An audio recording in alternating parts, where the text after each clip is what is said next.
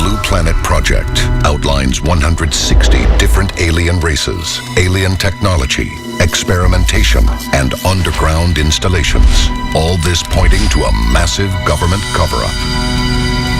If the Blue Planet Project is real, then that wildly changes our sense of the universe. It will decenter us. What if the Blue Planet Project is true? What if there is a secret government alien cover-up? Just when did it all begin? July 16th, 1945. 35 miles southeast of Socorro, New Mexico. Shortly before 5:30 a.m. local time, a large explosion sends shockwaves throughout the southwest United States. The blast reaches 2 miles in diameter and flattens 5 square miles of wasteland. The Trinity nuclear test is detonated, and it marks the beginning of the atomic age. The projects like Trinity and even the Hiroshima and Nagasaki bombings created such a huge impact not only on our world but to anyone who would be able to see our world from far away. Because these explosions were so massive, it's very clearly seen from space. If you're in any proximity to our planet, you would have noticed this. Since the 1940s, when we first started doing nuclear testing, UFOs all of a sudden appeared and were very interested in the types of energy discharges that were taking place. July 8th, 1947. Almost 2 years to the day after the Trinity test, and only about 150 miles from the test site, one of the biggest and most widely known UFO events was about to unfold. Why would the aliens go to Roswell? You look at what the Roswell Army Air Force Base was. B-29 bombers that dropped nuclear weapons over Hiroshima and Nagasaki. It was the home base, the first nuclear weapons base. Could the heat which emanated from the detonation have given alien nations a telltale sign of advanced human activity on Earth? These aliens didn't come looking for us. We ultimately called out to them by detonating these nuclear weapons. So ultimately, whatever happens to us is kind of our own fault. The connection between our use of atomic weapons and first contact would not be made until the mysterious Blue Planet Project book surfaced more than 30 years later. The book reveals the truth behind secret experimentation, abductions, and the rise of underground alien cities that had already been carried out, and all of this without the public's knowledge. The Blue Planet Project is a compilation of notes from somebody who had seen some inner workings of the alien and government infrastructure. It literally is the holy grail, the Bible of UFO conspiracy. Some UFO theorists believe it was written by scientist Jefferson Sousa. Sousa was said to be involved in highly covert, top-secret projects. It is believed that his government clearance allowed him access to all military secrets. He put everything into this document, detailing over 160 species of aliens that were visiting Earth, detailing why they were mutilating cattle, explaining why they were abducting humans. But Sousa himself has never been found. No one's been able to really talk to, find, or verify that Jefferson Sousa even existed. Whether or not he worked for the government or military, there's been no evidence that's ever surfaced. We hear stories of people who chose to be a whistleblower and come out of some classified project and raise their hand and say, yes, I was working on a UFO, and then they disappear. You can't talk about it, because if you do, you will die. And that's the whole premise of what one scientist says about the Blue Planet Project. He's a rogue scientist right from this committee. No one can deny that the stories have a terrifying message, and if proven true, will change the course of mankind's future forever. But as we delve deeper into the document, we uncover a more sinister plot. Coming up next, the Blue Planet Project exposes a supposed government cover-up of epic proportions, an underground base where the unthinkable is carried out, and a shadow government that will do anything to silence those who know the truth. This is Unsealed, Alien Files, exposing the biggest secret on planet Earth. Welcome back to Unsealed, Alien Files. Do we finally have an answer to the alien question? Are we alone, or are aliens secretly walking among us? 30 years after incidents at Roswell, a mysterious book surfaces, revealing secrets that shock its believers to the very core. A UFO crashed in Roswell in 1947. We recovered technology, we recovered alien bodies, we recovered a live alien, a living extraterrestrial entity. What do we do with this? Faced with the alien question and the aftermath of World War II, President Truman signed the National Security Act, effectively shielding the public from the truth. This embargo still exists today. Unsealed case file, the shadow government. The U.S. government has no evidence that any life exists outside our planet, or that an extraterrestrial presence has contacted or engaged any member of the human race. In addition, there is no credible information to suggest that any evidence is being hidden from the public's eye. We would embargo the truth about the existence of aliens, our knowledge of them, our working with them, our reverse engineering alien technology. None of that we would talk about. We would deny. According to the Blue Planet Project, the U.S. government set out on a journey to create the biggest cover-up in history while attempting to discover what could be gained from the technology and weaponry of these strange new beings. But it was a job they couldn't do alone. The Blue Planet Project actually explains that there are a collection of secret societies who've also been looking into this alien topic and potentially masterminding the whole interaction of aliens visiting Earth. For the first time in history, the Blue Planet Project puts a name to these secret agencies. Project Red Light, the covert military subgroup created to test and fly recovered UFOs. Blue Team, a group that handled the recovery of downed or crashed alien life forms. And Project Delta, a security team and task force, more commonly known as the Men in Black. But no group is more notorious than the one behind all the others, the infamous Magic Group, also known as MJ-12. I think the closest to a secret society that's keeping the lid on the UFO cover-up would be the Majestic 12 organization. The MJ-12 was basically formed out of the NSO, National Security Organization, as a means to deal with this interaction with extraterrestrials or interdimensionals that were interacting with us. Their response was to come up with a commission of people to interact with these things and make all the decisions. All the decisions of what happened between alien and human interaction left to 12 people. If that's true, that's scary. According to the author of the Blue Planet Project, MJ-12 is comprised of scientists, military leaders, and government officials, including luminaries such as former U.S. Defense Secretary James Forrestal. If the document is proven true, this group was able to hide the alien reality from the public and lay the groundwork for a hidden agenda that continues to this day. To keep the truth secrets, MJ-12 has been implicated by UFO theorists in everything from covering up Roswell to countless alleged murders, disappearances, and so-called accidents of those considered a threat to national security. Even if those threats were their own members. Leading UFO specialists point to former Secretary of Defense James Forrestal. Reports state President Truman himself asked Forrestal to step down when he openly objected to the secrecy about the alien problem. On the morning of May 22, 1949, James Forrestal was found dead after plunging mysteriously from the 16th floor of his hospital room. The official report declared only that he had died from a fall. To this day, the government has categorically denied the existence of MJ-12. But recently, 2 documents have surfaced claiming that MJ-12 and their hidden agenda is very real. We've actually found the evidence that these secret groups do exist and that they are operational and they're doing exactly the job they're designed to do. Keep the UFO secret while investigating UFO technology. I don't need to believe it. The evidence is there.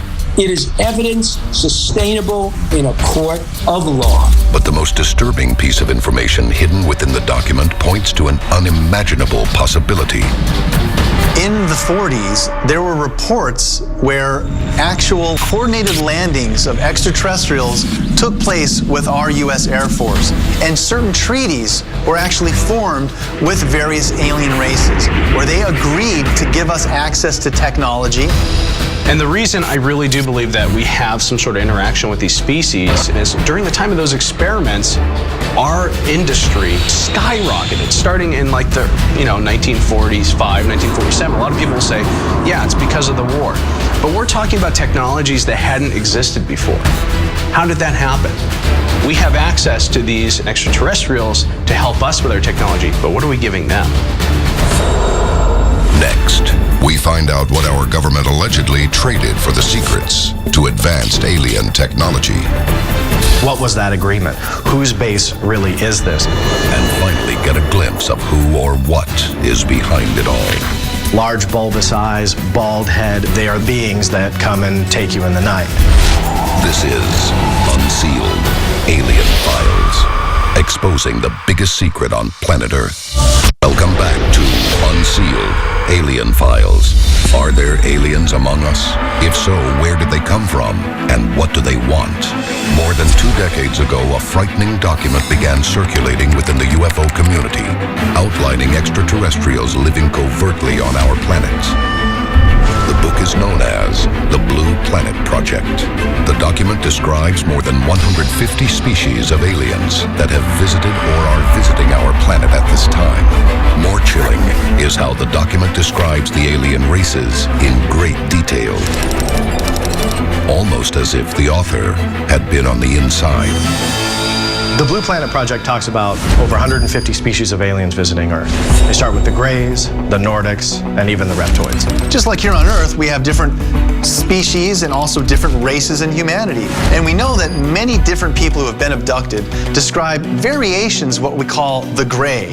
These spindly limbed, small beings, usually 3 to 4 feet in height, large bulbous heads, black almond-shaped eyes. And it seems very interesting that they all seem to look alike. What happens next depends on the story you listen to, whether or not it be a violent experiment or maybe just a kind of a ride around the planet in a spaceship.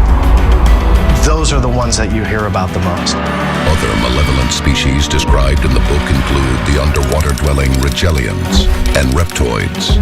The Blue Planet Project describes these beings as perilous creatures, some requiring human blood and fluids to survive. According to the Blue Planet Project, not all species of aliens want human annihilation. There are the Nordics, a tall human-like race, who are reportedly peaceful and want only human salvation.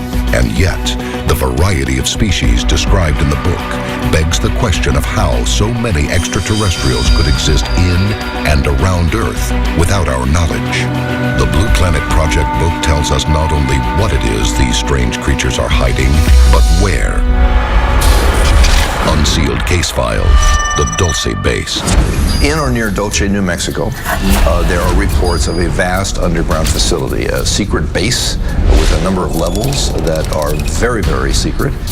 If the theorists are right, buried underneath the Jicarilla Apache Indian Reservation is a hidden city built for extraterrestrials to operate unnoticed by the public, but side by side with our very own government.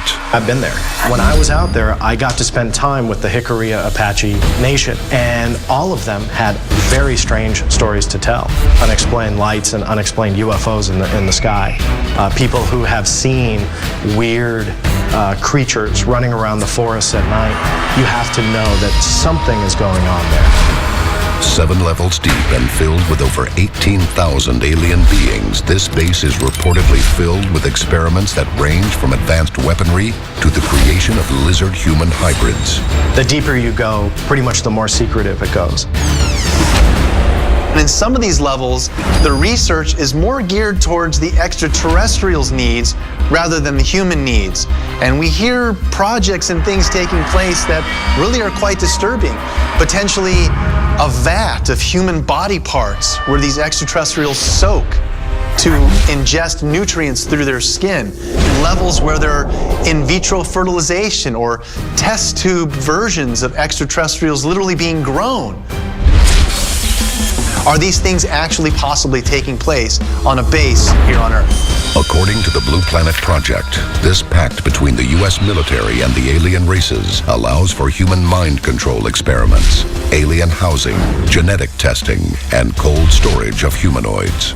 What it would come down to is it depends on what the actual pact was between our military and this race of extraterrestrials. What was that agreement? Whose base really is this? Did we have a choice in the pact, or were we forced to do it? There's no set story on exactly how this transpired.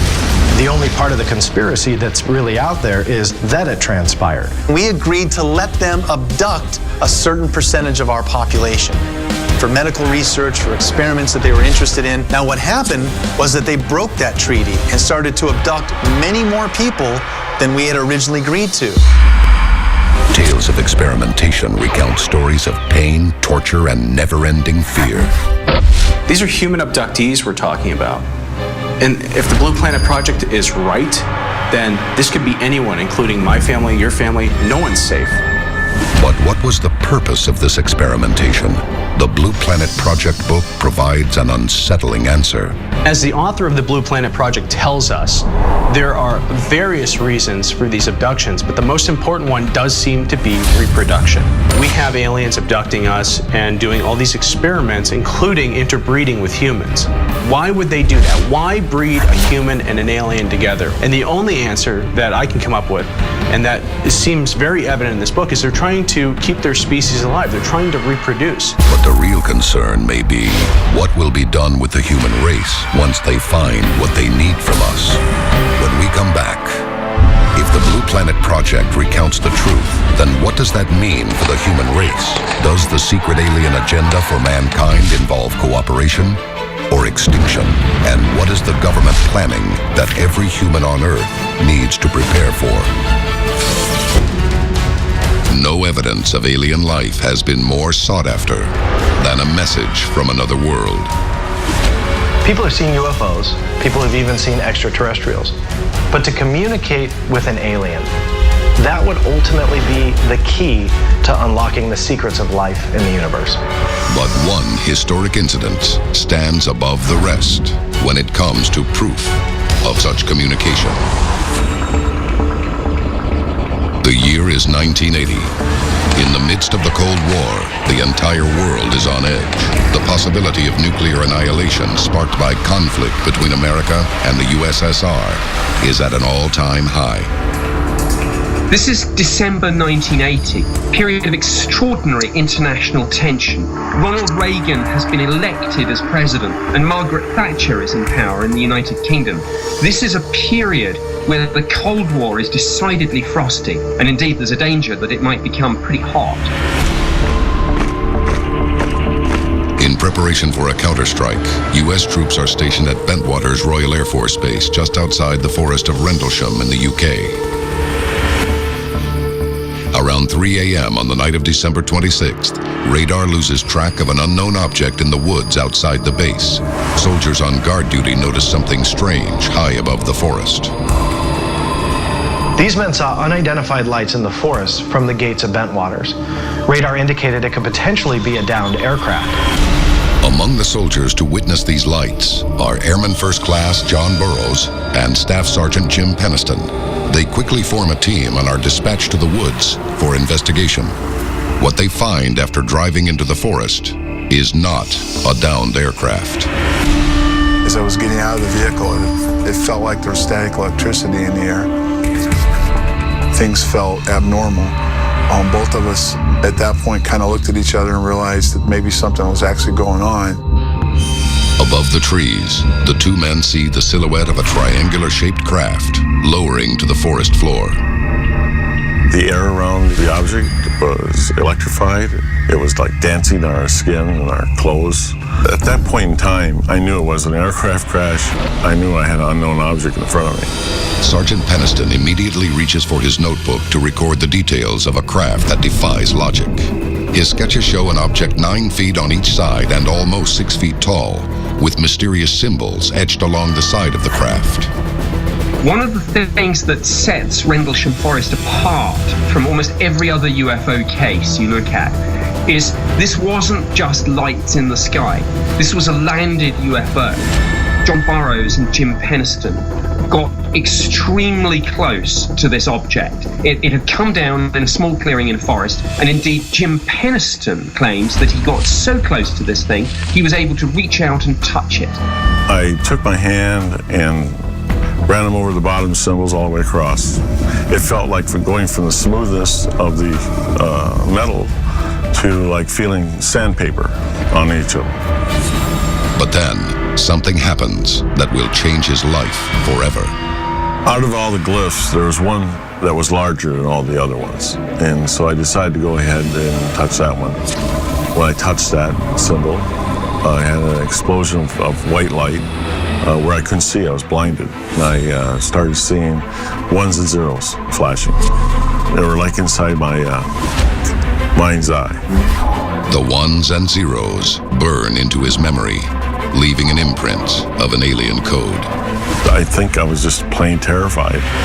Somehow I was able to go ahead and pull my hand off, and it stopped.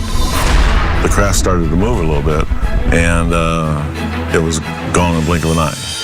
Next, the two men who witnessed the craft in Rendlesham Forest reveal a shocking secret about what else they experienced that night. And their hunt for the truth reveals chilling real-life recordings of one of the most shocking alien contacts of all time. It's coming this way. It is definitely coming this way. This is Unsealed, Alien Files, exposing the biggest secret on planet Earth. Welcome back to Unsealed, Alien Files. On the night of December 26, 1980, Sergeant Jim Peniston and Airman First Class John Burroughs experienced a UFO encounter deep in the United Kingdom's Rendlesham Forest. Peniston is shaken by his contact with an alien craft and the vision it leaves behind. But while recounting the experience, a startling revelation is made. John Burroughs maintains a different memory of the event entirely. I do not remember seeing Jim walk around the craft. I do not remember touching the craft. What I clearly remember was we got close to something, and the next thing I know, it appeared to go up into the sky and then shoot out towards the coast. But the most unexpected difference? The time on their synchronized watches differs after the incident by almost 45 minutes. Whatever we encountered affected our memory, and at one point, because of the static electricity or the whatever was in the air, it could have affected our memory, or could have affected what we saw. When John Burroughs and Jim Peniston returned to base, it transpired that more time had elapsed than they realized. Moreover, there was discrepancy in their wristwatches. Time, it seemed, not only had run on, but had maybe run at different speeds for them. Now this takes us to some quite extraordinary territory, but when you talk to both John and Jim, and indeed to people who looked at this case, some quite extraordinary theories are being bounced around, ideas of time travel. Could the ship have caused their perception of time, or even time itself, to shift? Their search for an answer leads Burroughs back to the woods and uncovers evidence that must be heard to be believed. Unsealed case file, the Charles Halt recording. The following evening, John Burroughs meets with Deputy Base Commander Charles Halt to re-examine the site of the encounter. They surveyed the area of the alleged sighting and checked nearby trees for radiation. When I first met up with Colonel Halt, one of the things that came up was that he said everything that night that was going on, all the radio traffic was being recorded through the command post. Is there any rings on the tree you're taking samples from on the side facing the suspected landing site? 4 clicks max. Up to 4. Interesting. That's right where you're taking the sample now. 4. That's the strongest point on the tree? Yes, sir. Instead of just clicking, if it was detecting something, pegged all the way over on the right side of the meter. But the course of the investigation changes suddenly when a soldier on Colonel Halt's team notices something especially unusual. A glowing light spotted in the distance. There it is. Hey, I see it too. What is it? We don't know, sir. So can I get some of it? Yeah, it's a strange, small red light. Looks to be maybe a quarter to half mile, maybe further out. I'm going to switch off it. The light is gone now. It was approximately 120 degrees from the site. Is it back again? Yes, sir. There's no doubt that this is genuine, and it's quite extraordinary. You can hear the tension and the fear in these men's voices as the UFO approaches them. At one point on the tape, you can hear the UFOs coming closer. I saw a yellow tinge in it too. Weird. It appears to be maybe moving a little bit this way. It's brighter than it has been. It's coming this way. It is definitely coming this way. Pieces of it are shooting off. There is no doubt about it. This is weird. The object exploded into a bright white light and shot back out towards the coast. Colonel Holt has spoken about this, and he said, was this communication? Was this a warning? What was it? On January 13th, 1981, Colonel Holt writes a memorandum to the United Kingdom's Ministry of Defense about the incident. In it, he confirms that what Peniston and Burroughs encountered on the previous night was no figment of imagination, but a real phenomenon experienced by Holt and his team as well. Two crucial pieces of evidence to support the Rendlesham incident was the Holt memo and the tape recording. Well, what we found out years later was that there was another even more significant piece, and that was the code that Peniston received when he touched the craft. But in this point in time, he was still keeping the code a secret. I couldn't sleep. I was still having ones and zeros flashing. And after I pulled that notebook back up to look at the original glyphs I drew, I started writing them all down. And after I completed 16 pages, I felt great. But I wasn't going to report that because, it sounds insane. So I just kept it quiet. In other words, when he touched this craft, there was a huge jolt, and information somehow transferred to him.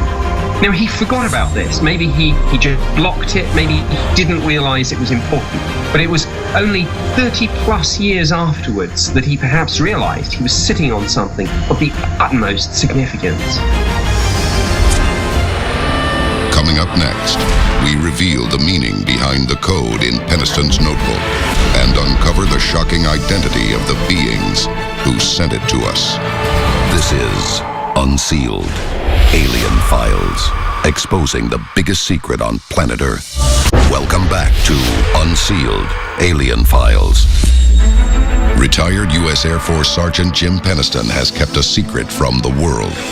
16 pages of zeros and ones he received in a vision, communicated by an alien craft in the forest of Rendlesham. For 30 years, these pages remained hidden until a chance reunion with his partner, John Burroughs, in 2010. As we were going through the book, he came to some pages that had zeros and ones on it. I looked at it and I said, these are binary codes. Binary is important because it's the foundation of digital communication.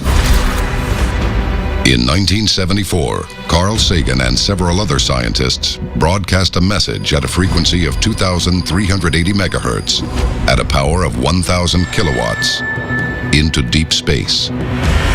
When the Arecibo message was sent up to the heavens, at that time it was the most powerful message we've ever sent. The message was sent in a form of digital code that is composed of long strings of zeros and ones, a type of communication known as binary code. The easiest way to understand binary code is to think of it as like Morse code. Morse code has dots and dashes. Binary has ones and zeros. So you put 8 ones or zeros together and you get a byte of data. When we decide to send a message to the heavens in hopes to communicate with an alien civilization, binary code was decided by scientists because it really is that universal language that if any intelligent race in the universe were to master science, binary code would be the easiest thing to decipher. So when we sent the Arecibo message to the heavens, we gave details about where we were in the universe, what our human DNA was like, and some other details about who we are as humanity. If Peniston truly received an alien communication and we were able to decode it, I think that message in itself could potentially change humanity. Unsealed case file, the alien code. In 2012, I was given 6 pages from Jim Peniston's notebook. They contained binary, and I was asked to see if there was a message contained inside. Nick Siskey was hired to take the first 6 pages of Peniston's 16-page code and determine if in fact they meant anything at all. So I was skeptical I'd find anything in these binary notebook pages, but I started typing the ones and zeros into my computer, running them through my translator, and I was shocked to find a short message, which read, "Exploration of humanity," what appeared to be latitude and longitude coordinates, continuous for planetary advance. When I saw the message, a chill ran down my spine. I was honestly not expecting to find anything in the binary. And here was what appeared to be a message that would come from aliens if they were trying to communicate with us.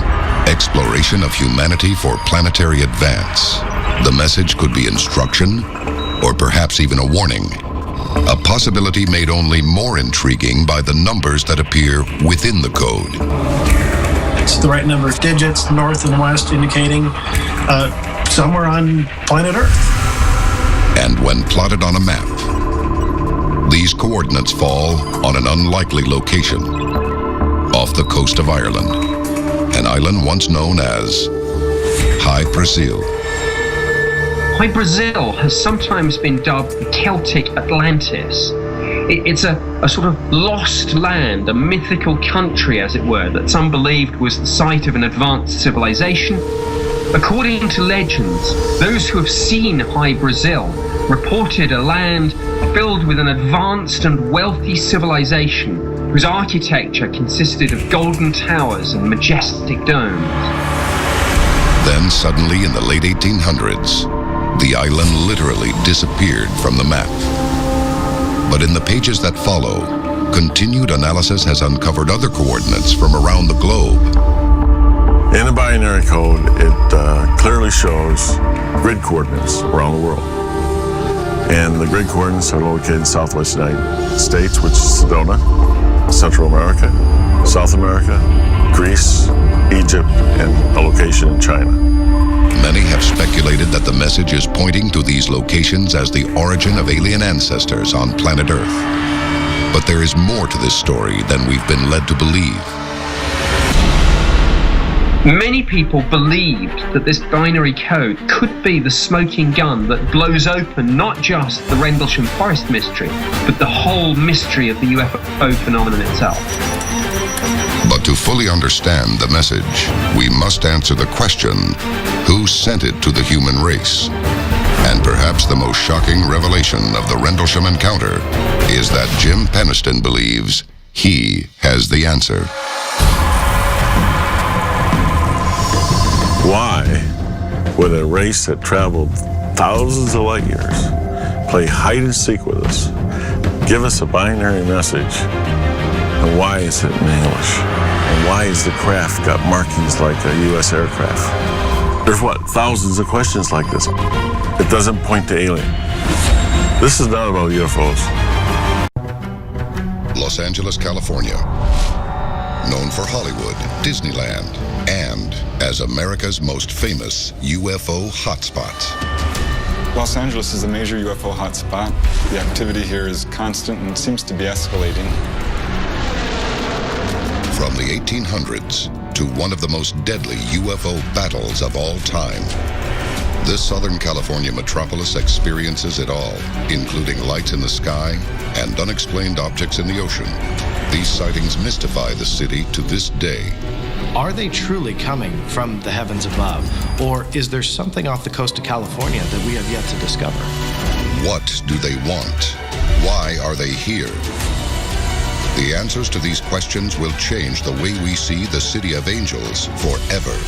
Join us as the shocking source of LA's alien invasion is unsealed. A global effort has begun. Secret files hidden from the public for decades, detailing every UFO account, are now available to the public. We are about to uncover the truth behind these classified documents. Find out what the government doesn't want you to know. Unsealed Alien Files. Exposing the biggest secret on planet Earth.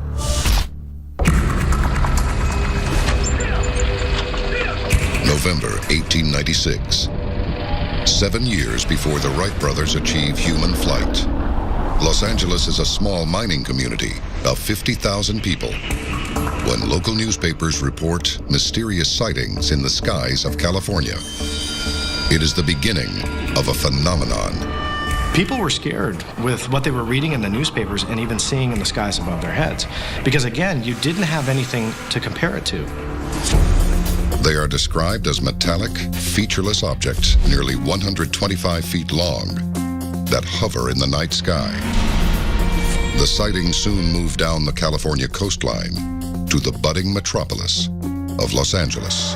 This happened years before LAX was ever a dream. Human flight had not even taken place yet. Whatever was in the skies above our heads was absolutely unexplainable.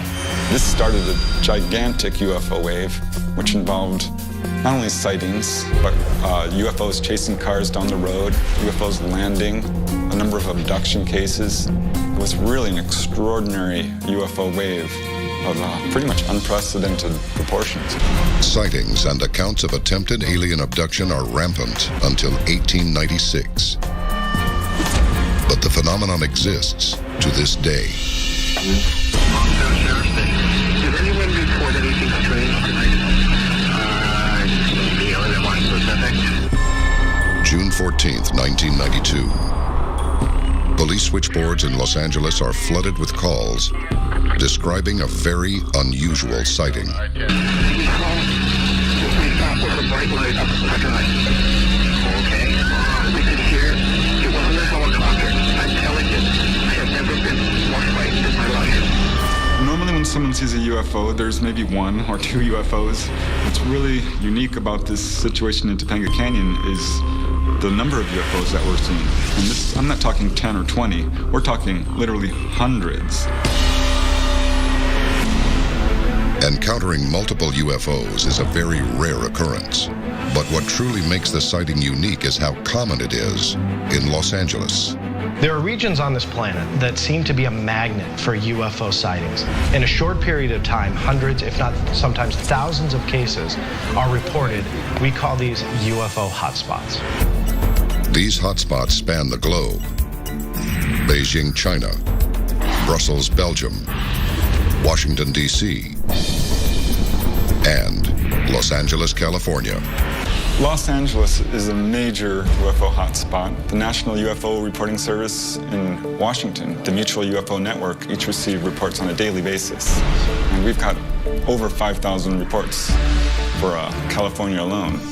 But one element makes LA unlike any other hotspot on the globe. A history of encounters occurring from Los Angeles to Long Beach and out to Catalina Island.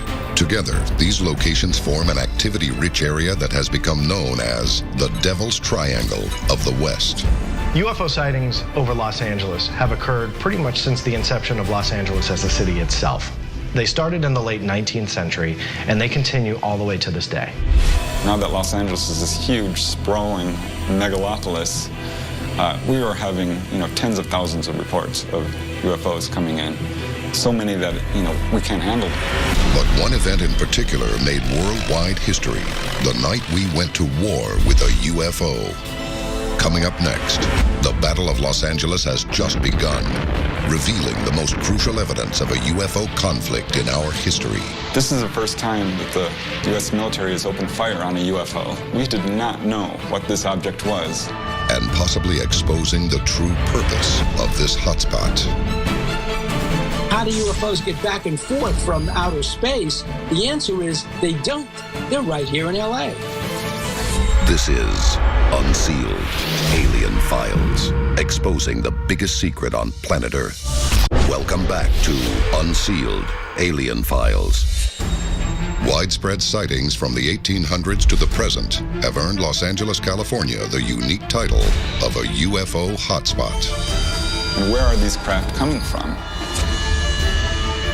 But why is this sprawling metropolis, the second largest city in the U.S., victim of an apparent alien invasion? The answer dates back over 50 years. Unsealed case file, the Battle of Los Angeles. February 25th, 1942. Only 3 months after the attack on Pearl Harbor, the city of Los Angeles is on the razor's edge. We had just entered World War II. Los Angeles was fearing another Pearl Harbor type attack, but in Los Angeles itself, people were afraid they were next. But on the night of February 25th, their fears become a reality. Suddenly, in the dead of night, 100,000 people are awakened in a startling citywide blackout. Air raid sirens begin to blow, and citizens emerge from their homes to witness something in the skies over Los Angeles. The city appears to be under attack. Nobody knows what this unidentified object is, and the military steps in and does what it does best. It tries to bring it down. Anti-aircraft guns went into action against unidentified aircraft in the Los Angeles area. Searchlights closely followed the object down the coast and kept it centered in their glare. The military converged on the scene. They focused searchlights on it, and they actually tried to shoot it down. The soldiers at Fort MacArthur fire more than 1,400 anti-aircraft shells in a barrage that should cripple even the strongest aircraft. But the object appears unscathed. No matter what the military throws at this object, we can't penetrate whatever is protecting it. We can't bring it down. This sighting is called the Battle of Los Angeles for a reason. There was shrapnel falling. This was a total blackout, so there was a virtual panic. Actually, 5 people died. It was a big, big deal. This was a state of war we were in. Watchers could hear the concussion of the guns more clearly, and the flash of bursting shells was brighter. Then the ship disappeared for the second time over the ocean. After 1,400 rounds are fired at this thing, presumably it was undamaged because it just simply flew away out of the sight of the spotlights. We were continually shooting at this object when it just drifted off back to the ocean over the way that it had arrived. What invaded Los Angeles that night, and why couldn't we destroy it? Was it a Japanese warplane, or could it have been a craft from another world? Even today, people will tell you, it never happened. It was a bunch of people panicking. Wrong. Go back to February 1942 and look at the headlines in the LA Times. It was a real object. Is this photograph from the next morning's Los Angeles Times proof that the craft we went to war with was not of earthly origin? If you look at this photo, you can clearly see this very large, round, glowing object. You can actually see the rounds of ammunition exploding next to it. It's a remarkable photograph that shows what's clearly an unexplained object of some kind. I think the best theory that we have, honestly, is an extraterrestrial craft. The day after the Battle of Los Angeles, President Franklin D. Roosevelt receives a secret memorandum detailing the event. It wasn't until years later, actually, through the Freedom of Information Act, that we were able to get a copy of this memorandum, which basically proves that this event did, in fact, take place. Shortly after Roosevelt reviews the report, a statement is released to the general public, one that tells a different story entirely. The military can't identify what exactly this object was, but they had to explain it to the public. And what do? They simply claim it was a balloon. When you look at how much firepower was thrown at that thing and nothing touched it, that's not any type of balloon that exists even today. So you can't just simply dismiss this event with the military's explanation because it doesn't make sense. Countless experts deny that any balloon could withstand such an attack, but the U.S. military sticks to their explanation to this day. But for those who were there that night, the question remains, where did the craft come from, and where did it go? In the decade to come, demands for an explanation would be met with government silence. In 1947, Truman signed the National Security Act, which essentially concealed events like this and potentially future UFO events from the public's eye. It wouldn't be until over a decade later that a charismatic young president would take office and demand that the truth be made public. A demand that may have cost him his life.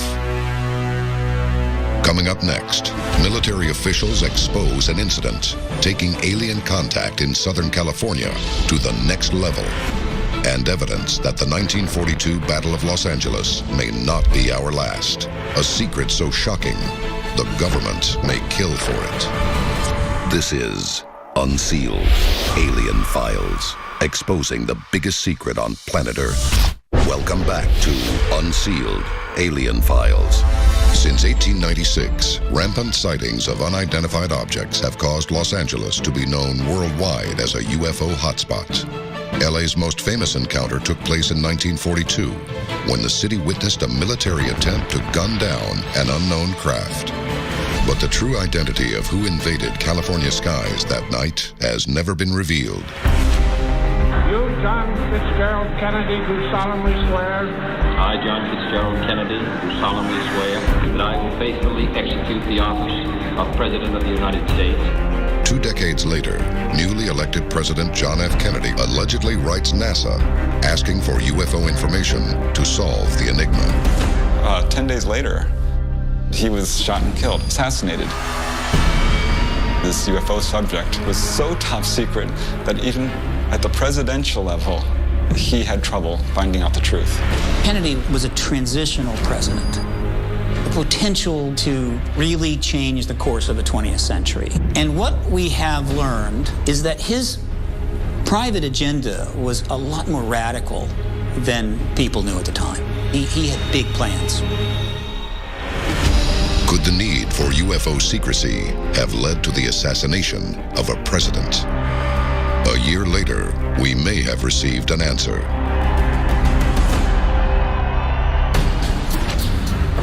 In 1964, at the height of the Cold War, officer in charge Robert Jacobs heads the photographic squadron at Vandenberg Air Force Base in Lompoc, California. Robert Jacobs is one of the more important witnesses that have come forward from out of the military and agencies and even NASA with experiences regarding events that seem to clearly indicate an extraterrestrial presence here. According to Jacobs, his mission was to film an Atlas missile test through all 3 stages of flight off the coast of Big Sur, hours north of Los Angeles. We have ignition. The Atlas was an intercontinental ballistic missile, or ICBM, developed and deployed by the U.S. military to deliver a warhead 100 times more powerful than the bomb dropped over Nagasaki. The missile he would film was outfitted with a dummy warhead. It was his job to actually track this Vandenberg missile that was shot off, and he was filming it. And he did his job just as he was ordered to do. The missile failed. It mysteriously failed. In his story, Lieutenant Jacobs states he returned to Vandenberg with the film to be developed. Immediately following their processing, Jacobs was ordered to report to his superior officer. He was called into his superior's office, Major Mansman, and there were 2 plainclothes people there who wanted to question him about what had occurred. And they showed him actually the film he took of this missile being shot. This is where it gets really interesting. According to Lieutenant Jacobs, at this stage, a saucer-shaped craft entered the frame. It's maneuvering around this rocket, which is traveling at many thousands of miles an hour. And all of a sudden, it shoots a beam of light into the warhead at the tip of the missile. Moves around, does another one, moves around, does another one, and the warhead falls off. The agents in the room take the footage, and Jacobs is told by his ranking officer that he is never to speak of the incident again. Could it be that Robert Jacobs and his team witnessed an alien presence defending their territory off the coast of Southern California? Like the Battle of 1942, this encounter exposes an alien craft seeming to protect the border between California's land and sea. Perhaps our most recent encounter can answer what these craft may be protecting. Unsealed Case File, The Hidden UFO Portal. On November 8, 2010, an event occurred striking fear in the heart of Los Angeles. An unidentified object came from the ocean and launched over the city up into the sky. When the military was asked about it, they had no idea what it was. They couldn't identify it. The Pentagon, which usually gives an explanation for a UFO event, this time didn't have one. So remember, there's always a discrepancy between what the military tells you it knows and what the military really knows. So all we have to go on is the military said they knew nothing, but witnesses definitely saw a missile coming out of the Pacific. But the images captured on tape by LA locals reveal a much deeper secret. When the object's source is triangulated, it is shown to have launched right from the center of Los Angeles' Devil's Triangle. Its origin, what many believe is a UFO portal off the coast of Los Angeles. The fascinating thing is it might mean there's an underwater base in the Pacific Ocean or in Santa Monica Bay or in the Redondo Trench off Southern California. That has tremendous implications because when people say, how do UFOs get back and forth from outer space? The answer is they don't. They're right here in LA. Is it possible that an extraterrestrial base is located under the water just outside Los Angeles? If so, why has it never been found?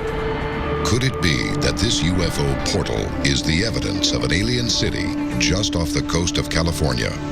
A city that has only just now been discovered.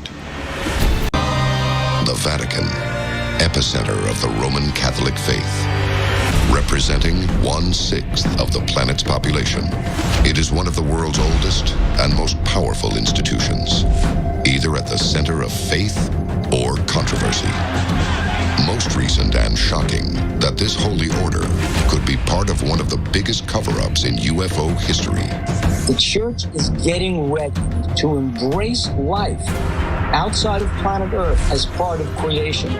According to UFO theorists, Vatican officials have possessed knowledge of alien life for centuries. A claim so explosive and world-changing that generations of popes and cardinals have categorically denied the accusations. But what if the claims are true? It's believed even to this day that not everything has been revealed. Tonight, we will reveal what extraterrestrial secrets could lie behind the walls of this religious citadel, including shocking admissions by members of the church and possible proof of alien life that's allegedly been buried for centuries. Join us as the secret history of aliens and the Vatican is unsealed. A global effort has begun. Secret files hidden from the public for decades, detailing every UFO account, are now available to the public. We are about to uncover the truth behind these classified documents. Find out what the government doesn't want you to know. Unsealed. Alien Files. Exposing the biggest secret on planet Earth. April 2nd, 2005. Pope John Paul II, the second longest-serving pope in history, dies. He is praised as being one of the most influential leaders in the 20th century. April 8th, at 6:03 a.m., hours before John Paul's funeral, an unidentified flying object is filmed by a security camera observing St. Peter's Basilica. Could this mysterious object be evidence of a connection between the Vatican and alien life? A connection that theorists and historians believe has existed since the creation of the church. The possibility that this craft came to pay its respects to the Pope and his people is more likely than you think. Among the most secret of secrets in the Catholic Church, is there a belief in extraterrestrials? Turin, Poland, 1543. Nicholas Copernicus marks the beginning of modern astronomy, showing that Earth revolves around the sun, and not the other way around. 5 years later, Giordano Bruno is born in Naples, southern Italy. Bruno takes the theories of Copernicus further by suggesting that science dictates life on other planets. Bruno's theory about the cosmos said that the people of Earth were not the only people in our universe. That didn't sit too well with the church. In 1600, Bruno is found guilty of heresy and burned at the stake. He is the first person in history to be executed by the Catholic Church for beliefs that include the possibility of extraterrestrials. Was Bruno sacrificed to cover up a secret the church has allegedly hidden for the past 1,500 years? That church believed that we as humans, God made us the center of everything, and we were just kind of the be-all and end-all. But the reality was it was much bigger. There was much more out there. In fact, possible ties between the Catholic faith and alien forms are nearly as old as the religion itself. Strange-looking craft begin to appear in Christian art as early as the 1400s. Quite frequently, artists would put symbols in the sky, but in a couple of cases, they kind of look like flying saucers. One painting, the Madonna with San Giovannino, depicts the Lady Madonna in the foreground and San Giovannino in the background pointing up to the sky, and he sees a craft that is clearly visible in the painting. In the Middle Ages and through the Renaissance, they would take events from the present and depict them in the paintings. These were real things that people saw in the sky. In The Miracle of the Snow, you have a painting of Jesus and Mary above, and below it appears to be what could be described as a fleet of UFOs or flying saucers directly below them. The Baptism of Christ, painted in 1710, shows what looks like a flying saucer beaming down toward Jesus. The Crucifixion features a pair of what look like UFOs. Are the objects captured in these works of art records of religious devotion, or evidence of the Church's connection to spacecraft, and perhaps even creatures from another world? Now, I'm sorry, that's not a winged angel or a depiction of God. What was that 500 years ago? We don't know. The discs, seen throughout the history of Christian art, are an identical match to recordings and reports of modern-day UFOs. Were these artists adding images they had seen or heard about from eyewitnesses? And when UFOs are so clearly seen throughout history, why has the Church denied their presence? Is the Vatican truly hiding knowledge of alien life? And have we only just now discovered it? It's very likely that some of the religious experiences that have been discussed and written about for centuries were in fact extraterrestrial in nature. Coming up next, the Vatican investigates one of the largest mass UFO sightings of all time and breaks their silence on the extraterrestrial truth after reports that alien remains were allegedly found buried right under the church. This is Unsealed, Alien Files, exposing the biggest secret on planet Earth. Welcome back to Unsealed, Alien Files. From images of spacecraft in Christian art to unidentified objects over the church, the Vatican has long been associated with extraterrestrial phenomena, even though they have executed believers of alien life for heresy. But no connection has been greater than the Vatican's involvement in some of the largest mass UFO sightings in history. Unsealed case file, the sighting at Fatima. 1917, the climax of World War I. Portugal attempts to remain neutral in the global conflict. The country is gripped with fear, and its people are looking for a sign of what's to come.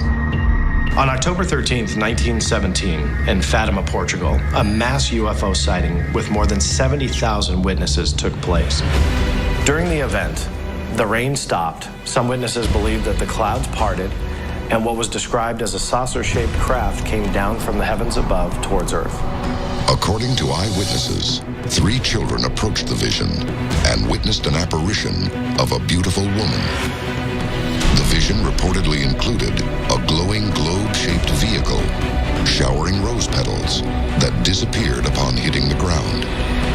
According to the girls, the apparition gave them a cryptic message. Over the years, they attribute that to being the Virgin Mary, but it's very possible that this could have been something else. That apparition, that vision, gave a prophecy to those 3 little girls, and it was a vision of the future, a prophecy of the future.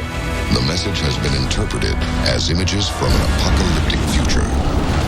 It is filled with flaming swords and so-called demons who come in the forms of frightful and unknown animals. Could the Vatican be hiding details that this frightening message is warning of a coming alien invasion? A lot of the information for Fatima really didn't come out until about the year 2000. It's believed even to this day that not everything has been revealed. If this really was a message from another world, and it was a warning, a lot of people ask, should we know? Visions, lights in the sky, sightings and messages from strange beings. Reports of possible UFO activity continue to be reported around the world, and according to experts, the Vatican openly investigates them. In 2011, a group of people on the Ivory Coast of Africa saw a light in the sky. It wasn't just a light in the sky, it was a diamond-shaped light in the sky.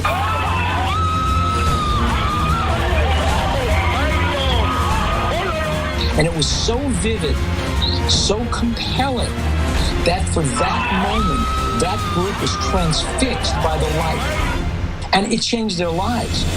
Recently, such unidentified sightings have increased around the world. Peru, Brazil, Russia, and China, all UFO hotspots, report mass sightings that seem to come as visions. Unlike any nation, the Catholic Church has no borders. Its 1.2 billion followers are spread worldwide, a global network of eyes and ears looking for the unexplained.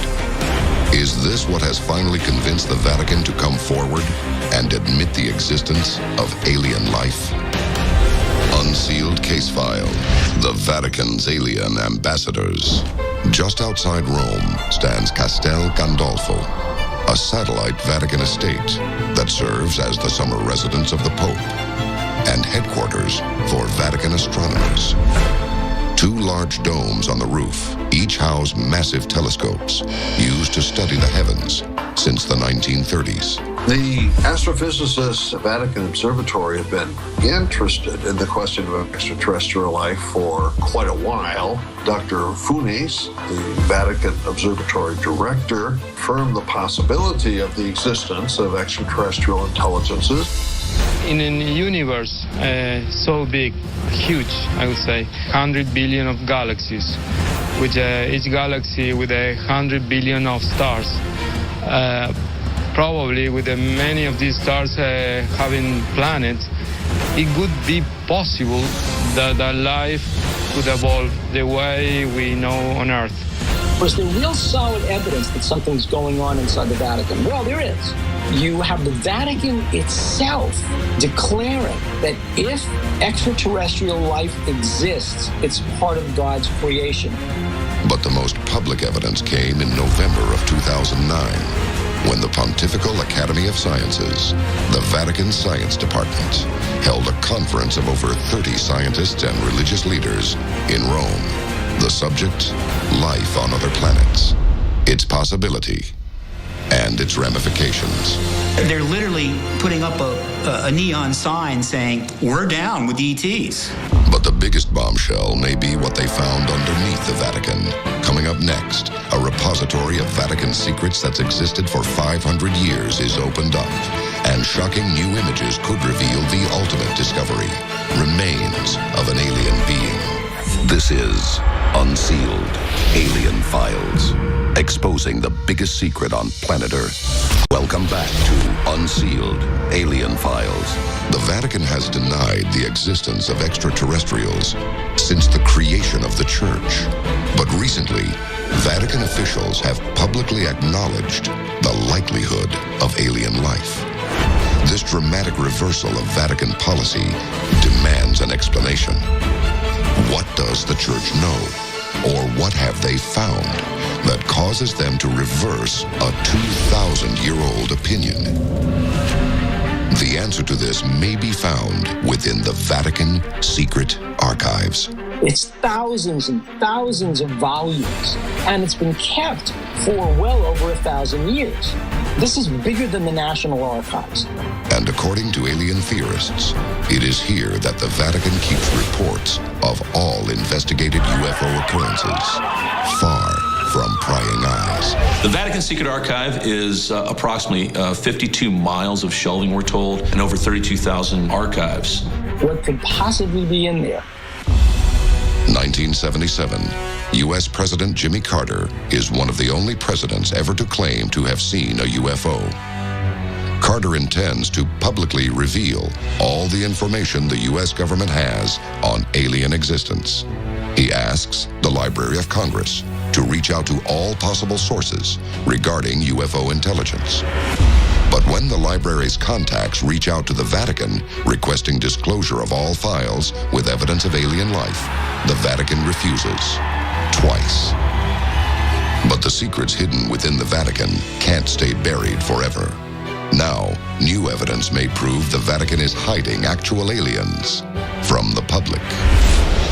Unsealed case file, the alien skulls.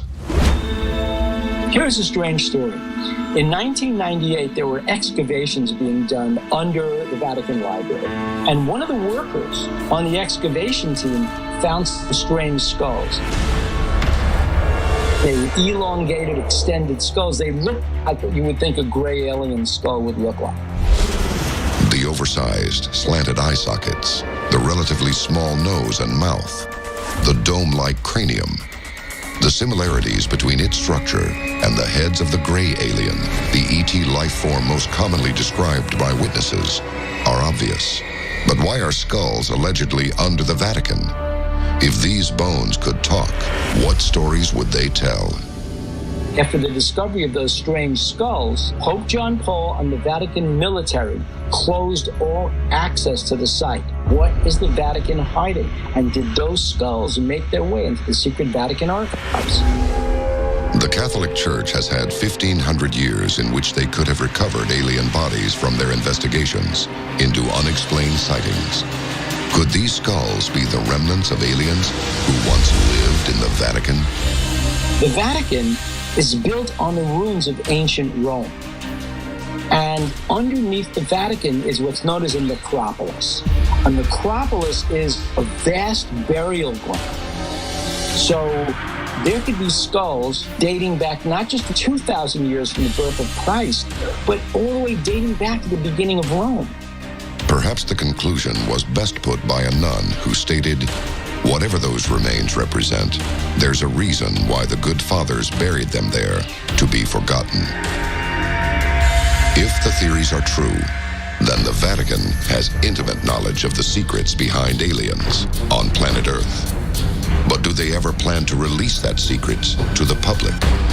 The church is getting ready, no doubt about it, to embrace life outside of planet Earth, off planet Earth, as part of creation.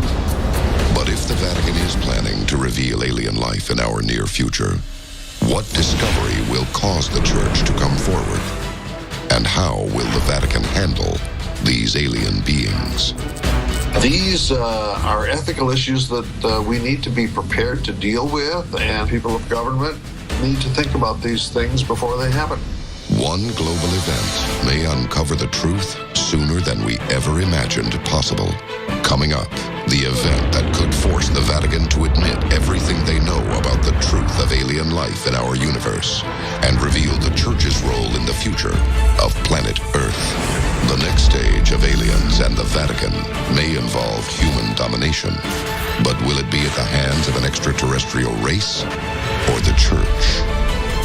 The moon. For decades, we dreamt of sending people to its surface, wondering what secrets we may discover. Now, more than 40 years after we touched down, evidence shows we may not know the whole truth about what or who NASA found on the moon. Something strange is happening on the moon, and we believe it's not human. Doctored photos, UFO sightings by astronauts, and allegations of a massive cover-up plague NASA's 5-decade history. What did astronauts find on the moon? And what did they bring back with them? This is Discovery. We still have the alien spacecraft under repellent. Tonight, we expose the secret side of space missions the world has never seen. Join us as the hidden truth behind NASA and aliens on the moon is unsealed. A global effort has begun. Secret files hidden from the public for decades, detailing every UFO account, are now available to the public. We are about to uncover the truth behind these classified documents. Find out what the government doesn't want you to know. Unsealed. Alien Files. exposing the biggest secret on planet Earth. Beginning in 1968, NASA's Apollo space program sent 9 manned missions to the moon. The astronauts on board are the only humans to have ever set foot on an alien world. I kind of have 2 moons in my head. I look at the moon just like everybody else who's never been there, and there it is. And I've always thought it was interesting. But every once in a while, I do think of a second moon, the one that I recall from up close. Alien theorists have long believed NASA has known of and perhaps even made contact with alien life. But the history of putting a man on the moon did not begin with a liftoff. It began with a crash. July 8, 1947, Roswell, New Mexico. Reports of a downed UFO send shockwaves across America. The U.S. Air Force responds immediately. What they discover changes the world forever. A UFO crashed in Roswell in 1947. We recovered technology. We recovered alien bodies. We recovered a live alien, a living extraterrestrial entity. What do we do with this? During the Cold War, the Soviet Union and the United States were competing on multiple fronts. Not necessarily fighting a war with bullets, but a war with technology. And of course, anything extraterrestrial would also mean very exotic technology and would be of extreme importance to the U.S. Army. The next 10 years see inventions decades ahead of their time. The hydrogen bomb, solar power, microchips, lasers, and the U.S.'s crowning achievement, NASA's powered spacecraft. Now it is time to take longer strides. I believe that this nation should commit itself to achieving the goal, before this decade is out, of landing a man on the moon and returning him safely to the Earth. When Kennedy put forth the national goal for America to put a man on the moon, the facade was it was to beat the Russians. But it was about a lot more than that. The scientific breakthroughs that we were going to accomplish getting a man to the moon was something that far surpassed any politics. In 1964, the Ranger 7 was the first spacecraft that was able to beam back images of the moon's surface. The Ranger 7 returned 4,308 photos of an alien world we had never seen up close. The moon. Now, what's not talked about is some of the actual photographs that weren't shown publicly.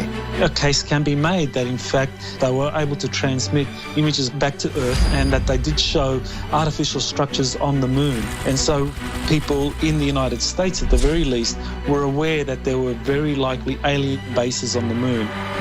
As humans get closer to setting foot on the moon, strange and unusual events begin to unfold. June 1965. NASA transcripts between astronaut James McDivitt of the Gemini spacecraft may reveal a report of the first UFO sighting in space.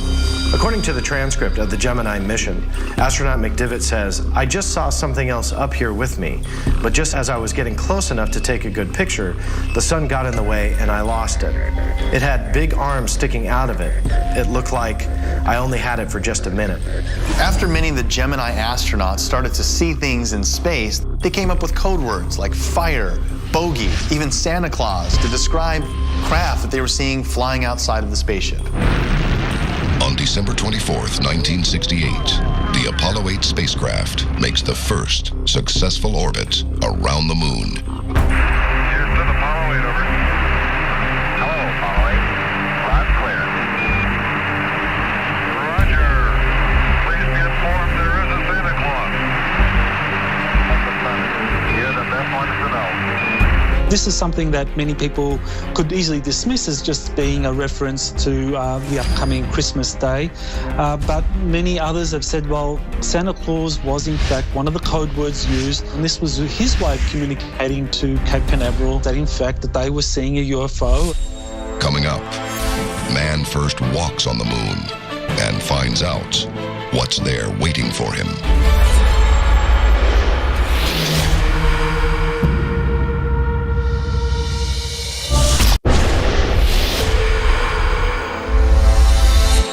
If UFO historians are correct. America's dominance in the Cold War with the USSR depended on one primary objective: land a man on the moon and make contact with an alien presence before the Soviets could do it first. If there was extraterrestrial exotic technology on the moon, that would definitely fuel our need to get there first and the fastest so that we could reverse engineer this technology and use it for our own military purposes. If these theories are true, the fate of America and perhaps mankind was in the hands of Neil Armstrong, Buzz Aldrin, and Michael Collins, the crew of Apollo 11. Unsealed case file. Dark Side of the Moon Landing. July 16th, 1969, Apollo 11 was launched. The entire world was watching. The mission?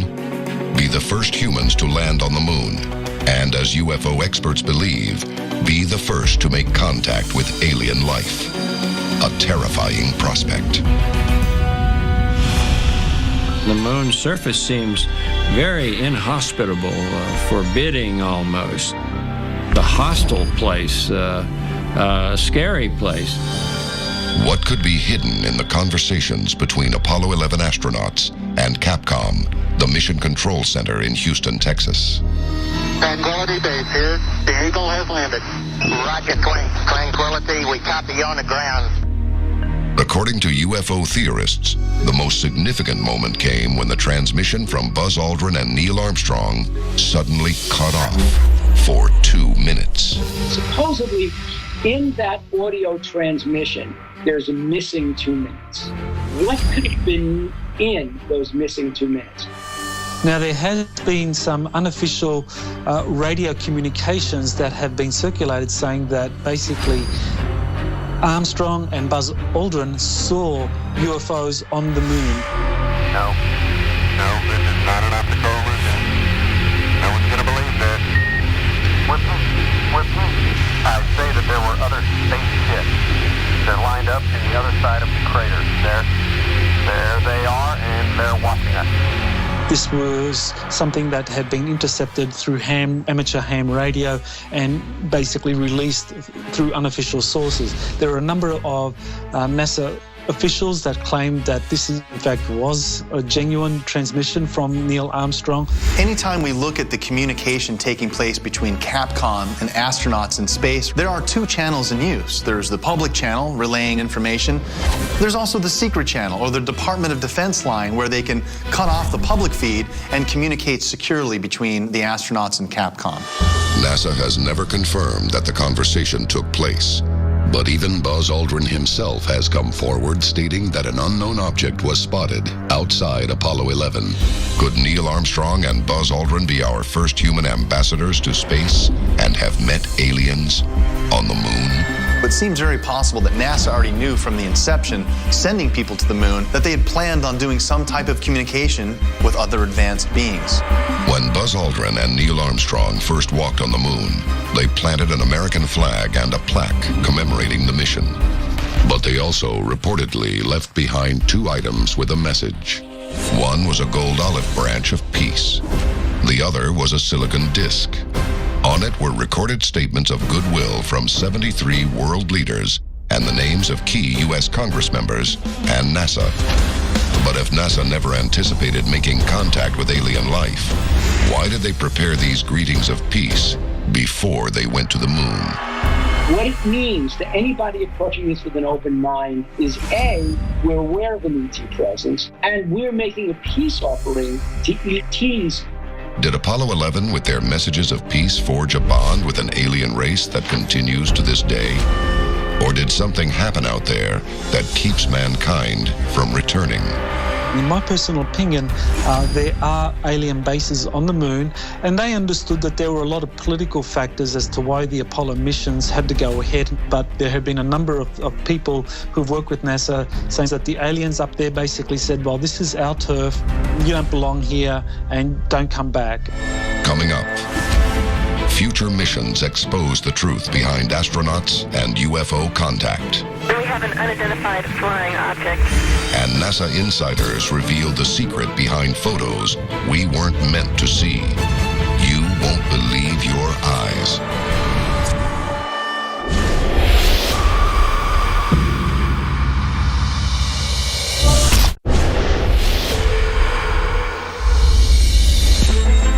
The National Aeronautics and Space Administration landed a man on the moon in 1969, an event that may also have been our first contact with alien life, but is evidence of what NASA found on the moon hiding behind the biggest alleged cover-up in the history of space exploration.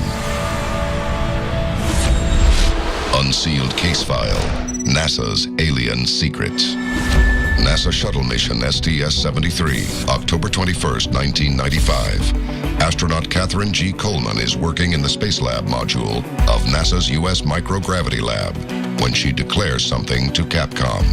We have an unidentified flying object. It's fascinating how astronaut Coleman was not panicked by this. Why wasn't she panicked by this? Well, very simply, as we reach out into space, as the space shuttle became commonplace at NASA, what was also commonplace were appearances of alien craft that were shadowing the shuttle. We have an unidentified flying object. The recording is investigated by a U.S. congressman. NASA responds that the comment was simply an innocuous remark. They also claim a sighting was impossible, as the Space Lab had no windows. But this diagram from the NASA website shows otherwise. Catherine Coleman from SDS-73 said, "We have an unidentified flying object." If you're looking for confirmation, there it is. I think the last few decades have proven that NASA is definitely covering up something when it comes to the connection between UFOs and our astronauts. But what is it? This image appears to be a simple photo of the moon's Tycho crater, taken on June 10th, 2011. But look closer. By simply adjusting the exposure of actual NASA photographs, an apparent cover-up becomes crystal clear. What's very interesting about this photograph is that everything seems to be somewhat normal, but then you come to a little spot on the photograph of something that the only way to describe it is being blacked out. It's actually omitted. They cut something out of the photograph that they didn't want you and I to see. Behind this photo editing may lie what alien theorists have suspected all along. Proof of structures or alien craft hidden on the moon. Well, this object that was blacked out on the Tycho crater is the size of a football field, and it could be anything, a base of some kind that basically is being currently occupied by aliens or some entity that NASA doesn't want the public to know. If we look at some of the reports that actually have taken place where when we've gone to the moon and sent our astronauts there, they report seeing a full-on extraterrestrial base. It's possible that what we photographed on the moon in entirety was never shown to the general public. Apollo 16, April 21st, 1972. This image shows astronaut John Young saluting the American flag by the lunar roving vehicle. But what it doesn't show becomes more clear by adjusting the exposure. There's a very famous photograph, astronaut John Young, and he's saluting. Over his shoulder, all the way in the distance, there's a hanging light. Is it a UFO? Is it an orb? Is it actual proof of an extraterrestrial presence?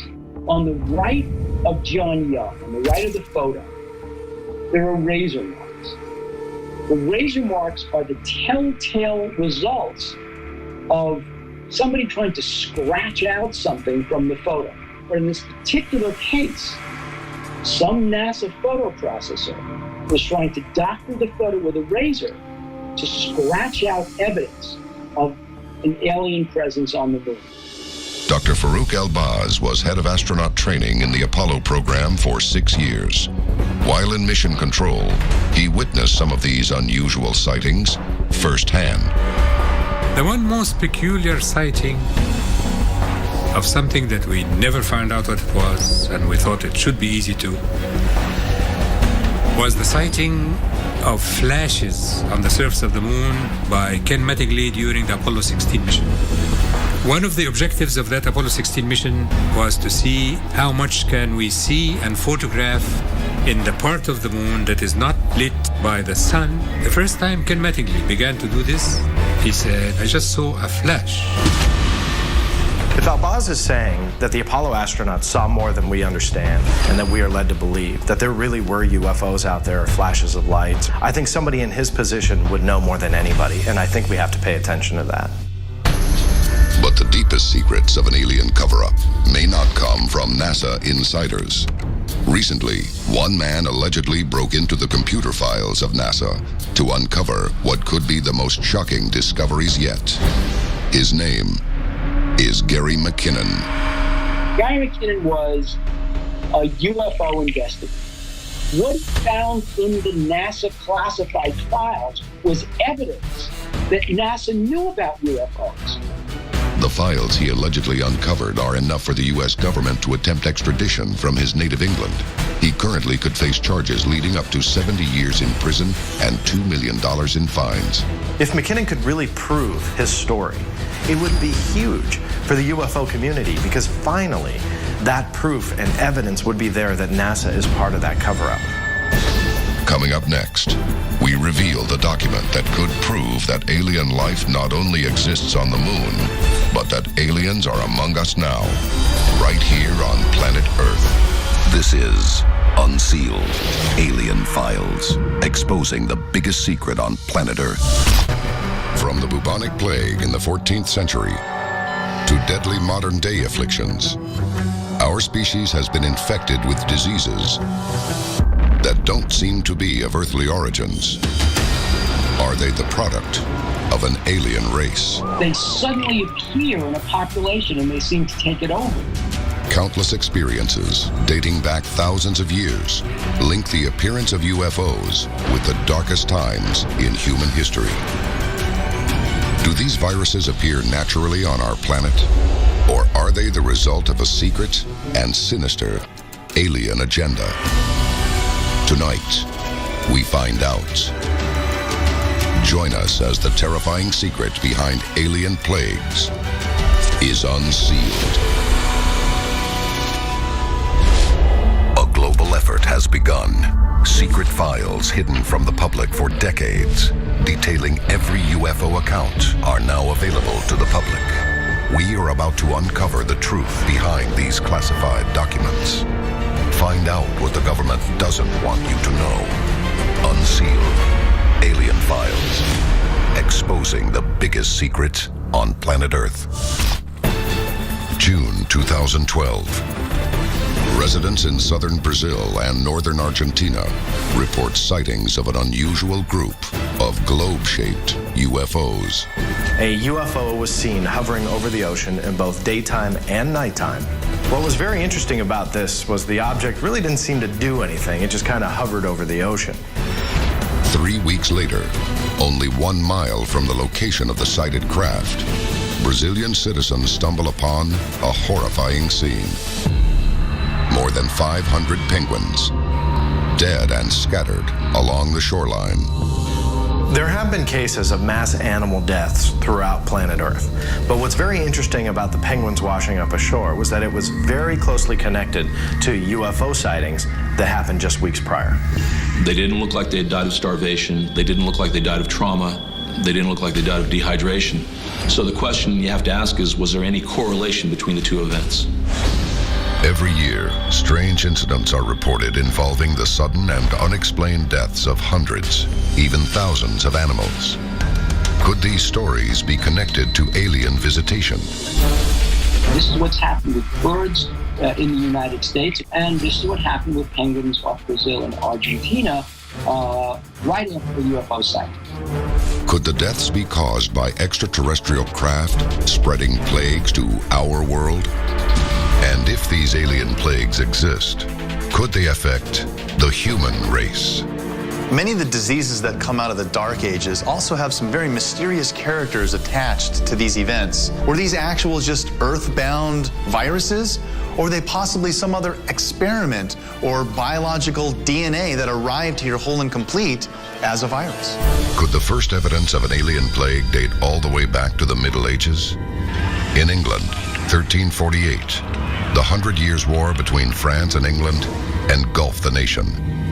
Suddenly, all across the Mediterranean and European countries, a rampant disease tore through the population. It becomes known as the bubonic plague. The bubonic plague was one of the deadliest eras in human history. It's estimated that 100 million people fell victim and later died. Death is quick, within 2 to 7 days of infection. But in that time, victims experience agonizing pain, including death of skin tissue, earning it the name the Black Death. Prior to death, victims claim to see bronze ships in the sky, glowing gold shields, and strange mists covering the ground. You have to ask yourself, if people are having these hallucinations, these mass hallucinations of bronze ships in the sky, you have to ask, were they seeing a hallucination or could it have really been a UFO craft?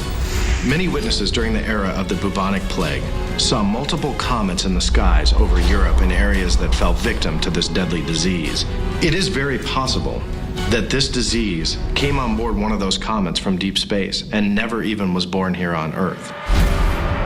Shortly before the bubonic plague ever hit certain parts of Europe, townspeople also see black-hooded men carrying sickles just outside of town, but they are not tending to the fields.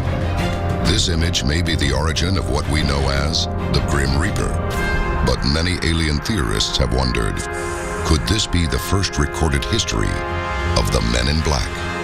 Many believe the bubonic plague was just a dark era of human history that hit us hard with a disease that we couldn't fight. But there's others that believe there's a much more darker explanation, that it's possible that an extraterrestrial race could have brought the disease here to Earth. If the disease was intentionally sent to humans by an alien race, there's one word for that: genocide. Coming up next, are we under a biological attack from the stars, or simply the victims of an experiment gone wrong? New evidence shows how the next alien plague may reach Earth. But is it already too late? This is Unsealed, Alien Files, exposing the biggest secret on planet Earth. Welcome back to Unsealed, Alien Files.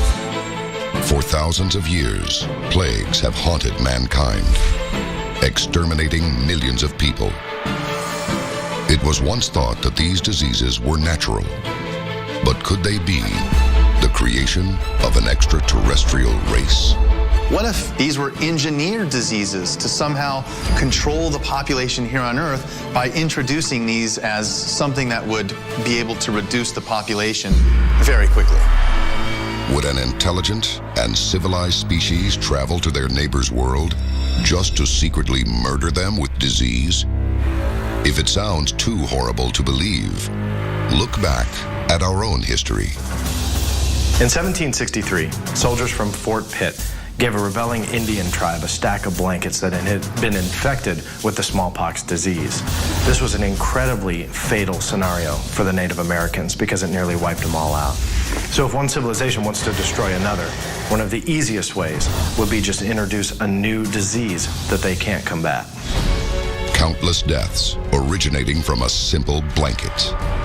If aliens are sending plagues to mankind, what forms could they arrive in? Our food supply? The air we breathe? What about our weather? Unsealed case file, The Alien Rain. Kerala, India, June 2001. It's an unusually dry monsoon season when this tropical paradise experiences a sudden and terrifying change of weather. The sky opens up and rain pours down upon the land and people of Kerala. Blood red rain. The people who lived, that population, had never seen red rain. And obviously they were scared to death. They didn't know what it was. They couldn't figure it out. All they knew was something was very wrong. As scientists scramble to explain this crimson storm, an incredible discovery is made. Modern scientists were collecting the pools of red rain, and they analyzed it. What was it? What was causing the color of the rain? What they found was a protein substance, the residue of a life form, of some kind of bacteriological life form in the water that was causing it to turn red. Scientists also reveal an unexpected conclusion behind its origin. They report that the red particles may have been spread through the atmosphere by a meteorite. In other words, it was otherworldly, extraterrestrial. In the case of the red rain, no one fell sick because of what fell off of this meteorite or the red rain that followed. But it does illustrate the possibility of a foreign object falling from space and then infecting our population and us not being able to deal with it. And that's a little concerning. Satellites have photographed UFOs on planets as close as Mars and as far as Saturn. Could extraterrestrials be sending rocks from these planets as meteorites, filled with a viral payload? And what happens when they collide with Earth? September 15th, 2007, the village of Caracas in southern Peru. A huge fireball streaks across the sky and slams into planet Earth. Locals, shocked by the blast, are terrified. The result is a 100-foot wide by 20-foot deep impact crater with a bubbling pool of liquid at the bottom. Local residents quickly report strange and frightening side effects. When it crashed, it threw up a whole bunch of noxious gas that spread very rapidly. And in the immediate time frame of that crash, people living near the site became very, very sick. They were clearly poisoned by something. An estimated 600 people are affected by the sickness. Fear spreads throughout the city that an alien virus is becoming a pandemic. But reportedly, investigators cannot determine the specific cause. I think it's safe to say there's probably a connection between the meteorite and this mysterious illness. Because let's face it, the day prior, no meteorite, no illness. The day after, meteorite, now you have a mysterious illness. So chances are, whatever that illness was, it came on that meteorite. Are these cosmic projectiles actually bioweapons of mass destruction? And if so, could this be a declaration of intergalactic war? If you're going to wipe out another civilization, generally bombs and guns shouldn't be your first choice, because quite frankly, you're going to put your own people in harm's way. The real way to do it would be with a virus or disease, because let's face it, you can fight and win a war without ever losing a single life. Coming up next, vicious diseases that refuse to die and mysterious bugs under our skin. We explore the possible alien plagues of today and find out if you could be at risk when we return. This is Unsealed, Alien Files, exposing the biggest secret on planet Earth. Welcome back to Unsealed, Alien Files. Alien theorists believe there is evidence proving extraterrestrials are not only capable of spreading disease on Earth, but that it's been happening for thousands of years. But is it too late for the human race?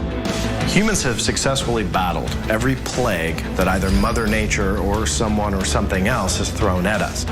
But there could be one day that the next plague that hits us, we can't fight off. Some of mankind's ancient killers, such as bubonic plague, are historically linked to alien sightings. Did we overcome this great affliction? Or, as UFO encounters have increased in the past 50 years, could it be making a comeback?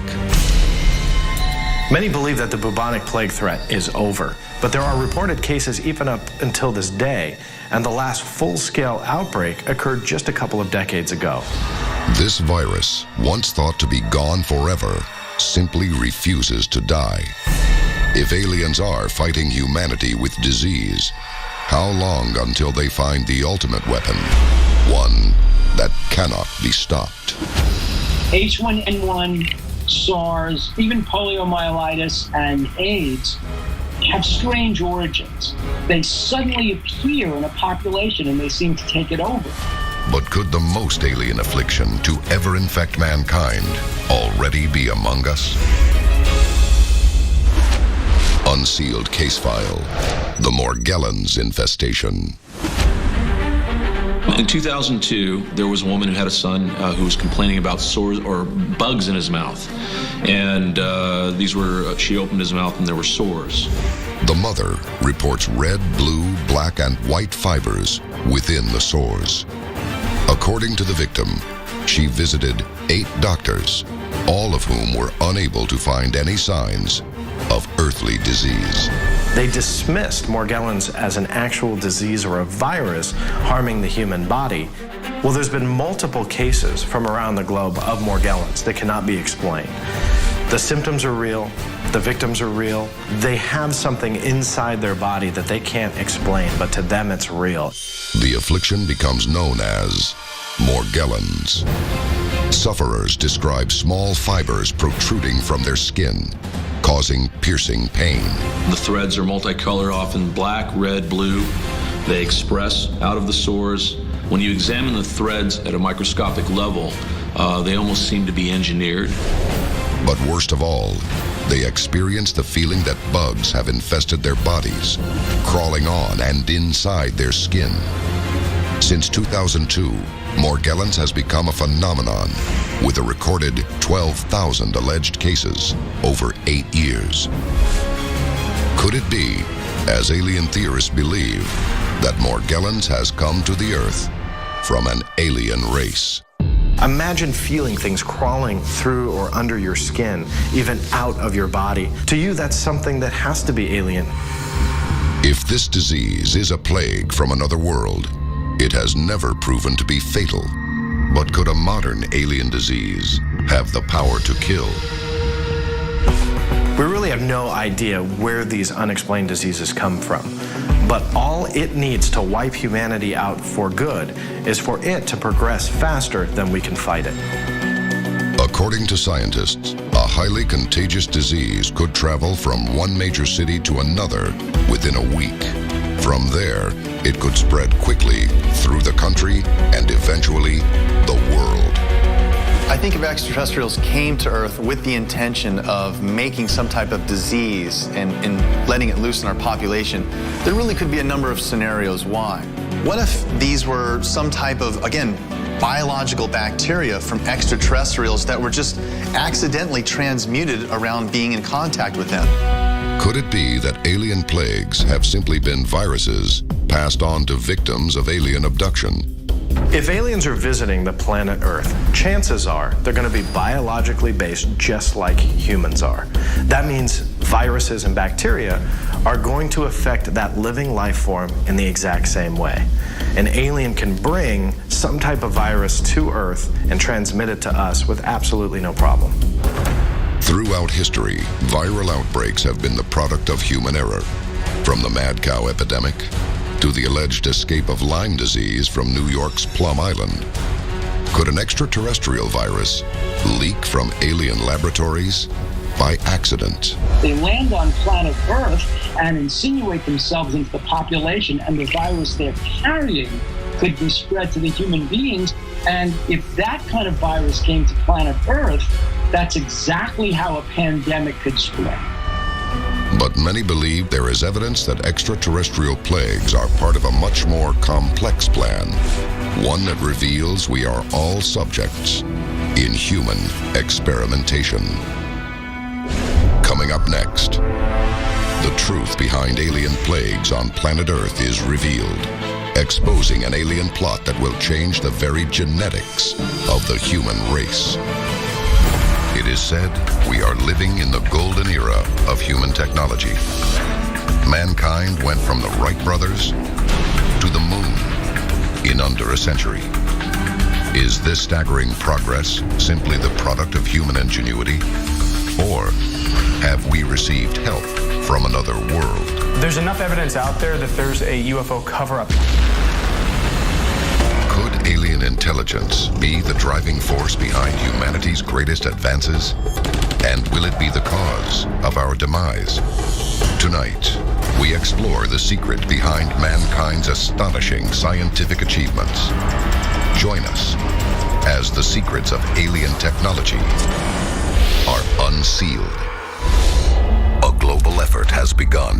Secret files hidden from the public for decades, detailing every UFO account, are now available to the public. We are about to uncover the truth behind these classified documents. Find out what the government doesn't want you to know. Unsealed. Alien Files. Exposing the biggest secret on planet Earth. June 14th, 2012. Washington, D.C. Residents are shocked to see what looks like a UFO passing on the back of a flatbed truck. Hundreds of calls flood 911 dispatch. The city is buzzing with UFO fever. Yes, sir. This is the 911 operator. It looks like a UFO, to be honest with you. What does it look like? A UFO? I mean, I don't really know. I don't see too many UFOs in the regular I mean, does it look like a spaceship? Yeah. Everybody was scared because all of a sudden they saw this craft that was shrouded with some type of covering that looked exactly like a UFO. The government reports it is an X-47B drone, a next-generation aircraft. But does this cutting-edge technology have its roots in science from another world? When you look at the technology that we have in our United States military, it really does look like it's out of the pages of science fiction. But this isn't the first highly advanced piece of technology that we've wondered about its origin. Could this technology have come from alien intelligence? To answer that, we must go back to ancient India, to the stories of highly advanced flying machines known as the Vimanas. The first account of Vimanas dates back almost 2,500 years. It tells of kings riding on glowing chariots that come from the sky. Chariots that shine like the sun and are piloted by gods. Common sense tells you that if it's 3000 BC and something turns up in the sky and even perhaps lands and entities get out of them, they are going to be viewed as gods. But could it be, as alien theorists believe, that the beings reported by this ancient civilization were in fact visitors from another world? From a modern context, you come away from that with the idea that these weren't gods, these weren't deities, these weren't strange sun chariots that they were flying. These were actual UFOs over planet Earth. These descriptions may be the first evidence of mankind's obsession with craft from outer space, but they are far from the last. Abydos, Egypt. Within the Temple of Seti are ancient hieroglyphs, amazing pictures that tell a story defying logic and human history. On the walls of these Egyptian edifices, there seem to be hieroglyphic depictions of not an aircraft. There's a helicopter, another type of aircraft. It looks like there's a submarine. What could explain that? Could the inspiration for our technology have come from alien intelligence? Are these ancient records of UFO sightings? Or, as some experts believe, are they crude blueprints of technology that would not be invented for another 3,000 years? You have to wonder, were these flying machines in the sky during ancient Egyptian times? Is this something that they built themselves? Or this could be proof that something was in our skies thousands of years ago. But is the strongest evidence of alien intelligence within the technology we use every day? Coming Coming up next, were the greatest inventions of our lifetime stolen from a crashed alien spacecraft? Army officers say the missile found sometime last week has been inspected at Roswell, New Mexico. And could the secrets we uncovered be the beginning of the end for all mankind? This is Unsealed Alien Files, exposing the biggest secret on planet Earth. Welcome back to Unsealed Alien Files. Jet propulsion, genetic engineering, computer science. It's possible that the greatest technical leaps in human history happened in the last 6 decades. But who or what is responsible for our sudden evolution? If alien theorists are correct, the answer may be found in the biggest UFO cover-up of the 20th century and the events that took place the day after Roswell. Unsealed case file, the day after Roswell. 1947, Roswell, New Mexico. A quiet, all-American town, home to local Air Force personnel. In early July, troops investigate reports of a crashed saucer in the hostile desert. Allegedly, the site is quickly secured, but not before soldiers, firemen, and local residents reportedly see what appears to be a downed alien craft and its occupants dead. But are the stories true? Just after the wreckage was found in Roswell, New Mexico, the military came out and said that they had captured a flying saucer. Newspapers ran the story. Radio reports were blasted out through the airwaves. The Army Air Forces has announced that a flying disc has been found and is now in the possession of the Army. Army officers say the missile, found sometime last week, has been inspected at Roswell, New Mexico, and sent to Wright Field, Ohio, for further inspection. The relationship between the Roswell event of July 1947 and ETs and ET technology is very complicated. This 1950 document from the FBI vault could prove that we not only recovered flying saucers in the New Mexico desert, but that we found 3 small bodies inside the craft, dressed in metallic cloth. Did the military know that the flying disc they reportedly found was technology from out of this world? And if so, what was done with the recovered craft? This is Hangar 84.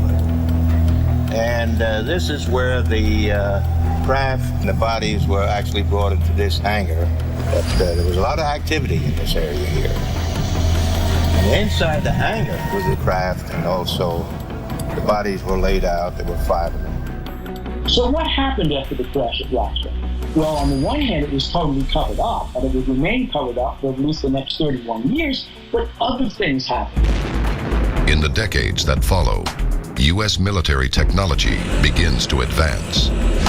Faster rockets, more sophisticated machinery. In less than a decade, America has a man in space. And just 20 years after Roswell, a man walks on the moon. Look at the boom in technology that occurred after Roswell in fiber optics, in integrated circuits. Stealth technology came around. All these things happened within a very, very short time after Roswell. The military never acknowledges any technology stolen from alien craft. That is, until the world is introduced to Colonel Philip J. Corso. Colonel Philip Corso died in 1998, but before he did, he wrote a book called The Day After Roswell. In it, he described how a craft went down in Roswell, that this was a fact, that the craft was recovered, alien bodies were recovered, and that he eventually was placed in charge of figuring out a way to reverse engineer that technology so that we could use it. Colonel Corso, a highly decorated officer, is considered the first in history to disclose the connection between our military and extraterrestrials.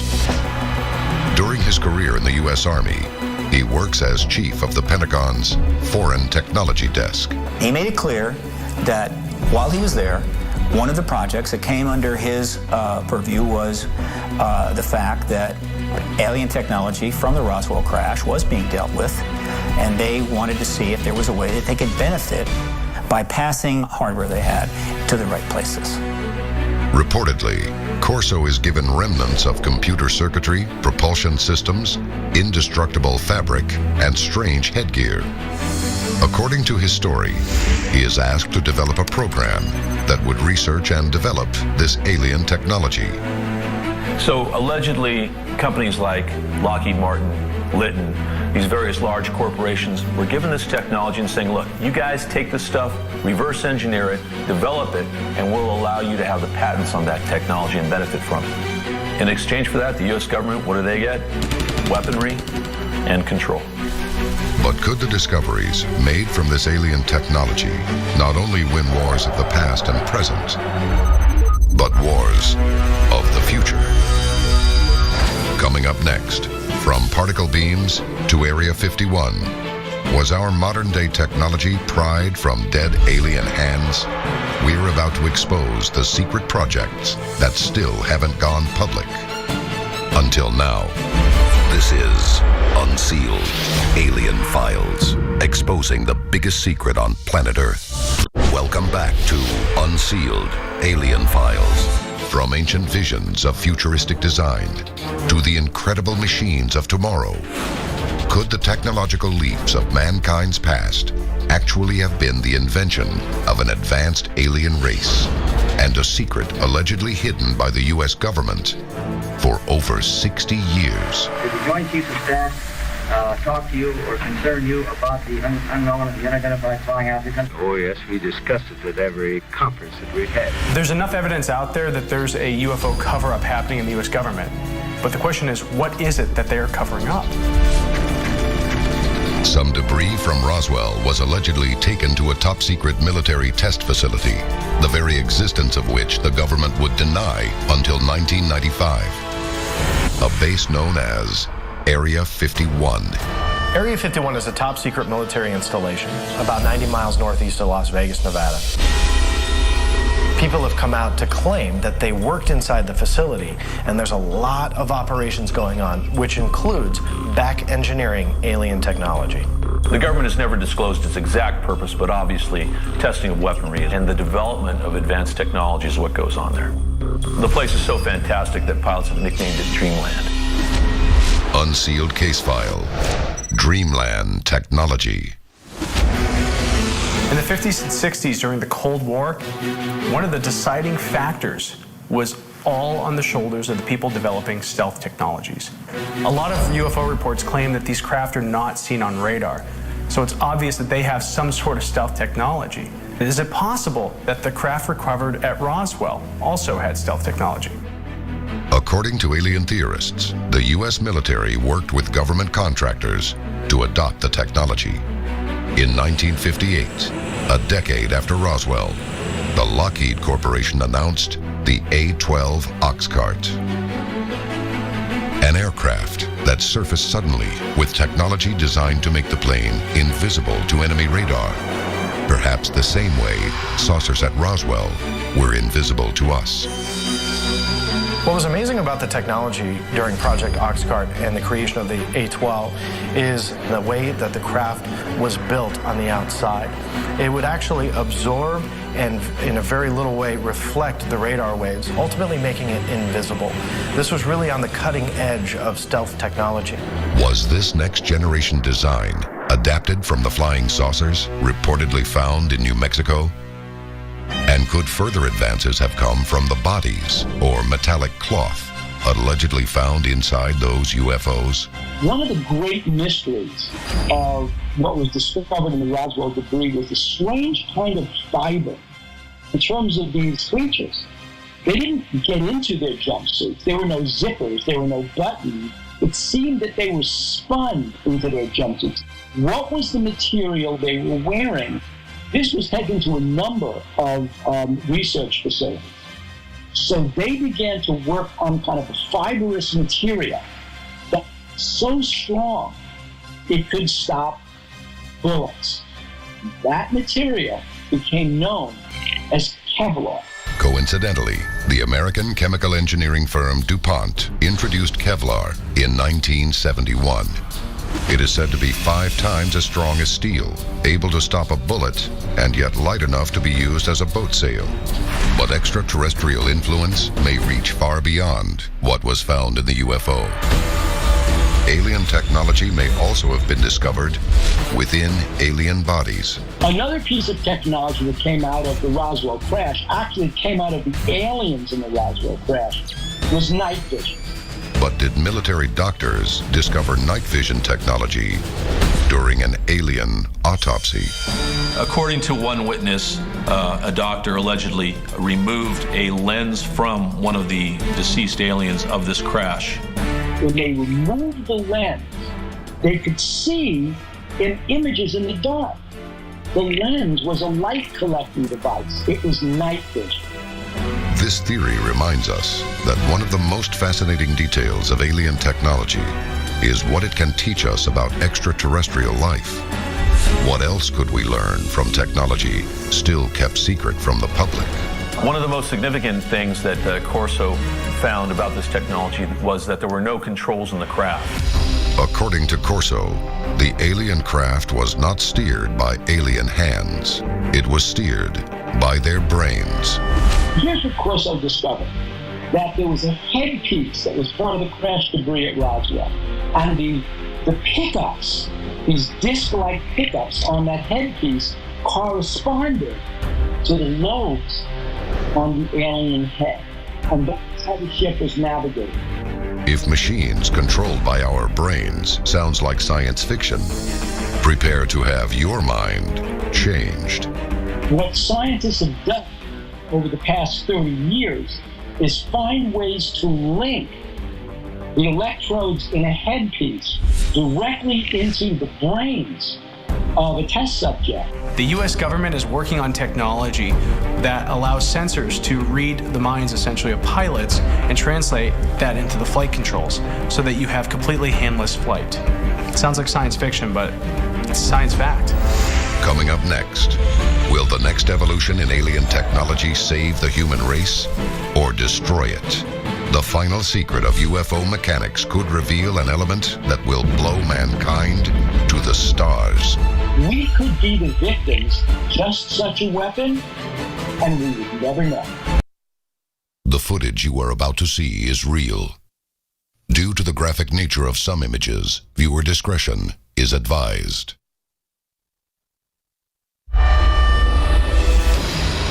For years, we've heard chilling stories of alien abduction. Victims dragged from their beds in the dead of night, tormented and experimented on. And they take you and you're gone. Nobody knows. But some abductees believe that their alien captors may have left something behind. Astounding evidence surgically planted within their very flesh. An alien implant. And tonight, we'll meet the doctor who removes them. What you are about to witness is incredible real-life footage of an alien implant surgeon at work. The removal of an extraterrestrial object and a scientific explanation that could reveal the purpose behind alien abduction on planet Earth. This is something not of this world. Prepare yourself for what may be the most crucial extraterrestrial secret ever to be revealed. Join us as the mystery of alien implants is unsealed. A global effort has begun. Secret files hidden from the public for decades, detailing every UFO account, are now available to the public. We are about to uncover the truth behind these classified documents. Find out what the government doesn't want you to know. Unsealed. Alien Files. Exposing the biggest secret on planet Earth. Thousand Oaks, California. It is just another day at ANS Research Incorporated. Dr. Roger Lear is preparing to operate on a patient. But this surgery is like nothing you have ever seen. This patient has something strange inside him. Something that neither he nor the doctor believe to be from our planet. The operation is designed to remove an alien implant. and the footage you are about to see is real. Alien implants are very rare, but they have been reported by a number of abductees. They're usually described to be small in size, often metallic. In fact, they usually appear on X-ray as metallic objects. They can be found in any part of the body, arm, leg, and even in the brain, middle of the brain. Dr. Lear has devoted his life to researching and investigating alien implants. My name is Dr. Roger Lear, and I am by profession a podiatric surgeon. I've donated about the last 30 years of my life to the removal of objects from alien abductees. Known worldwide for his work, Dr. Lear believes these objects are planted inside humans by extraterrestrials. And the findings of his operations will speak for themselves. But how did these patients supposedly receive these alien implants? During a close encounter of the fourth kind. UFO sightings are usually categorized on a scale of close encounters. A close encounter of the first kind is when you have a witness or multiple witnesses seeing a craft in the sky. A close encounter of the second kind is when not only do you have the visual sighting, but you have physical evidence left behind. A close encounter of the third kind is when you not only have the visual sighting, evidence left behind, but you also see occupants either in or around the UFO. But a close encounter of the fourth kind adds a terrifying element. The witness is abducted by alien beings. Reports of alien abduction flourished throughout the 20th century. But there's evidence that indicates this has been going on for thousands of years, and still do to this day. UFO studies estimate that 4% of the world's population, almost 280 million people, have experienced an alien abduction. But perhaps less than half that group are actually aware it occurred. Just because you can't recall a terrifying abduction in your past doesn't mean it didn't happen. A lot of things happen inside the human mind when we close our eyes. We have these dreams, we have these nightmares, we have these night terrors.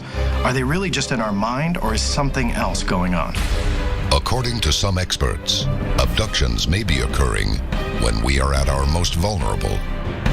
But how long has this been happening to the human race? In the 1800s, frightening dreams were blamed on demonic forces known as mares, and this is the origin of the word nightmare. But are these beings more than folklore? Could these visions have been early sightings of alien creatures visiting us in our sleep? Picture this. You wake up in the middle of the night and you can't move your arms or legs. You hardly can breathe. You feel as if there's a pressure on your chest, like some unknown force is holding you down. And you're scared to death, and there's nothing you can do about it. You're alone, it's quiet, it's dark, and you're vulnerable. And they can do it, and they can come in without you having any knowledge, because you're already asleep. You're asleep. They arrive, and they immobilize you. You wake up, and you're already snared. That's it. And they take you, and you're gone. Since he was a child, Mark Routley has reported being visited and experimented upon in the night by alien creatures. 3 entities were in the room. I could see all around the room. I was completely coherent, completely awake, just immobile. With fear, I don't know whether they did something to make me immobile, I don't know. All else I remember is some kind of thing being drilled into my ear, and that was it. I was awake. But not all alien abductions take place within the victim's home. Some of the most famous abductees of all time have been taken on board alien ships for horrific experiments and have the scars to prove it. Coming up next, first-hand accounts of extraterrestrial experimentation lead to an incredible event: the surgical removal of a real alien implant. This is Unsealed, Alien Files, exposing the biggest secret on planet Earth. Welcome back to Unsealed, Alien Files. For decades, people have reported unexplained alien encounters, taken in the night against their will, torn from their beds, subjected to horrific experimentations. But were they abducted by alien beings. A typical alien abduction usually occurs at night. The witness is sound asleep in their bed. They have some type of experience. Sometimes it starts with a visual sighting of an alien. Other times they don't even hear, see, or feel themselves being taken. Videos, such as this one from Pensacola, Florida, claim to show the appearance of an alien figure entering the victim's bedroom moments before abduction. According to the victim, he believed he was being abducted, so he set up a camera to try to capture evidence of what was happening. If this video is real, then we could be witnessing an alien creeping up on an unsuspecting victim.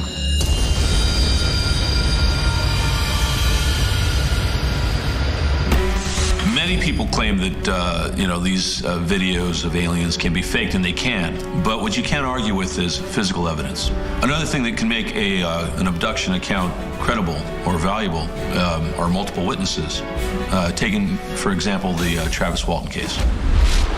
Unsealed case file: the Travis Walton abduction.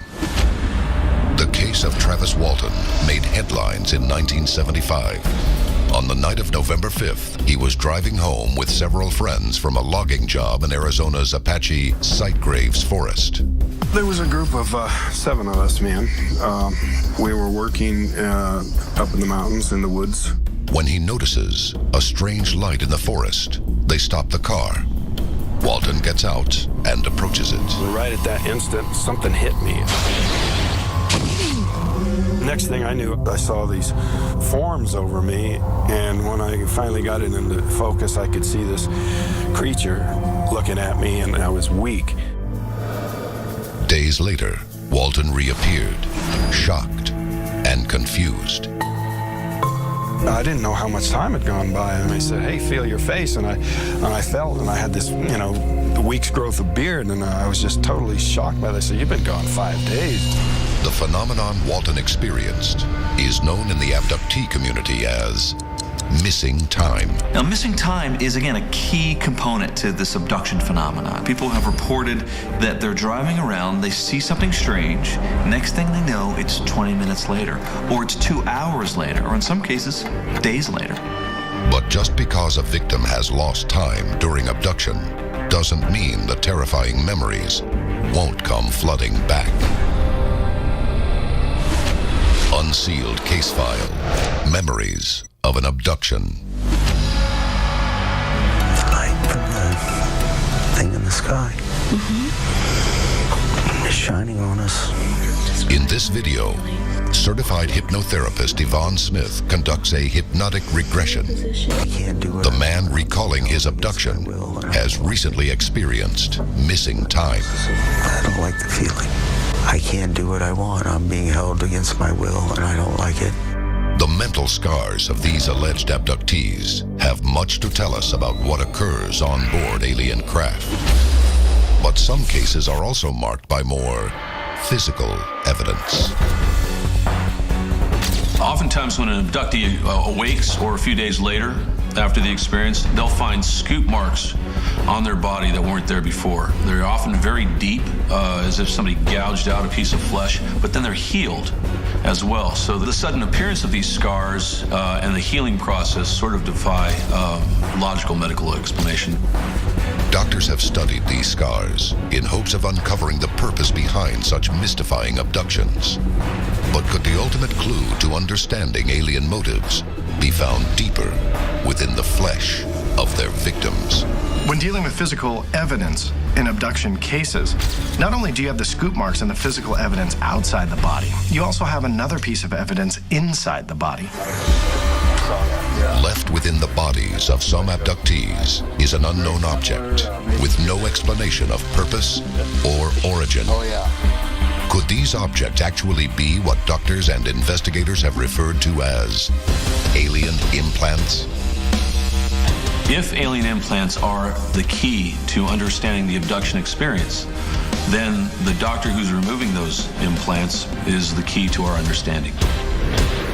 Coming up, the results of an actual alien implant surgery, and the alien implant surgeon reveals what he believes is the true purpose behind these extraterrestrial objects. This is Unsealed, Alien Files, exposing the biggest secret on planet Earth. Welcome back to Unsealed, Alien Files. Alien abductions. They are the driving force behind science fiction novels and Hollywood films. But to many, it's a horrific reality. There's definitely no shortage of alien abduction stories that have surfaced around the planet. But what we really don't have in most of these cases is physical evidence to go along with it. But in those rare cases that do have it, those are the ones that we really have to focus on and pay attention to. Now, one California doctor has found the evidence that could explain why aliens are abducting members of the human race. And it's right under our skin. Unsealed case file, the alien implant surgeon.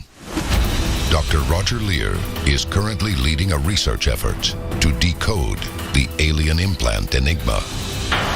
Basically, what we found that in approximately 10% of the cases of alien abduction, individuals wind up with objects in their body which can be seen on an X-ray, a CAT scan, and sometimes an MRI. There's no portal of entry, there's no scar, there's no way for them to have gotten it in there. Dr. Roger Lear is a pioneer when it comes to alien implant research.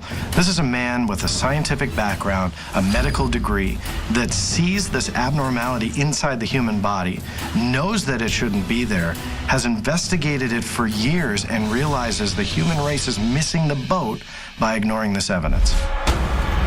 Dr. Lear was a skeptic of the alien implant phenomenon until he took a chance on a patient complaining of a foreign object in her foot. An object she claimed to receive during an alien abduction.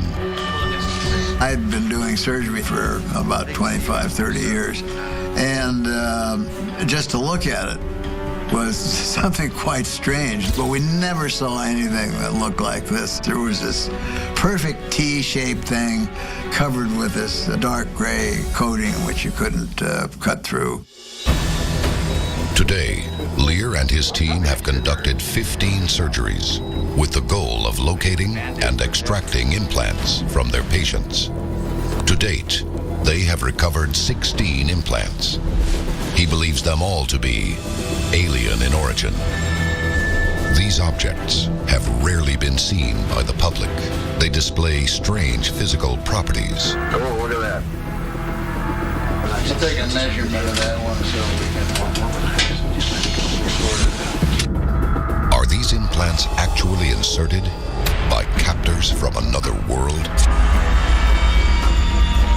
What we're looking at here is an object which has been removed from the human body from an individual who alleges alien abduction and contains material that's not of this earth. The doctor's certainty that the implants are not from this planet are not unfounded. According to Lear, the implants were analyzed by multiple research labs. Among them was Los Alamos National Laboratories, home of the Manhattan Project, and one of only 2 labs in the United States trusted with U.S. nuclear weapons research. And the findings he reports are astounding. The lab came back with pages and pages and pages of a report telling us the only conclusion that they could come to in the report was these were meteorite samples. And I about, fell over because here's, one of the world's most famous laboratories. The only finding that they would stand behind was that these were from meteorites. For a laboratory to say something is extraterrestrial, you have to look at the meaning of that. This is something not of this world. But a scientific lab has confirmed that an object connected to an alien abduction story by somebody who has no rhyme or reason to have a piece of meteorite in their arm has something that a laboratory labels extraterrestrial. To me, that's pretty big. With multiple labs concluding the objects are extraterrestrial, the only question that remains, what is the ultimate purpose of these implants? It is a question only the doctor himself can answer. When we return. This knowledge should be the knowledge of every man, woman, and child on the face of this earth. And it's not. Every year, thousands of people around the world report strange and unusual encounters with visitors from another planet. They describe mysterious crafts in the sky and terrifying tales of abduction. Some are fantasy, but the stories you hear tonight just may be true. 10 tales recorded in history have been investigated and will be explained. The Army Air Forces has announced that a flying disc has been found and is now in the possession of the Army. 10 experiences so strange that the only answer can be alien. Join us as the top 10 alien encounters of all time are unsealed. A global effort has begun. Secret files hidden from the public for decades, detailing every UFO account, are now available to the public. We are about to uncover the truth behind these classified documents. Find out what the government doesn't want you to know. Unsealed. Alien Files. Exposing the biggest secret on planet Earth. Of all the incredible extraterrestrial events reported throughout the world, only 10 are astounding enough to be included in our top alien encounters of all time. We begin our countdown with a trip to a place whose name says it all. Number 10, the Bermuda Triangle. On December 5th, 1945, a team of 5 Avenger torpedo bombers with 14 crewmen in all were on a training mission over the Atlantic Ocean off Bermuda in an area called the Bermuda Triangle. Now, this was at the same time that, at the end of World War II, American fighter pilots were seeing these floating balls of light called Foo Fighters. Toward the end of their exercise, the flight tower at Fort Lauderdale Naval Air Station receives several calls from the pilots. They are scared and disoriented. The scrambled transmissions become strange, then cut off. The crew of 14 and their 5 planes disappear, never to be found. So if this was actually a UFO encounter, if a UFO intervened and interfered with the planes, then this would go down as the largest UFO abduction in history. All that we know for sure is that the planes vanished into thin air, as did other planes over the years. Although never proven, the disappearances of over 750 people passing through the Bermuda Triangle have been reported. If this is the work of alien abductors, the Bermuda Triangle might be one of the biggest extraterrestrial hotspots on planet Earth. Up next, the night we went to war with a UFO. Number 9, the Battle of Los Angeles. On February 24th, 1942, shortly after the United States entered the Second World War, 100,000 people watched as an unknown craft invaded the skies of Los Angeles. Anti-aircraft guns went into action against unidentified aircraft in the Los Angeles area. Searchlights closely followed the object down the coast and kept it centered in their glare. 1,400 anti-aircraft shells are fired at the object, but it remains in the air, untouched. From the chaos that this whole event caused, all these artillery shells going off, roughly 5 people were killed in the event. One of the things significant about this story is that it's one of the first times that our own defenses denied the possibility of a UFO and went on record doing so. The military claims the object is a weather balloon, but offers no explanation for the lack of damage to the craft. The greatest military force in the world couldn't shoot down a lost weather balloon. I mean, the thing was just hovering there for almost an hour and they couldn't shoot it down. We didn't know it at the time, but what people were experiencing on that night was probably one of the first mass UFO sightings in the United States. Number 8, the Solway Firth Spaceman. May 23rd, 1964, Cumbria, England. A father takes his daughter to a park overlooking the quiet inlet known as Solway Firth. He snaps a photo of the little girl. But it's when the film is developed that he makes a chilling discovery. Jim Templeton took a series of 3 photographs of his daughter. On 2 of the photos, nothing unusual was seen. But on the middle picture, what seems to be a strange figure, white-clad and wearing some sort of spacesuit and helmet, is visible in the background. The photo was so puzzling that the Kodak Corporation even offered a cash prize to anyone who could debunk the image. That prize has never been claimed. To this day, the identity of this strange being is unknown. Coming up next, the countdown continues when a UFO collides with Earth. Alien beings take on the police. And later, the #1 encounter that will leave you speechless. This is Unsealed, Alien Files, exposing the biggest secret on planet Earth. Welcome back to Unsealed, Alien Files. From lurking alien beings to mass abductions in the Bermuda Triangle, the top 10 alien encounters of all time have the power to amaze and terrify. But the countdown has only just begun. Join us as we continue with the most infamous UFO case of all time. Number 7, the Roswell Incident. The Roswell incident has become one of the most well-known and biggest UFO cases of all time. But not many people really know the true facts surrounding the case itself. July 8th, 1947.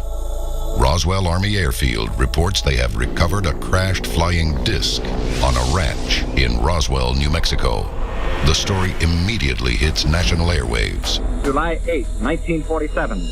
The Army Air Forces has announced that a flying disc has been found and is now in the possession of the Army. Army officers say the missile, found sometime last week, has been inspected at Roswell, New Mexico, and sent to Wright Field, Ohio, for further inspection. Days later, the military retracts their statement, claiming what was believed to be a flying saucer is nothing more than a weather balloon. The story just doesn't hold up. Soldiers came forward and said they were assigned to recover debris from the crashed disc. They recovered the alien bodies and even a live alien that was recovered. But then the bombshell dropped. In April of 2011, the FBI Vault finally releases a document from 1950. It reports flying saucers found in the New Mexico desert and the 3-foot bodies recovered from the crash. This could be the final confirmation we need to know that the Roswell story was real. Roswell may be the most important UFO crash in American history.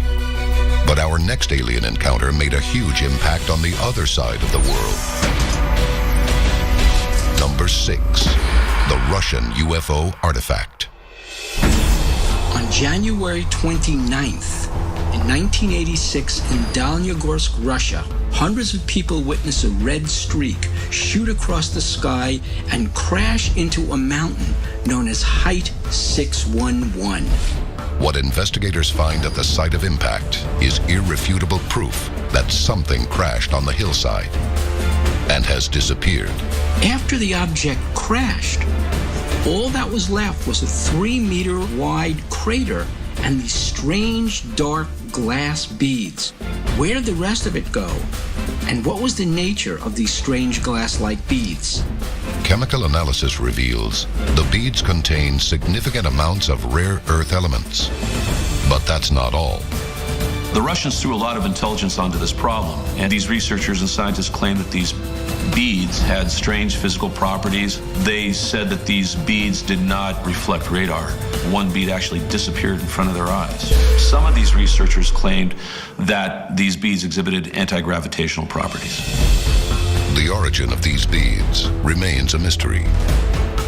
Today, they are being protected by a private facility in Las Vegas, Nevada.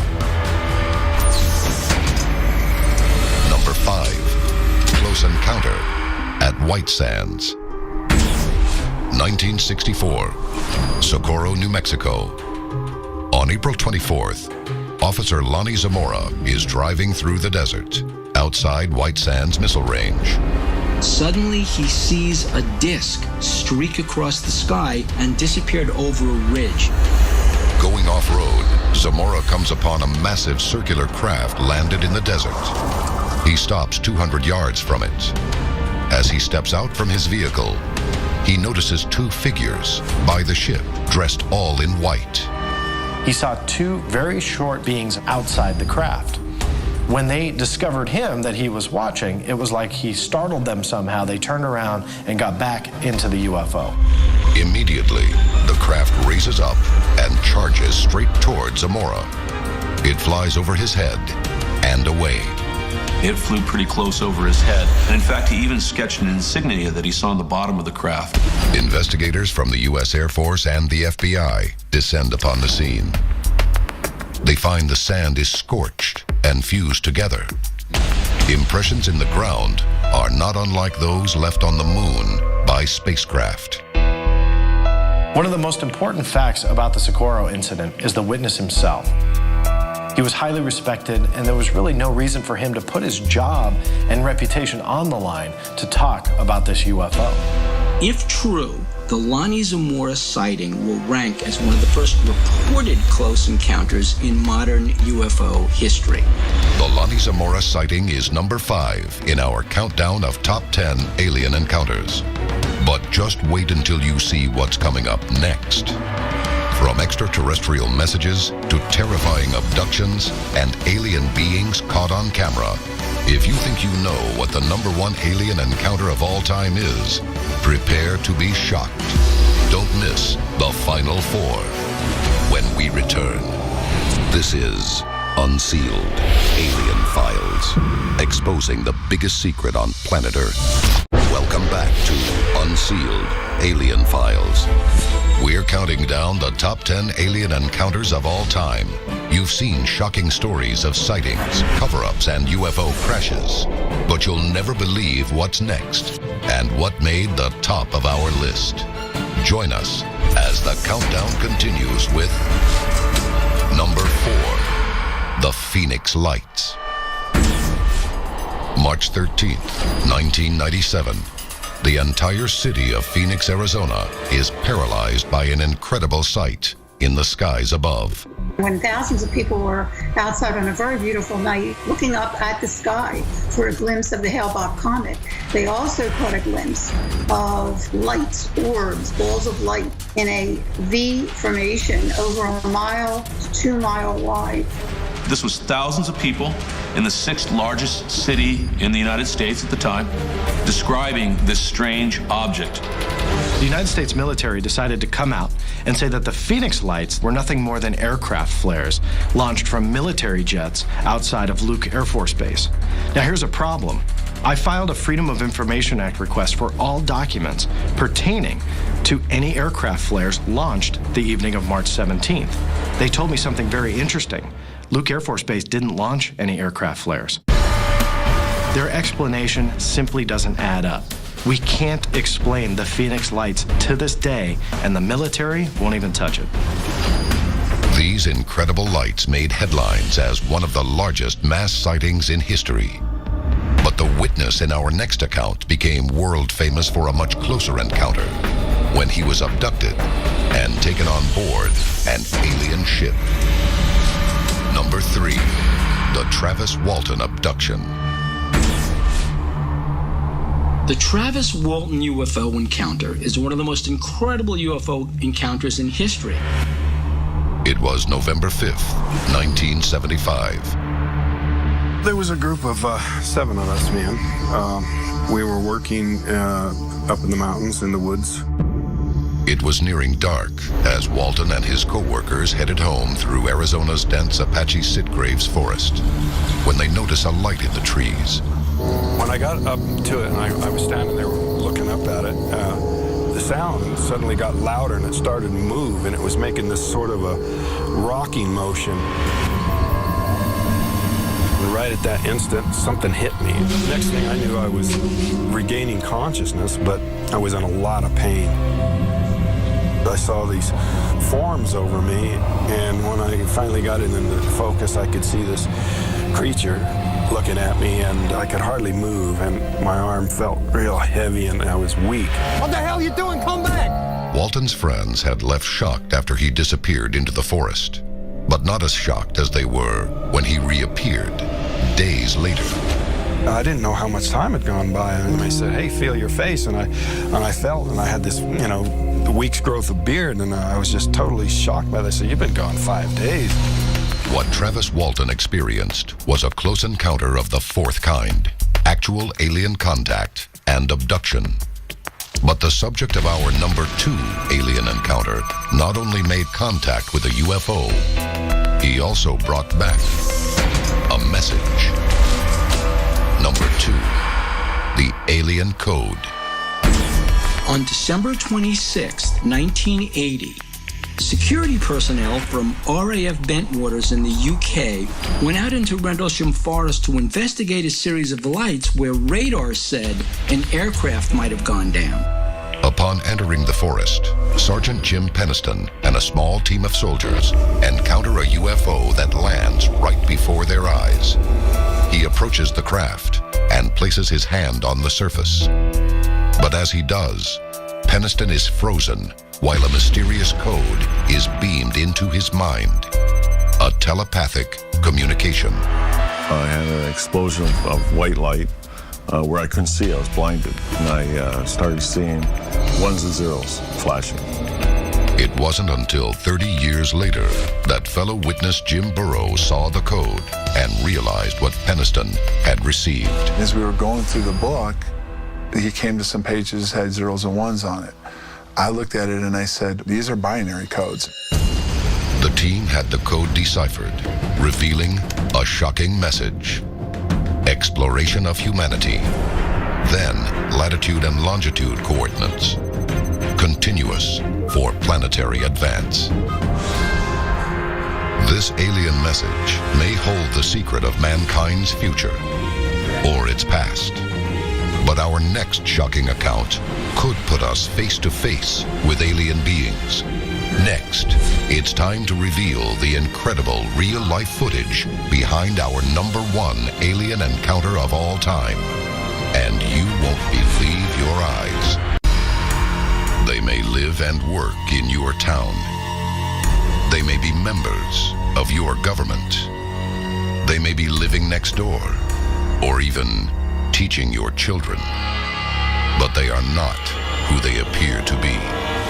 Are alien visitors living among us? I killed 2 of them. Yes, they're mortal and they do die. From an alien race reported under the streets of Los Angeles to the discovery of a secret lab where humans aren't only conducting the experiments, humans are the experiments. Human body parts being used, recombined with alien body parts, and it is literally a chamber of horrors. Tonight, we reveal the incredible secrets of extraterrestrial beings living among us, including a never-before-seen interview with a woman who claims the ability to channel an alien race. Greetings. We are their twins. Join us as the secret of aliens among us is unsealed. A global effort has begun. Secret files hidden from the public for decades, detailing every UFO account, are now available to the public. We are about to uncover the truth behind these classified documents. Find out what the government doesn't want you to know. Unsealed. Alien Files. Exposing the biggest secret on planet Earth. Cusco, Peru. This jungle city was once capital of the Incan Empire. But it was in the late 1990s that archaeologists digging in these ruins came across an incredible discovery. Skulls, unlike any creature known to man. Their size and shape were almost a perfect match to eyewitness descriptions of alien beings. The elongated skulls that we found are not only larger in terms of cranial capacity than modern humans, but the eye sockets are much bigger, the jaw is much larger, and also the actual bone material is sometimes 60% heavier than a modern human being. But could this actually be evidence of alien beings that lived and died on planet Earth? Now, on the one hand, there's a perfectly conventional explanation for this, that the babies, they were strapped to a backboard in such a way that it actually deformed the skull, so the skull became elongated, and that's what we see. But UFO historians say something different. In 2011, the remains were taken to a museum where local news reported the head is triangular and tremendous, almost the size of the body, and that Spanish and Russian doctors have confirmed that indeed it is an extraterrestrial. Now, these alien skulls have been turning up everywhere, not just Peru, Mexico, Egypt, other countries in the developing world, and it seems the more we dig, the more we find. The explanation may be found within a book published in 1882, Atlantis, the Antediluvian World, by American politician Ignatius Donnelly. Now, in this book, it talked about these godlike beings that inhabited this land and perhaps were the original settlement on this planet. The question is, could these gods actually be aliens? The book explains that before the island sank, its leaders left for Egypt, Mexico, and Peru to become rulers of these countries, and reveals another intriguing detail: illustrations of their unique skulls. Perhaps the most well-known of these ancient leaders was Egyptian ruler King Akhenaten. He was the husband of Nefertiti and father of Tutankhamun. But could he also have been an alien king? When we look at the skull of the Egyptian pharaoh Akhenaten, we see how it's deformed, how it's elongated. So it's not just larger, there's almost this tubular shape in that. What could that have meant? Was Akhenaten an alien? These characteristics may have been the product of genetic deformity, but some theorists propose rulers such as Akhenaten were connected to an alien race, a theory many believe applies to the world leaders of today. There have been reports of aliens interacting with world leaders for centuries, but none so interesting as with one of our own presidents. Coming up next, find out what the president might know about aliens among us. And later, answers from an unlikely source, speaking directly to alien intelligence. This is Unsealed, Alien Files, exposing the biggest secret on planet Earth. Welcome back to Unsealed, Alien Files. Are human beings alone on planet Earth? Or is it possible aliens are living among us? If anyone on this planet knew of extraterrestrials interacting with us, it would have to be our world leaders. And they're not telling us. Some believe mankind's greatest encounter may have ended in a pact bartering human lives with an extraterrestrial race. A pact allegedly executed by none other than the President of the United States. Unsealed case file, the Presidential Alien Pact. Palm Springs, California. In 1954, U.S. President Dwight D. Eisenhower lands for a winter holiday. During the trip, he mysteriously disappears on the night of February 20th, igniting a firestorm of media speculation. But witnesses who came forward in later decades claim that during this time, Eisenhower visited Edwards Air Force Base, where he met with an alien race. Purported witnesses to this event claimed that Eisenhower was actually asked there by the extraterrestrials in order to make some sort of deal.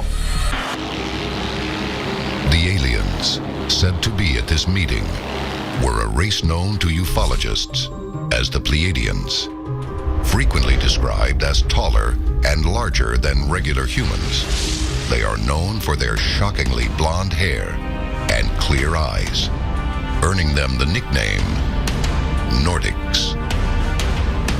And this meeting was very much tied in with an effort by these extraterrestrials to persuade the US government not to go ahead with the development of thermonuclear weapons. But just 10 days after the alleged meeting took place, the US's Bravo hydrogen bomb was detonated in Bikini Atoll. It appeared no treaty to end atomic weapons was reached. So another path was chosen, meeting with other groups of extraterrestrials who were not as opposed to the United States developing nuclear weapons. The second meeting between Eisenhower and extraterrestrials took place at the Holloman Air Force Base in New Mexico, where he met with the Greys, and this time, a treaty would be reached. Their alleged deal, they would provide advanced technology far beyond human capabilities. But in exchange, the Greys would be given the freedom to abduct humans for DNA and experimentation. But most frightening is the supposed location of these experiments, an alleged underground military laboratory known as the Dulce Base. For over 30 years, top-secret projects have been said to take place under the Archuleta Mesa. This area is where humans and extraterrestrials actually work together on a variety of projects, anything from technology to bioengineering. The existence of the Dulce Base has been confirmed for decades by documents such as the Blue Planet Project and whistleblowers such as former government geologist Phil Schneider. I was involved in building a base inside of Dulce, New Mexico, which is Los Alamos Laboratory. On the southwest part of the Archuleta Mesa, we built an underground facility, a better part of 3 cubic miles hollowed out underground. Reports state that the base is 7 levels deep. But the deepest levels are allegedly only used by alien researchers for their experiments on human beings. And it is literally a chamber of horrors. Human body parts are floating in this blue liquid gas. Human beings are being literally cloned. Human body parts being used, recombined with alien body parts. No human beings allowed. The tales are so horrifying that the area has become known as Nightmare Hall. But while this location may be one of the most frightening places aliens could live on planet Earth, evidence shows we may find a greater alien threat slithering beneath our feet, one that has taken the form of human beings. Coming up next, a war at the Dulce Base claims human lives. Evil alien conspirators masquerade as our leaders, and we reveal an exclusive interview with what could be actual alien intelligence. This is Unsealed, Alien Files, exposing the biggest secret on planet Earth. Welcome back to Unsealed, Alien Files. Humans were once thought to be the only intelligent life form on planet Earth. But some experts believe that aliens exist among us and may be working alongside the U.S. government in an underground alien facility known as the Dulce Base. In this Dulce Base, human beings and extraterrestrials are working together to hybridize a new species, part ET, part human. They're working with the U.S. military that's guarding it. They're working with U.S. scientists. It seemed that the U.S. and extraterrestrials were working together in peace until the Blue Planet Project revealed a 1978 incident known as the Dulce War. It detailed a confrontation that ensued when human soldiers attempted to infiltrate an alien-only research level. Witnesses, including respected government scientist Philip Schneider, have come forward, claiming injuries suffered at the hands of these alien races. I didn't waste any time. I reached for my pistol and started shooting. And I killed 2 of them. Yes, they're mortal and they do die. And the next thing I know, this blue beam hit me and just literally opened me up like a fish. And burnt my fingers right off of me.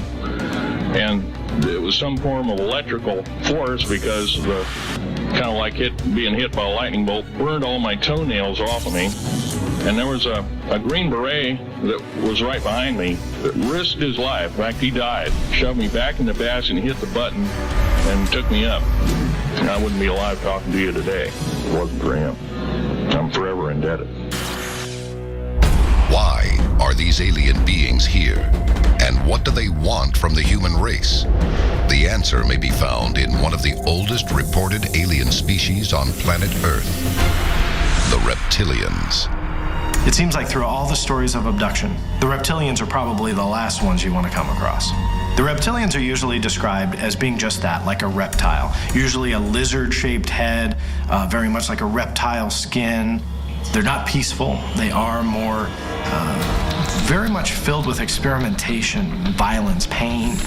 According to lore, reptilians do not live in the heavens. They do not have ships.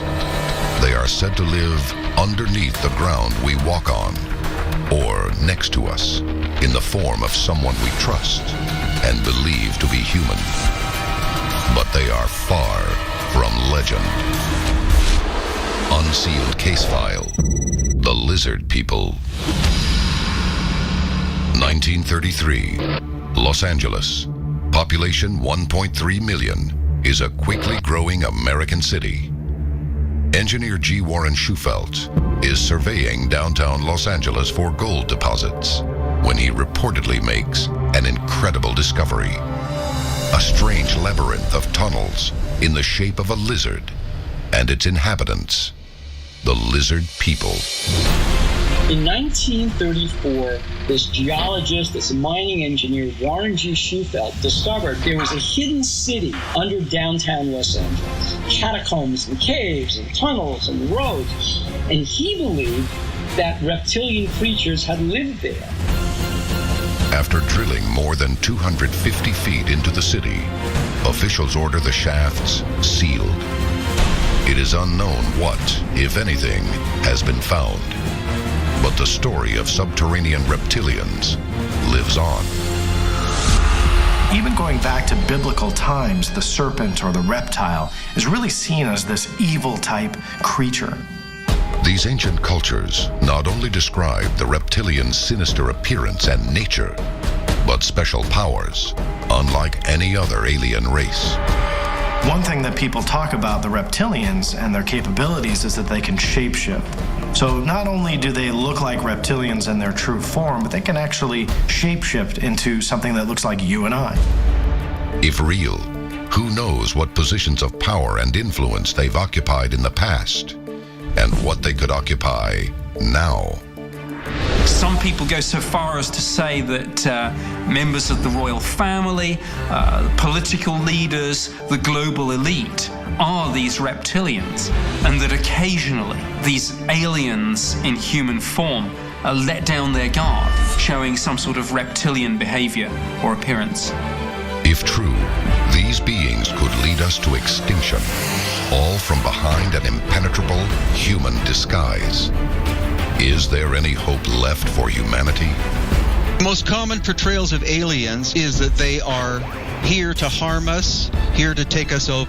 However, there are aliens who in fact are said to be our ancestors, and that they are here in order to help us and to guide us. Unsealed case file, the Arcturian message. The Arcturians are considered by many to be the most advanced civilization in the galaxy.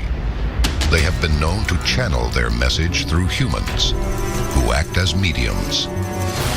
My name is Suzanne Lee. I am a PhD psychotherapist, and I have been in communication with the Arcturians since about 1994.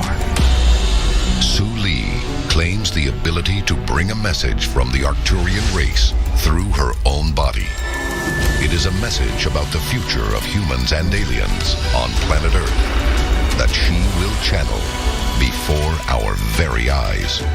What I'm about to do right now is to allow the Arcturians to come through. When we return.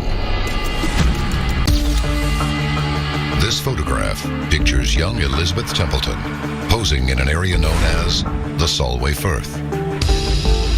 She is 6 years old and appears alone.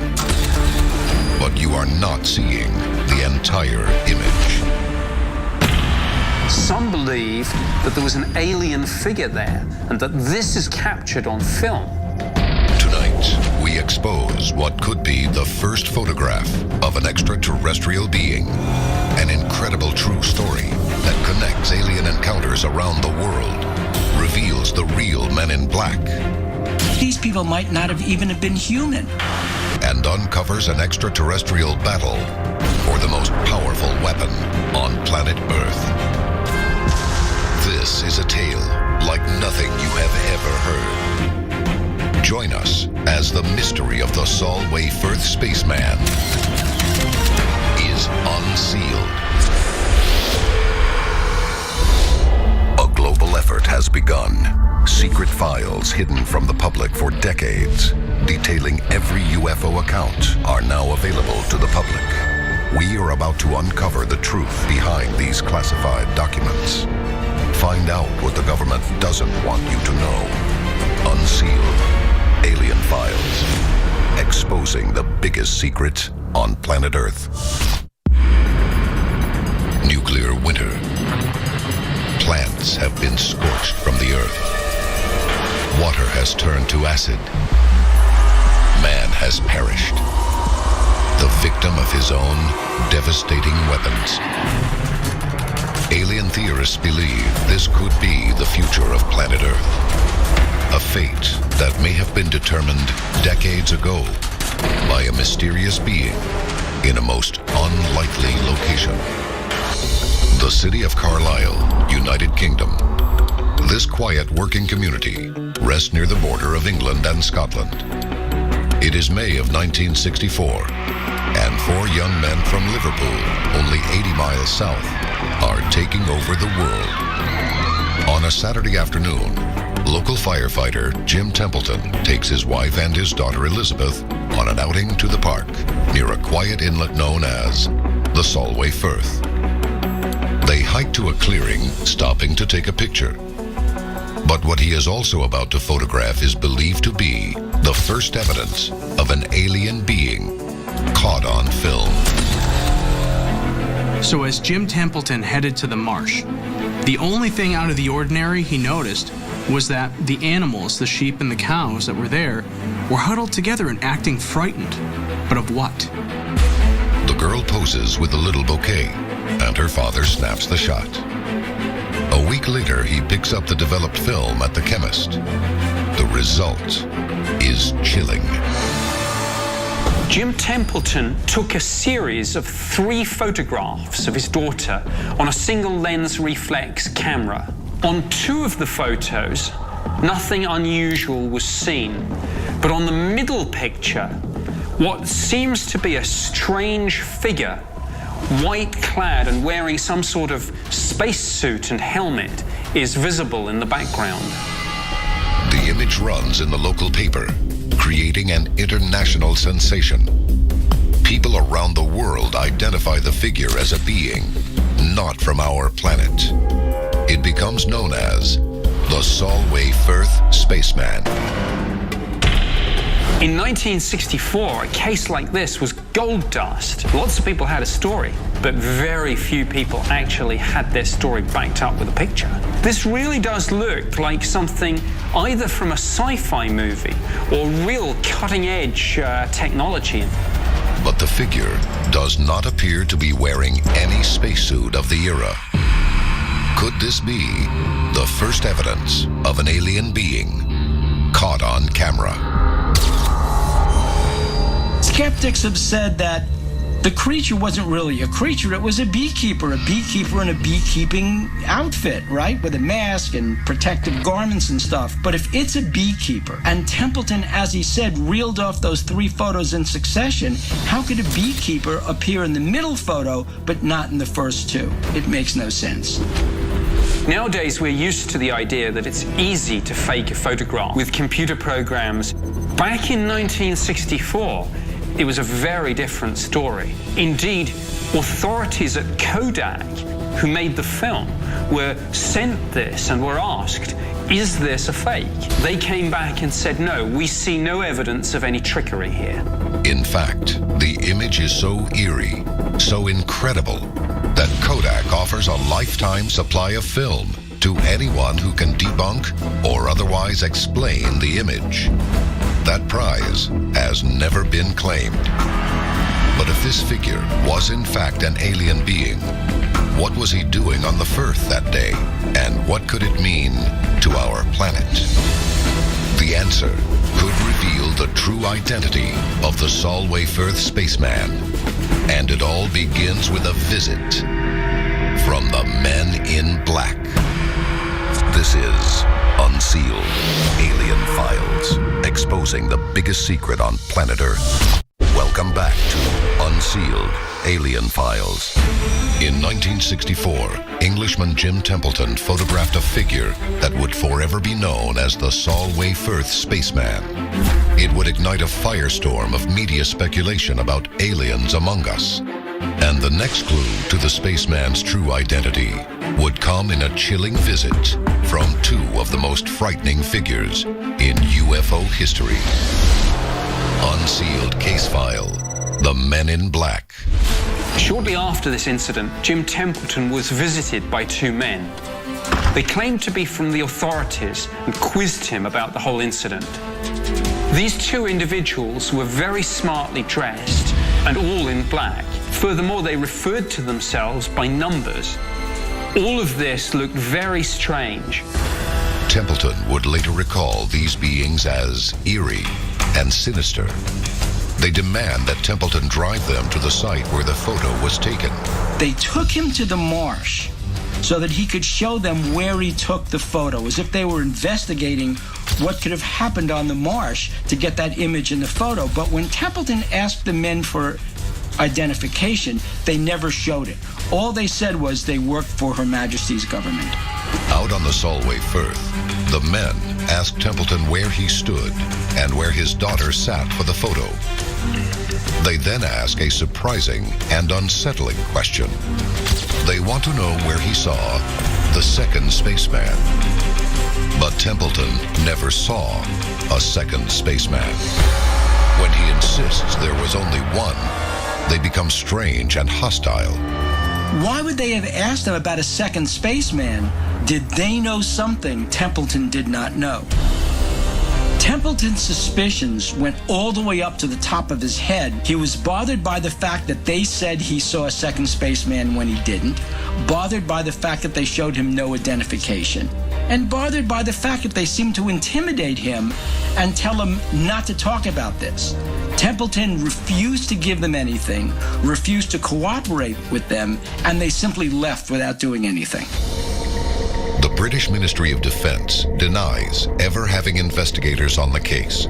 But sightings of these strange men are not limited to the United Kingdom alone. The interrogation Jim Templeton experienced is frighteningly familiar for those who report their alien sightings to the public.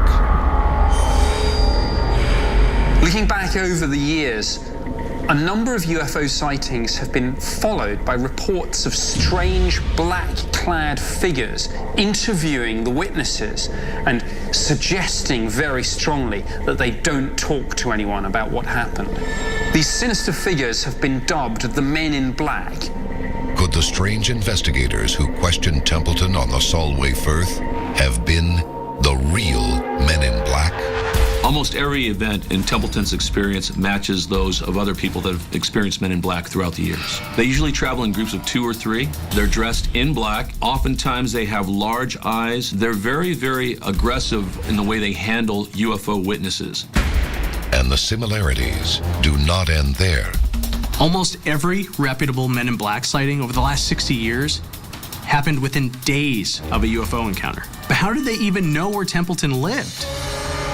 These men often show intimate details about their subjects, as though they've been under surveillance. A fact that supports the theory that these investigators are part of an elite government unit controlling the public's knowledge of alien secrets. According to documents like the Blue Planet Project, these Men in Black are a splinter group of the Air Force known as the Delta Team. This group's sole purpose is to suppress any public information of UFOs recovered by our government. But no government agency has ever confirmed their existence. The way Templeton described these men, it doesn't sound like they're from the government. They were awkward and clumsy. They lacked social graces. Their grammar was a little bit broken. They referred to one another as numbers rather than names. Very strange. But if they're not government, who are they? Others who have met them face to face also describe strange details that seem decidedly unhuman. They acted very robotic. They acted almost mechanical. So it leads one to believe, as other people have described these individuals, that these people might not have even been human. Who are these creatures? Are they extraterrestrials? Are they here to intimidate people, to keep them from talking about UFO sightings? Or are they here to find out what the UFO sightings were? Are they an ET investigation team? Not human, but aliens trying to keep human beings from spreading the truth about UFOs. What could they have been out to find? And did they discover it? The answer could not only reveal the identity of the Solway Firth spaceman, it might just save every human life on planet Earth. This is Unsealed Alien Files, exposing the biggest secret on planet Earth. Welcome back to Unsealed Alien Files. In 1964, Jim Templeton photographed a figure perceived around the world as evidence of an alien among us on planet Earth. But who is this mysterious being known as the Solway Firth spaceman? And was he alone? The answer begins more than half a world away in Woomera, Australia. Woomera was the test facility running trials with the Blue Streak, which was Great Britain's first intercontinental ballistic missile. The Blue Streak missile was designed by the British to serve as a nuclear deterrent weapon in the Cold War. The Blue Streak missile program was without doubt a program of extreme significance for the British government. The crucial first test for this missile is scheduled for May 24th, 1964. The launch team has prepared months for this moment. But during the countdown, the unthinkable happens. The launch is halted. The reported cause? 2 unknown figures suddenly appearing on the launch pad. There was ostensibly a video of 2 white-garbed, quote-unquote, spacemen running across the launch pad of this British missile. Now, what's so strange is that these individuals look just like the Solway Firth spaceman. Templeton himself said that the creatures that were described in the video looked exactly like the creature that was in the photograph. Men in Black had asked Templeton about a second spaceman that did not appear on camera. Could there be a connection to this pair of figures interfering with the missile launch? Why were these creatures, assuming they were actually there, interrupting a highly classified missile test launch? What was their objective? When the missile is finally launched, the test is determined to be a failure. But is this exactly what the alien beings desired? A relationship seemed non-existent until a shocking connection between the 2 incidents came to light. The Blue Streak rocket, tested in Woomera, Australia, had been assembled at RAF Spadedham Base, less than 30 miles from Solway Firth. So is there a connection between the Solway Firth spaceman and the Blue Streak missile launch? Blue Streak is exactly the sort of thing that back in 1964, any visiting extraterrestrials would have been most interested in. For decades, there have been countless incidents connecting man-made ballistic weapons with UFO and alien sightings. Since we first detonated our nuclear weapon in the 1940s, many people and experiencers have believed that whether it be a nuclear weapon or some type of missile that is going to deliver that nuclear weapon, that they're drawn to that. Less than 3 weeks later, a UFO sighting off the coast of California could explain the connection between these mysterious spacemen and lethal missiles. Unsealed case file, the UFO missile attack. Big Sur, California, June 10th, 1964. Just 17 days after Jim Templeton's photograph was taken, another alien form is caught on camera. This time, it is captured by a U.S. Air Force team filming an Atlas test missile. The similarities between the American Atlas rocket and the British Blue Streak missile were both intercontinental ballistic missiles. They were launch vehicles for ICBMs. They were both launched even though they weren't armed at the time, but both had reported interferences with strange phenomena. Leading the crew is a lieutenant colonel named Robert Jacobs. According to Jacobs, the missile test fails in the final stage. He has the test footage developed for review. As soon as the footage is processed, Jacobs is ordered to report to his superior officer. And he saw these two strange men in dark suits. And they asked him what he saw. Well, all Jacobs saw, of course, was the missile rising off its launch pad and arcing over the horizon. Then they showed him the film. And all of a sudden, it shoots a beam of light into the warhead at the tip of the missile. Moves around, does another one, moves around, does another one, and the warhead falls off. According to Jacobs, the footage and the men in dark suits disappear, never to be seen again. Were these men the same men in black who had questioned Jim Templeton only days before? And were they attempting to hide evidence of UFOs attacking our nuclear-capable weapons? It could mean basically that there's an extraterrestrial culture that's surveilling our planet, very concerned about our use of nuclear weapons and telling us point blank, we will not let you use nuclear weapons. We will interfere with your missiles. The Solway Firth spaceman may have been on our planet to disarm nuclear weapons. But what is their goal? And who is hiding under their helmets? The answer will shock you when we return. Welcome back to Unsealed Alien Files. The time to act is now. There are 3 simple steps you can take to unseal the truth. Follow on Twitter. Follow the Unsealed Twitter feed to receive breaking news of the latest alien happenings as they develop. Tell your story. Have you seen a UFO? Whatever we encountered affected our memory. Upload stories and pictures to our interactive map. Join the movement. Get the Unsealed bracelet and a unique code hidden underneath to access exclusive content. Stop living in the dark. It is definitely coming this way. Get involved in the fight to unseal the truth. Now. The image of the Solway Firth spaceman revealed strange visitors attempting to disarm our nuclear weaponry. But what creatures could be under the helmet of this mysterious spaceman? It's the 1960s. The world was on the brink of war. Who would be most interested in keeping humans in the 1960s from destroying themselves? Well, the answer is simple. It's other human beings, but other human beings from the future. Could the spaceman have been a human sent back from the future to prevent nuclear annihilation? If we invent time travel in the future, wouldn't we try to fix our mistakes in the past?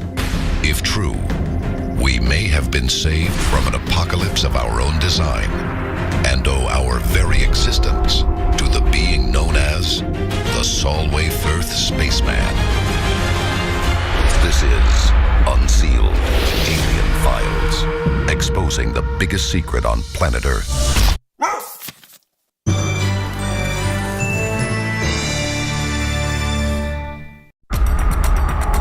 Presidents of the United States. Could the influence of these powerful men be connected to an alien race? According to UFO experts, the decisions that shaped our country and globe may have come from out of this world. What have the presidents known that the public did not? There's always things like that going on. Flying saucers, and they've had other things, you know. From UFOs over our capital to a presidential sit-down with alien beings. President Harry Truman disclosed to the American people that UFOs were real. Tonight, we reveal how much influence otherworldly creatures may have had on the presidents of the United States. Is not an alien force already among us? Join us as the secrets of presidents and aliens are unsealed. A global effort has begun. Secret files hidden from the public for decades, detailing every UFO account, are now available to the public. We are about to uncover the truth behind these classified documents. Find out what the government doesn't want you to know. Unsealed. Alien Files. Exposing the biggest secret on planet Earth.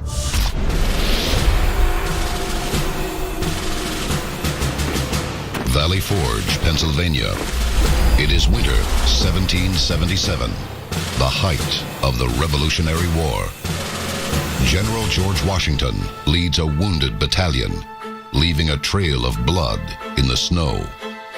During the horrendous winter at Valley Forge of the American Revolution, George Washington, who was getting demoralized at the state of his troops, went into the forest to pray. And in that forest, Washington saw what could only be described as an otherworldly phenomenon. In 1880, the National Tribune reported an account by one of Washington's men. In it, the soldier reports Washington was approached by a strange being in the woods. According to the story, the being showed Washington a map of America. On it fell drops of water. With each drop of water, a city emerged, a vision of the United States as it would appear in the centuries ahead. The second vision Washington had at Valley Forge was even stranger. Washington said that what he saw in the forest was a floating green orb, out of which jumped little creatures, small people. Washington said they were probably members of a local Indian tribe. But why would they be jumping out of a floating green orb?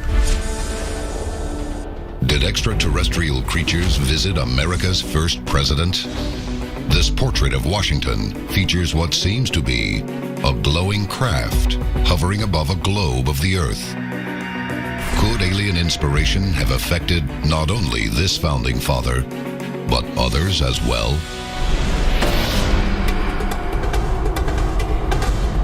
Baton Rouge, Louisiana.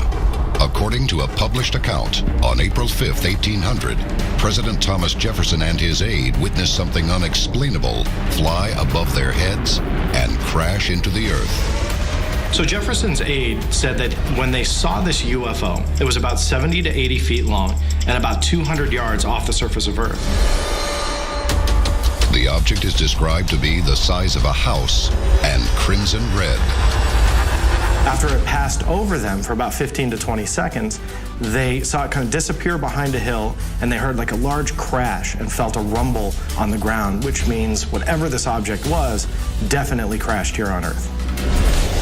Upon investigation, Jefferson learns that the surface of Earth was found broken up and badly scorched.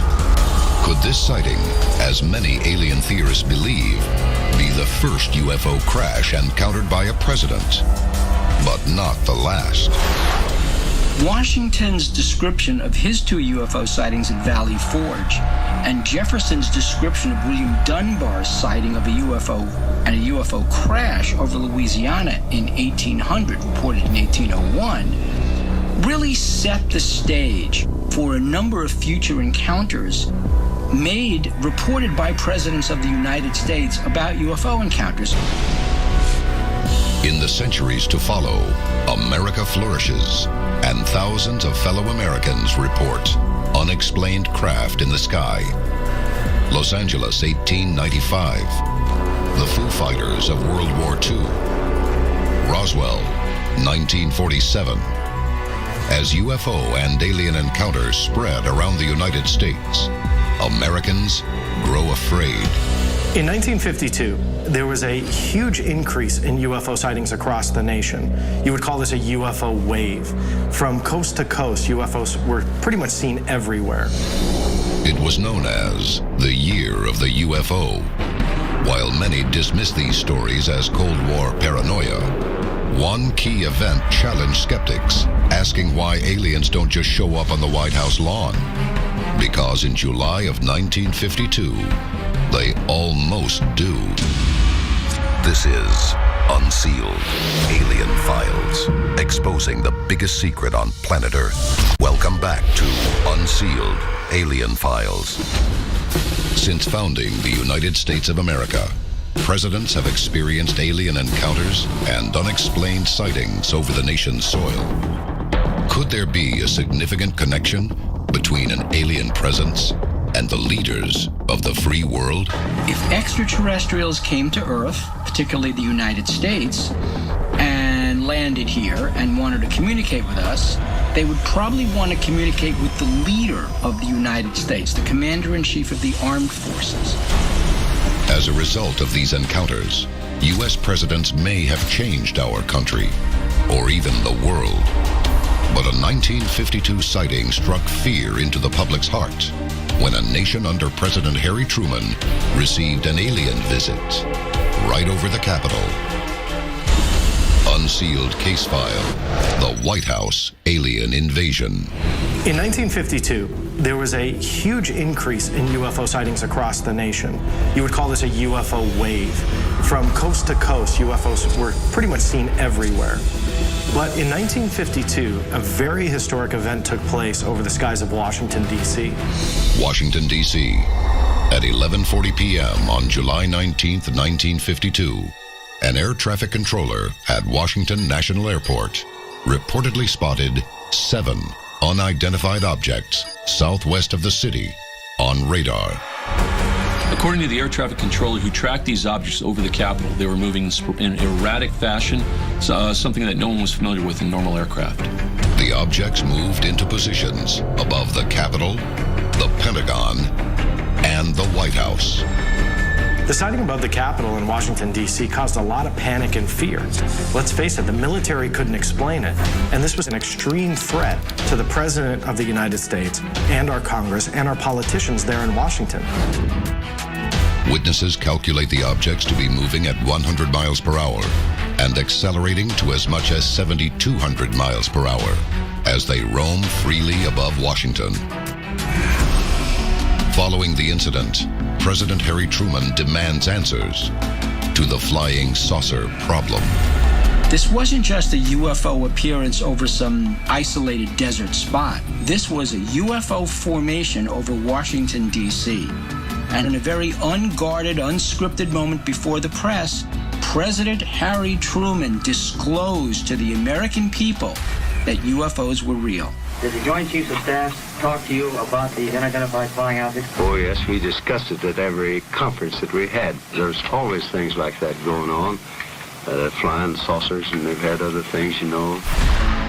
The Air Force launches a UFO investigation named Project Blue Book. But their research over 17 years concludes UFOs are easily explainable. The program abruptly ends in 1969. Most of what we're dealing with in these reports is almost certainly fantasy.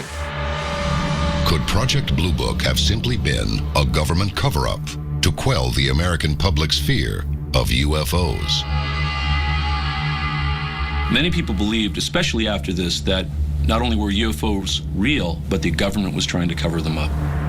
In fact, some stories indicate that presidents of the 20th century not only knew about alien life, they may have had the bodies to prove it.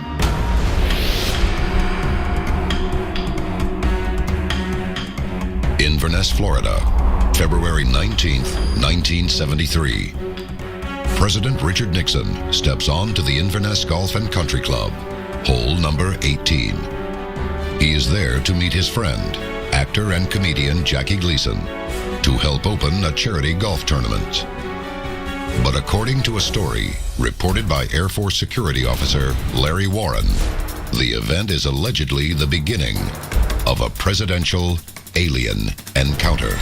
Gleason was an avid UFO reader, and he said he pressured Richard Nixon to tell him about UFOs, what did the government know about UFOs, and Nixon, supposedly, according to Larry Warren, Gleason keeps pushing President Nixon to show him the UFO, show him an alien body, show him some kind of proof of UFOs. Nixon refuses. According to Warren's tale, Gleason later reported that Nixon had finally given in and revealed an extraterrestrial secret. Nixon, close to midnight, showed up at Jackie Gleason's house, driving his own private car, no Secret Service, no security, tells Gleason to get in. He says, you want to see something? I'll show you something. They drive to Homestead Air Force Base, pass through security. The president shows Gleason these remains of extraterrestrials, aliens, encased in some kind of what Jackie Gleason described to Larry Warren as a Coke dispenser freezer. The U.S. presidency holds many secrets. We may never know for sure if the tale of Nixon and alien bodies is true. But we may have proof that one president actually met aliens alive. When we return, this is Unsealed, Alien Files, exposing the biggest secret on planet Earth. Welcome back to Unsealed, Alien Files. Since its founding in 1776, presidents leading the United States have become entangled in one of the biggest mysteries of mankind, the UFO enigma. People truly believe, and this has come out in various surveys and national polls about this, that the government is keeping secrets from the American people about not only the existence of UFOs, but government's involvement with UFOs. Some presidents claim to have no knowledge of our nation's alien secrets. If the United States Air Force did recover alien bodies, they didn't tell me about it either, and I want to know. But many modern presidents have witnessed UFO events that inspired them to share their experiences with the public. None more than the man known to some as the UFO president, Jimmy Carter.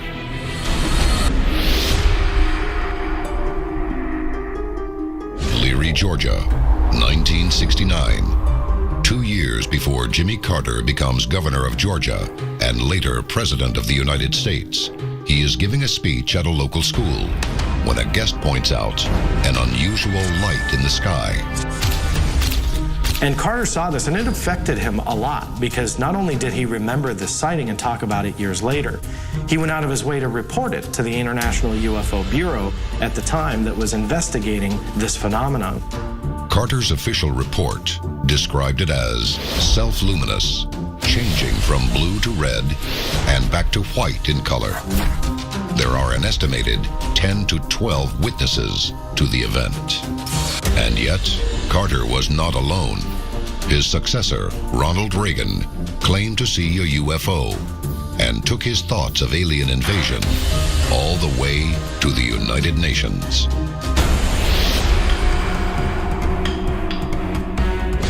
(1974). In the skies over California, future President Governor Ronald Reagan is flying to Bakersfield, California in his Cessna jet when he catches sight of an unusual object outside the window. When Governor Ronald Reagan was flying into Bakersfield, California, he saw a UFO outside of his Cessna aircraft. His ex-military pilot also saw this and recounted that the object stayed there for quite a few minutes, just hovering outside of the aircraft, and then zipped off into the heavens and completely disappeared. Reagan admitted he himself was conducting UFO research on his own time. He was a believer, and to the man who would become president, this craft was reportedly real, unidentified, and possibly alien. A lesson he thought the entire world could learn from. Perhaps we need some outside universal threat.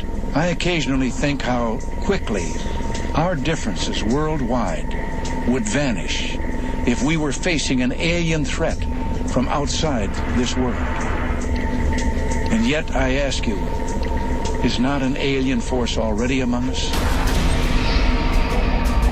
Perhaps the biggest presidential encounter of all is not a UFO sighting, but a meeting between a sitting U.S. president and an extraterrestrial here on Earth. It is an encounter so significant, it could affect the future of every man, woman, and child, if we can prove it happened.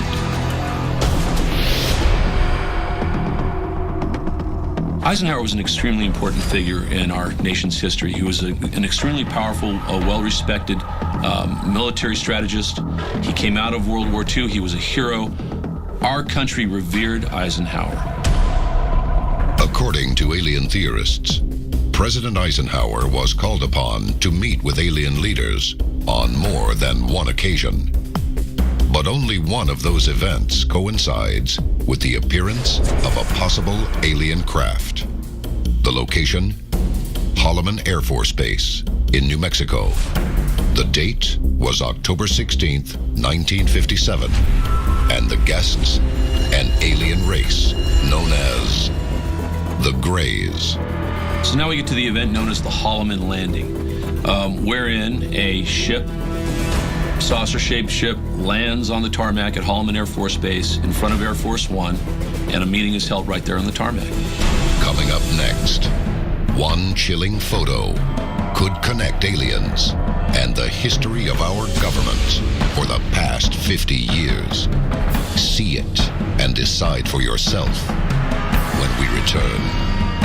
This is Unsealed, Alien Files, exposing the biggest secret on planet Earth. Welcome back to Unsealed, Alien Files.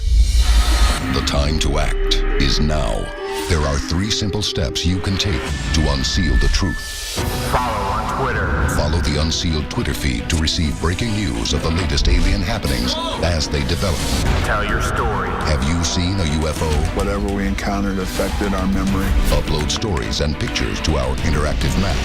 Join the movement. Get the Unsealed bracelet and a unique code hidden underneath to access exclusive content. Stop living in the dark. It is definitely coming this way. Get involved in the fight to unseal the truth. Now.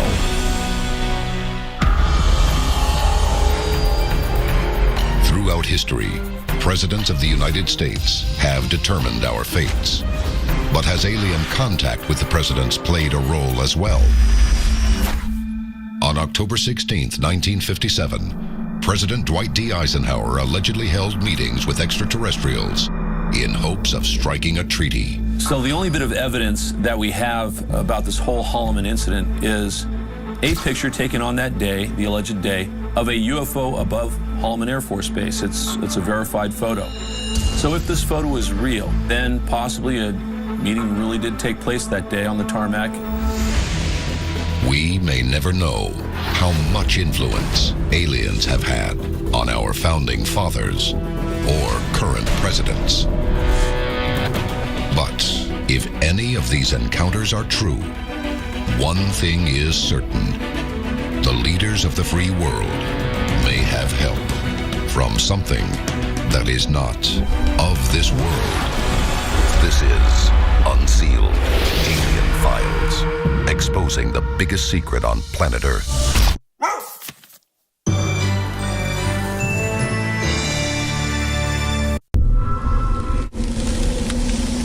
Ancient Egypt. that the hieroglyphs left behind by this mysterious culture detail a history of visitors from another planet? And the story of an advanced alien race assisting people on Earth thousands of years ago? If this is true, this could absolutely change and alter everything we believe about the human race. From stories of visitation buried within ancient texts to evidence that Egyptian structures did not begin on Earth, tonight we reveal the incredible tale of strange beings behind one of the most advanced civilizations in human existence. Join us as the alien history of the Egyptian gods is unsealed. A global effort has begun. Secret files hidden from the public for decades, detailing every UFO account, are now available to the public.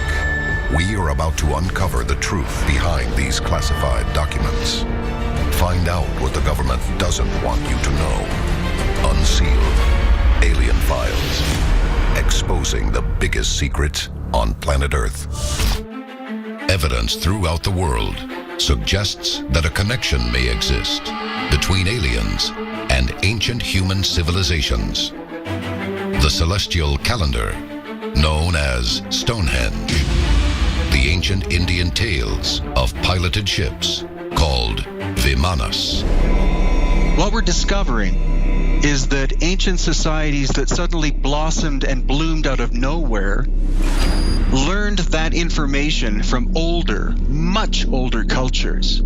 Probably human, but possibly not human.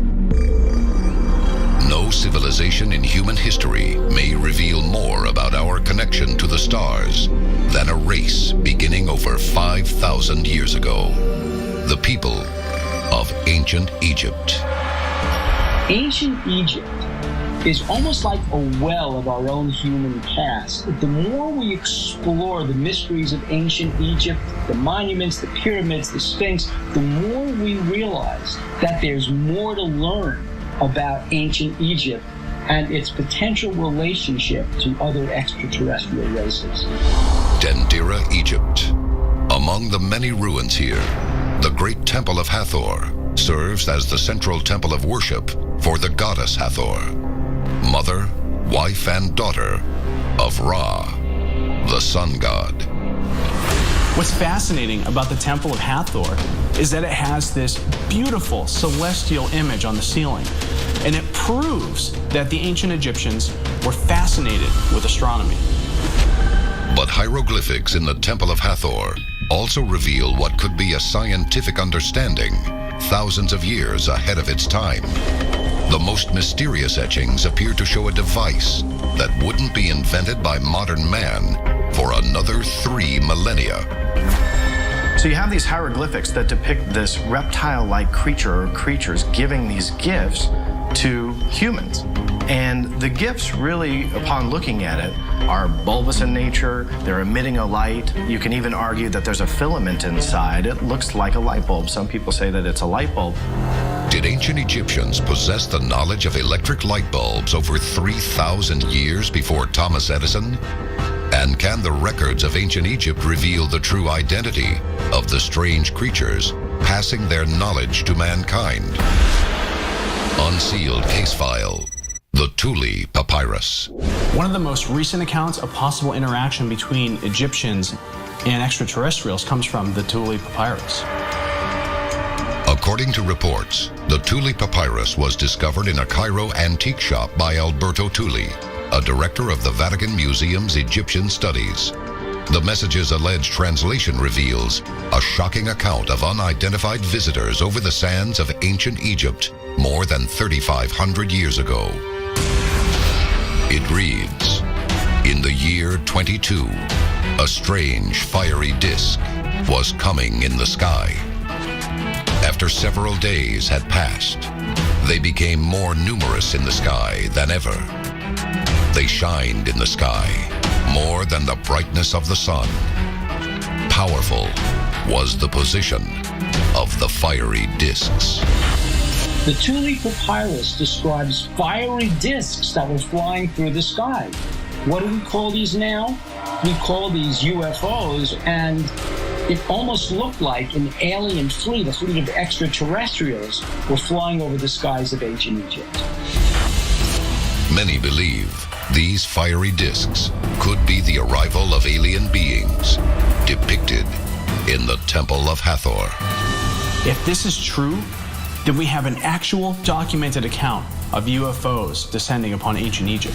And on top of that, we could have evidence of technology thousands of years ahead of its time. Is it possible that what we thought of as gods were in fact extraterrestrials that the ancient Egyptians were communicating with? And if so, then why were they here? And what do they want from us? Coming up next, the answer to these mysteries could reveal the greatest alien secret in human history and uncover the tomb of an ancient ruler known to some as the Alien King. Unsealed Alien Files, exposing the biggest secret on planet Earth. Welcome back to Unsealed Alien Files. Ancient Egyptian records prove an undeniable link between the people of Egypt and mysterious beings that have been interpreted as gods. But were these gods mere folklore? Or could they have been actual creatures visiting our planet and sharing their secrets with mankind? If the ancient Egyptians had contact with extraterrestrials, maybe all of the hieroglyphs that we see today of their gods are actually their interactions with extraterrestrials. Abydos, Egypt. Carved into the walls of the famed Temple of Seti are incredible images that some believe could connect ancient man and alien life. On the walls of these Egyptian edifices, there seem to be hieroglyphic depictions of modern aircraft. There's a helicopter, another type of aircraft. It looks like there's a submarine. What could explain that in inscriptions that were carved into stone 8,000 years ago? If these are recordings of machines a millennia before their time, could ancient man have been exposed to advanced technology by a superior race? You have to wonder, were these flying machines in the sky during ancient Egyptian times? Is this something that they built themselves? Or this could be proof that something was in our skies thousands of years ago. If these carvings are evidence of alien contact with ancient humans, what were they here to accomplish? The answer could be in the tomb of an Egyptian ruler some believe may not have been human at all. Unsealed case file. Akhenaten, the Alien King. Pharaoh Amenhotep IV became ruler of Egypt in 1353 BC. But 5 years into his reign, he changed his name to Akhenaten, the living spirit of Aten. In Egyptian mythology, Aten is described as this solar disk, sometimes depicted with hands and rays coming out of it. And this makes Akhenaten the living embodiment of that sun disk. Akhenaten ruled for 17 years, changing the traditional religion of the land to only worship Aten. According to the king, Aten, the sun disk, was more powerful than mere gods. Because Akhenaten was able to come in and change all of the beliefs of Egypt in a matter of just years, that tells me that there's some connection between him and this deity. And if we believe in the idea that Aten was some sort of extraterrestrial being, then perhaps Akhenaten was actually offspring. Hieroglyphics of Akhenaten reveal him to be anything but normal. His arms and fingers are long and slender. His chin stretches low, and his head strangely elongated. Certain characteristics of these aliens would be portrayed in the genetic structure of the royal family, and one of those is cranial elongation.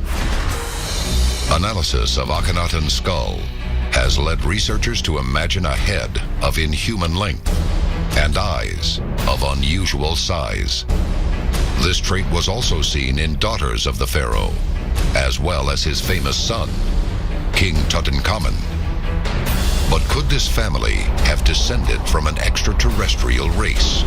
Skeptics believe that Akhenaten's skull shape could be the result of skull binding or tying something around the head to misshape it on purpose. But there's absolutely no evidence that supports that Akhenaten's skull shape has anything to do with skull binding. Some claim Akhenaten and his descendants suffered from a biological disorder. But alien theorists insist the explanation lies in something far more shocking. Could Akhenaten, in fact, have been the first recorded attempt at alien-human hybridization? If an alien race were dying, how would they invade another planet to sustain their race, to keep themselves alive through successive generations? One way would be to hybridize with that species to create a new species, a synthesis of that species and their own, and therefore their civilization could be sustained. If aliens were successful in interbreeding with humans, their genes could still be present in the human race today. But where did they come from? And where did they go? The answer may be within messages left behind at their greatest achievement, the pyramids. Coming up next, the hidden codes of the pyramid reveal incredible evidence of alien architects and expose a shocking secret that could change everything we've ever believed about the origins of man. This is Unsealed Alien Files, exposing the biggest secret on planet Earth. Welcome back to Unsealed Alien Files. Ancient records and the remains of a pharaoh known as the Alien King may prove that the gods of Egypt were more flesh and blood than ever imagined. But could these strange beings have been visitors from another world? A lot of believers feel that that is evidence that they were visited. That is evidence that they knew more then than we know now about life out there in the universe. The pyramids. What many would call impossible structures. The pyramids may be man's greatest early feat of engineering. But was the feat accomplished by mankind alone? You can see examples of this all over the globe, but the most impressive and fascinating is the Great Pyramid at Giza. The Great Pyramid of Giza was partially constructed using 130 granite blocks that each weighed between 12 and 70 tons. Each massive piece was nearly impossible to move with sheer manpower alone, and yet each one was transported incredible distances. These large stones of granite were hauled 500 miles away to build the Great Pyramids of Egypt. They needed to be hoisted over 240 feet into the air by the time they reached their capstone. So how did any race do this and accomplish this, especially when they came 2,000, 3,000 years before the time of Jesus? According to historians, the Great Pyramid took only 20 years to construct. If true, workers would have had to quarry, craft, and fit a multi-ton block every 2.5 minutes. That's an amazing feat, even when you're talking about 21st century technology. So how did the ancient Egyptians do it? Really, the only answer to that you could come up with that makes sense today is they had help. They had to have had help. How could the human race do this by themselves? The degree of accuracy found in the pyramid's construction also indicates a higher intelligence.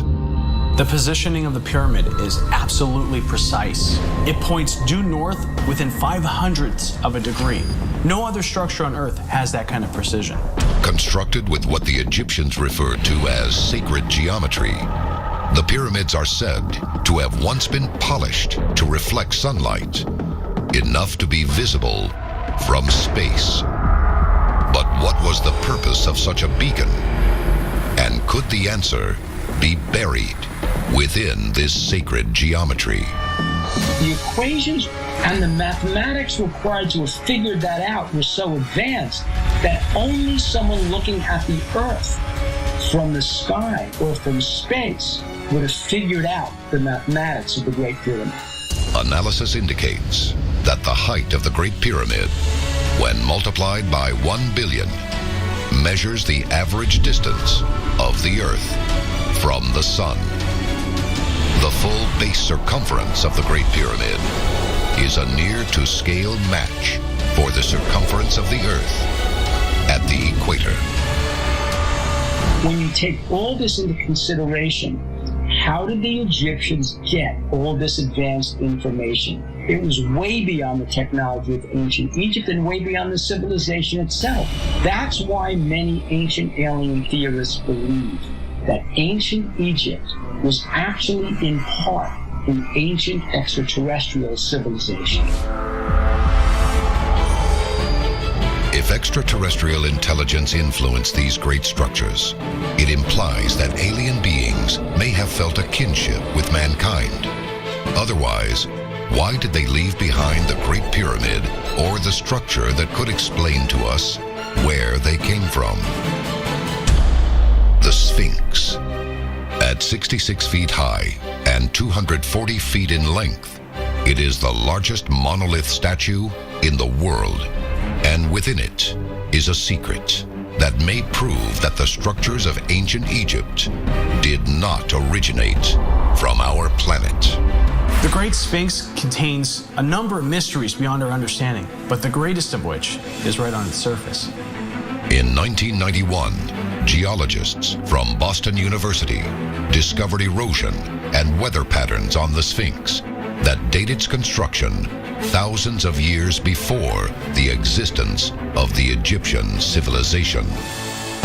Then that means that the Sphinx would predate the Egyptian culture by thousands of years. If the Egyptians didn't build the Sphinx, then who or what did? Coming up next, a chilling possibility is revealed by NASA. These great structures may not be from Earth at all, and the photographs that could prove it will shock the world. When we return, this is Unsealed, Alien Files, exposing the biggest secret on planet Earth. Welcome back to Unsealed, Alien Files. The time to act is now. There are 3 simple steps you can take to unseal the truth. Follow on Twitter. Follow the Unsealed Twitter feed to receive breaking news of the latest alien happenings as they develop. Tell your story. Have you seen a UFO? Whatever we encountered affected our memory. Upload stories and pictures to our interactive map. Join the movement. Get the Unsealed bracelet and the unique code hidden underneath to access exclusive content. Stop living in the dark. It is definitely coming this way. Get involved in the fight to unseal the truth. Now. Scientific evidence could prove that the great monuments of ancient Egypt were collaborations between mankind and visitors from another planet. But from what planet did these visitors originate? New NASA photographs have revealed what appears to be several pyramids and even a Sphinx buried on the sands of Mars. Were the original pyramids and Sphinx built by an ancient Martian race? Now that we have rovers on Mars, a lot of these questions will be answered. If we find the remains of ancient civilizations under the surface of Mars, would we have to rewrite human history? If ancient Egypt was visited and inspired by Martian founders, our exploration of the Red Planet could put us face to face with our ancestors and finally unravel the truth behind ancient Egypt. This is Unsealed, Alien Files, exposing the biggest secret on planet Earth.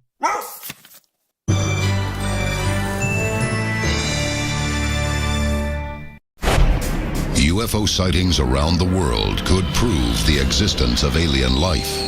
But one mystery remains. What is the extraterrestrial plan for Earth and the human race that inhabits it? If extraterrestrials are here on planet Earth, they could be here to save us or to slaughter us. Tonight, we count down the top 10 extraterrestrial plots for the future of our planet and species. From acts of human salvation to designs of global conquest, one thing cannot be denied. Each and every one could spell a different fate for the human race. If the evidence is true, then there's some type of reality to the extraterrestrial presence. Join us as the top 10 alien plots are unsealed.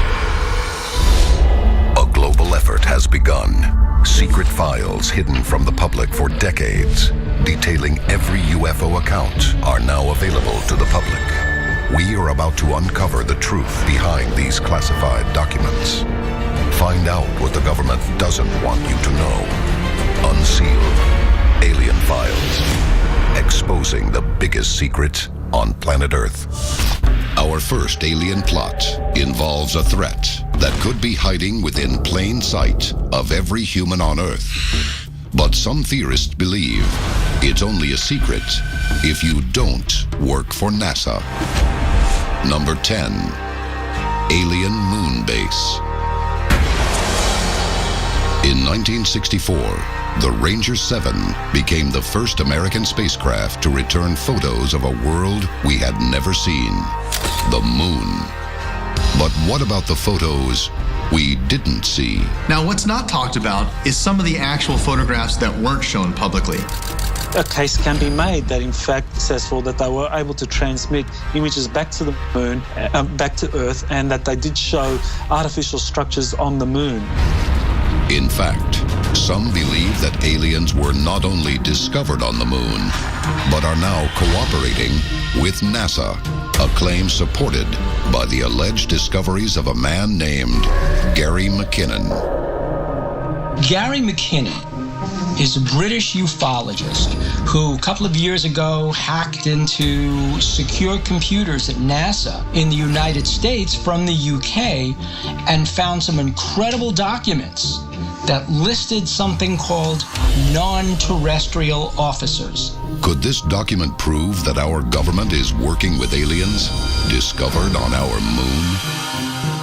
It meant that NASA not only knew about an ET presence, but that it was dealing with an ET presence on a regular basis. Whether aliens are working with our scientists or the other way around, this alien plot could prove there is more to the moon than the public was led to believe. Number 9. Alien-human hybrids. The Greys. The very name strikes fear in the heart of any true believer.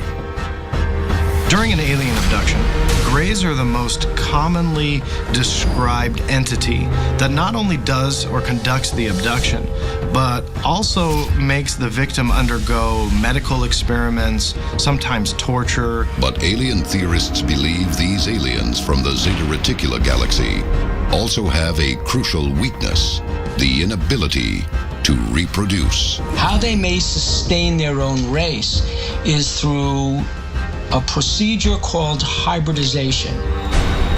Abductees on board their ships report bizarre reproductive experiments that often end with aliens presenting them with hybrid children to hold. When skeptics ask, where's the evidence for alien-human hybridization? The answer could be in the misshapen skulls found throughout the world. If this is an alien plot to hybridize all of mankind, could our future be to live as an intergalactic race? After all, how sure are you that you couldn't be half alien? The next alien plot in our countdown proposes a very different theory that may reveal that alien races are closer than we think. Number 8. Underwater extraterrestrials. On November 8th, 2010, a mysterious object came out of the Pacific Ocean off the coast of California and seemingly streaked towards the sky towards space. No one could identify or could see what this object was, and when the military was questioned about it, they had no idea either. But the object appeared to have launched from between Los Angeles, Long Beach, and Catalina, an area UFO hunters refer to as the Devil's Triangle of the West, and the location of a possible underwater base. This image shows large domes the size of 2 football fields, deep under the surface of the ocean, sitting on the ocean floor. If extraterrestrials, if aliens or intraterrestrials wanted to have an undersea base, this is exactly the kind of base they would have. Coming up, from extraterrestrial bioweapons to UFO attacks caught on film, our countdown of alien plots has just begun, and it all leads to a #1 plot like nothing you've ever heard before. This is Unsealed, Alien Files, exposing the biggest secret on planet Earth. Welcome back to Unsealed, Alien Files.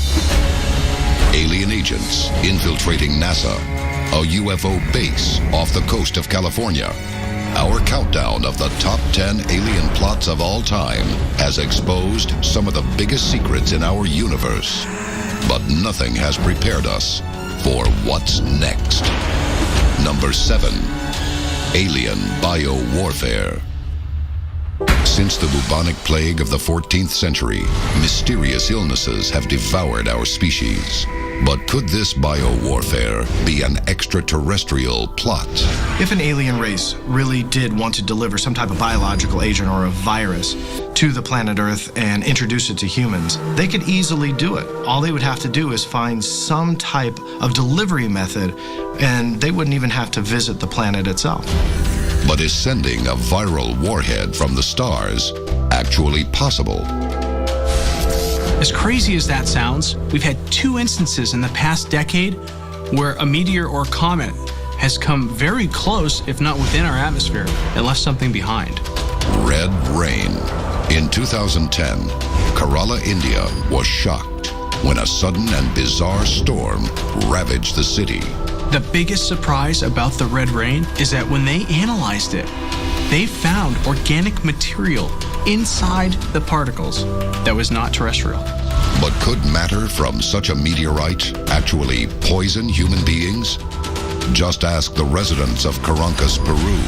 On September 15th, 2007, a huge fireball fell from the sky and struck the ground of this small working village.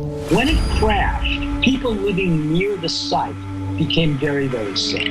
They were throwing up. They were clearly poisoned by something. If true, this alien plot could reveal that a war with an alien race may be over before we even realize it's begun. But could some aliens be looking to help instead of harm? #6, Aliens versus Nuclear Weapons. Big Sur, California, June 10th, 1964. An Atlas ballistic missile, fired as a test by the U.S. Navy, is going as planned. But later, military officers viewing the test footage see something shocking in the final stages of flight. Officials who saw this video claim to have seen a silver disc come into frame, shoot some rays of light at the missile, and essentially destroy a warhead. 3 years later, at Malmstrom Air Force Base, a deputy commander overseeing a siloed fleet of ballistic missiles receives a frightened call reporting unidentified objects hovering over the base. Suddenly, alarm bells start to ring, and each and every nuclear missile becomes inoperable. It was like whatever this craft or UFO was, it was strategically shutting down this nuclear missile silo. It's possible we may never know the motives of our extraterrestrial visitors or what they have planned for human beings. But if our next alien plot is true, the President of the United States most certainly does. #5, the Alien-Human Pact. This photo appears to show an alien craft moments before it landed at Holloman Air Force Base in New Mexico on October 16th, 1957. Who was in that craft and why did it land? Well, the answer, according to ufologists, is that there were leaders extraterrestrial leaders of their respective planets in that craft that landed at Holloman in 1957 for the express purpose of meeting with President Dwight D. Eisenhower and forging some kind of a treaty between them and us. The alleged deal: this sinister alien race would give their advanced alien technology to the Americans to be used in the Cold War. But in exchange, the government would allow the Greys to abduct human beings for DNA and experimentation. After the Eisenhower meeting in the 60s, the number of reported cases of alien abduction went through the roof. In fact, abductions hadn't even really been reported until 1961. Some say this alien plot continues on planet Earth to this day. And if correct, none of us may be safe. But if you think that's scary, our next plot reveals the most shocking participant of all: you. Coming up next, from reptilian world leaders to real alien implants, the next 3 extraterrestrial plots reveal the truth buried underneath our skin. And if you think you're prepared for our number 1 of all time, think again. This is Unsealed, Alien Files, exposing the biggest secret on planet Earth. Welcome back to Unsealed, Alien Files. Counting down the top 10 alien plots of all time has exposed aliens hiding among us and even cooperating with the president. But our next extraterrestrial plan reveals that the most unlikely conspirator could be someone you only thought was human. Number 4, the reptilian threat. From the Garden of Eden to ancient Egypt, creatures that are neither man nor reptile are depicted as living among human beings. Some people believe that creatures like this really did exist in the past, and still do in the present in underground caverns. This race is known as the reptilians, and some say they have developed a terrifying ability to take on the form of human beings. Is there any logical explanation for how reptilian-type creatures might have come to planet Earth? Well, the answer is yes. They might not have come to planet Earth at all. They might have been an original species that have lived here not just for tens of thousands of years, but for millions of years. In recent years, some theorists have publicly accused celebrities, royalty, and even presidents of having a secret reptilian persona. While most dismiss these theories as mere fantasy, even skeptics must admit, sometimes the thought that world leaders are driven by the goals of a bloodthirsty reptilian cult almost seems a little too terrifyingly perfect. Number 3, gods of the ancient world. Strange beings with inhuman heads, kings with elongated skulls and large eyes. Technological innovations a millennia before their time. The ancient hieroglyphs of Egypt provide many mysteries. But could we now have an answer to the message they were leaving behind? We really don't know what the answer is, but what we do know is on multiple occasions, it is documented that these Egyptians were seeing what could only be described as UFOs or some type of craft in their skies. But could these images, as some scholars believe, be actual sights witnessed by the people of ancient Egypt? Messages left behind of beings and machines visiting from the stars.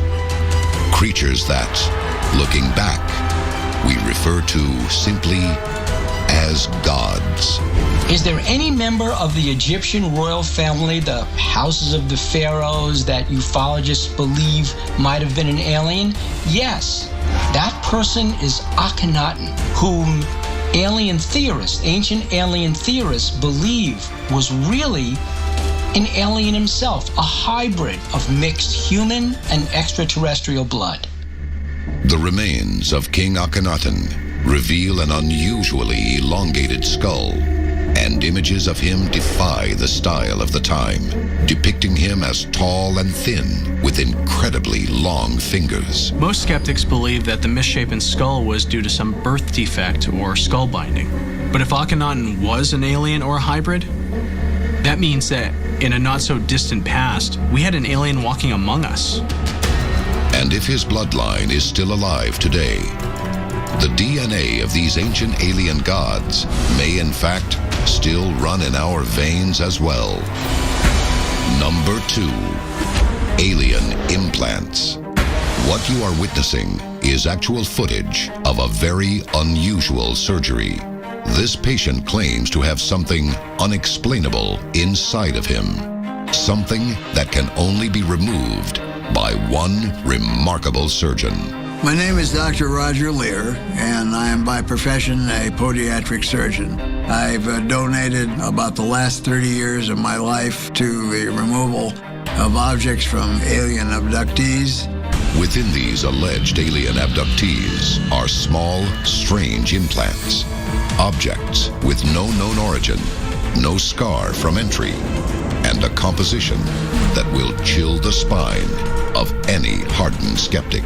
The lab came back with pages and pages and pages of a report telling us, and the only conclusion that they could come to in the report was these were meteorite samples. But what could be the insidious plot behind these alien implants? In several cases we've had, the patient states in so many words that are almost hauntingly exactly the same. They have a newfound feeling of freedom. Could this freedom be evidence of an alien plot to control us from within? If so, it is a terrifying extraterrestrial conspiracy that can only be topped by the most sinister alien plot of all time. A scheme so incredible it can only be revealed as our number 1 when we return.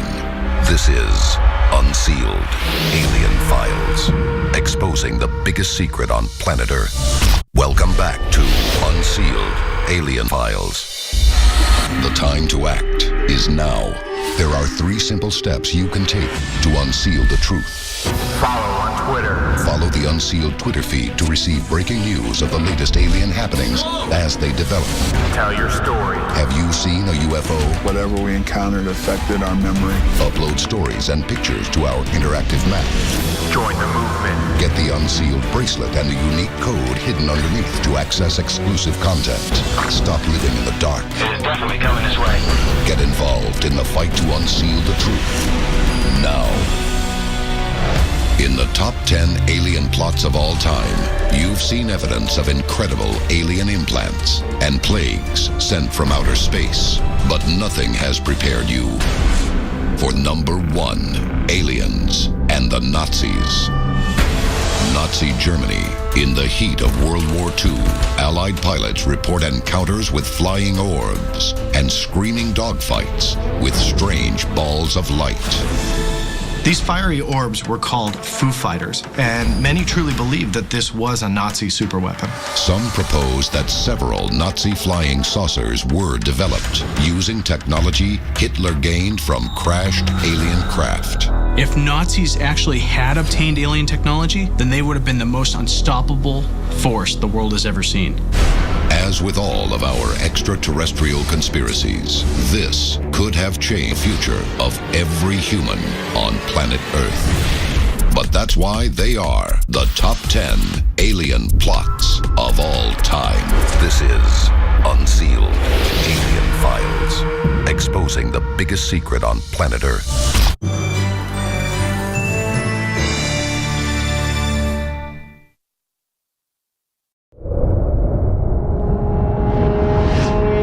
Mars. Named for the god of war, it is the most similar planet to Earth in our entire solar system, perhaps the only other planet that could support life, human or otherwise. What can explain the inhuman discoveries made on Mars? Bizarre structures, possible alien remains, and what could be an alien figure caught on NASA cameras. Is mankind on the verge of discovering alien life on Mars? Or have we already found proof of Martian civilizations? This almost appears to be a whole city unexplored on the surface of Mars. Tonight, the shocking truth of a world that could hold the key to our past and our future. Join us as the incredible secrets of alien life on planet Mars are unsealed. A global effort has begun. Secret files hidden from the public for decades, detailing every UFO account, are now available to the public.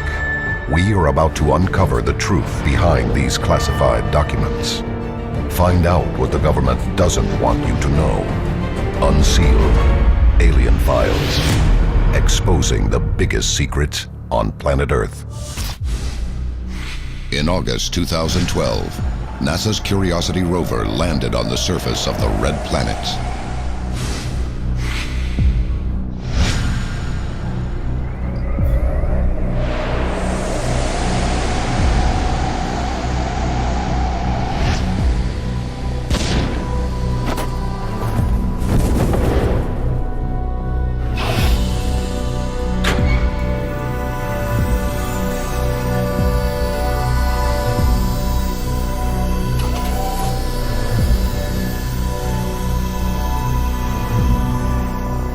It was the most ambitious mission of its kind in the history of space exploration.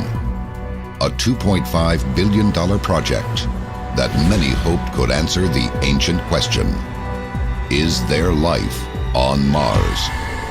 The Curiosity rover is essentially a moving laboratory, and we can collect evidence off of Mars that we've never been able to collect before. But the Curiosity rover is only the latest explorer of a program that began in 1971. Since then, 16 probes have successfully reached Mars, some returning crucial evidence that the Red Planet wants or may still be able to support life.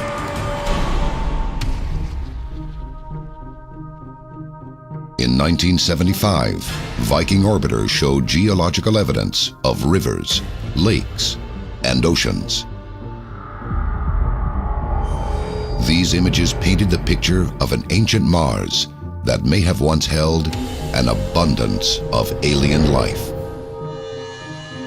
When they discovered that there was at one time possibly water on the surface of Mars, that blew open the door of possibility for there being extraterrestrial life in our solar system, let alone the universe. Could Mars in fact have been much more like Earth than we once believed? The first color photographs of the Martian surface were taken by a rover in 2004. The images revealed that the Red Planet was anything but. One of the things that shocked people in 2004 when NASA and JPL released these photos was this wasn't the dead planet that we've been led to believe with a brown sky and brown dusty surface. That when you look at this bluish sky and when you look at the surface of the Martian ground, it very much resembled the surface of Earth. Could our exploration of this alien planet uncover the ultimate extraterrestrial secret? That intelligent life once, or perhaps still, exists on Mars, and that the evidence has been right before our eyes. Unsealed case file: The Skull of Mars. In 2004, NASA landed 2 rovers on the surface of Mars, Spirit and Opportunity. They were sent to explore opposite sides of the Red Planet. And while Opportunity sent back many interesting photos, it was Spirit which captured what some believe is our first glimpse at an alien face.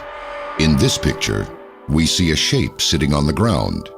It has familiar features: eyes, a nose, even teeth. Could this be, as some believe, a humanoid skull buried in the Martian soil? Alien theorists believe that this could be evidence that either humans had visited Mars at some point in the past, or that some other humanoid alien race has existed there for thousands of years. Is this object, in fact, an ancient fossil? And what could be buried alongside it? Coming up next, the search for answers could reveal not only evidence of an alien being on the surface of Mars, but an entire civilization. This is Unsealed, Alien Files, exposing the biggest secret on planet Earth. Welcome back to Unsealed, Alien Files. Photographs of Mars reveal alien landscapes remarkably similar to Earth, and unexplained images that look terrifyingly human. But the biggest question remains, is there alien life on planet Mars? All the evidence points to the fact that Mars could have very well supported life in the past and maybe supports alien life to this very day. July 25th, 1976. The Viking 1 orbiter photographs a Martian terrain known as Cydonia. Of the many pictures taken that day, one would be seen as a sign that we may not be alone in the universe. A human face etched into the surface of Mars. Well, the face of Mars doesn't resemble, it looks like a human face. I mean, it's looking up at the stars, at the heavens, but it looks like a human face. No mistaking it. And this thing has two eyes, a nose, a mouth. It has something that looks like a headdress on it. And this face, by the way, is about 3 miles, top to bottom, chin to head to top of head, and about 2 miles across. So it's a very large object, it's not small. Alien theorists propose that the face of Mars could be a monument constructed by an ancient alien race, an invitation or a warning to visitors of Mars. Skeptics say, well, why would an alien race make something like this? Well, who knows? It could be for a number of reasons. It could be as a monument to, maybe they knew a cataclysm was coming and they wanted to leave something that would let people know that they were there, let somebody know that they were there. It could be as simple as art. I mean, why do we create art? Why do we create sculpture? Shockingly, the most recent images of the face reveal nothing more than a mountain of sand. Was the face a mere illusion? Or could it be that the face was purposely destroyed using explosives on board the Mars Observer? A NASA statement from August 21st, 1993 reports that NASA forever lost contact with Observer over the Martian surface, followed what was believed to be a fuel rupture. The next time the face was photographed in 1996, its features had vanished. It may be mere coincidence, but some believe this is just the most recent evidence of a cover-up to protect the truth. Alien theorists believe that this could be evidence that either humans had visited Mars at some point in the past, or that some other humanoid alien race has existed there for thousands of years. In fact, several photos from Mars have revealed what many believe are manufactured objects and signs of a ruined civilization. One of the discoveries was an object known as the Ammo Box. Photographed by NASA's Spirit rover, the origins of this seemingly metallic object remain a mystery. The ammo box seems to be made of some sort of metal, and every edge meets at a 90-degree corner. How is that possible if it's a natural formation? This and similar evidence have led theorists to believe that Mars may have been home to an ancient alien civilization. But could the ultimate discovery be an ancient city with a connection to our home planet? Unsealed case file, The Pyramids of Mars. Of all Martian regions, none has been more rich with the possible proof of civilization than Cydonia and the Pyramids of Mars. In the middle of this barren planet, there stand three structures that resemble almost exactly our pyramids in Egypt. Indeed, The shape of the pyramid has been repeated on Earth throughout multiple countries for millennia. The connection between the pyramids of Earth and these so-called pyramids of Mars could be seen as evidence of an extraterrestrial connection to the human race. If these structures on Mars were manufactured by some sort of alien beings, what could that mean for our race? It could mean that we have neighbors who obviously thousands of years ago came here to visit us and left influences on our people and our cultures. The largest of the Martian monuments is known as the D&M Pyramid. It spans almost 2 miles and stands half a mile tall.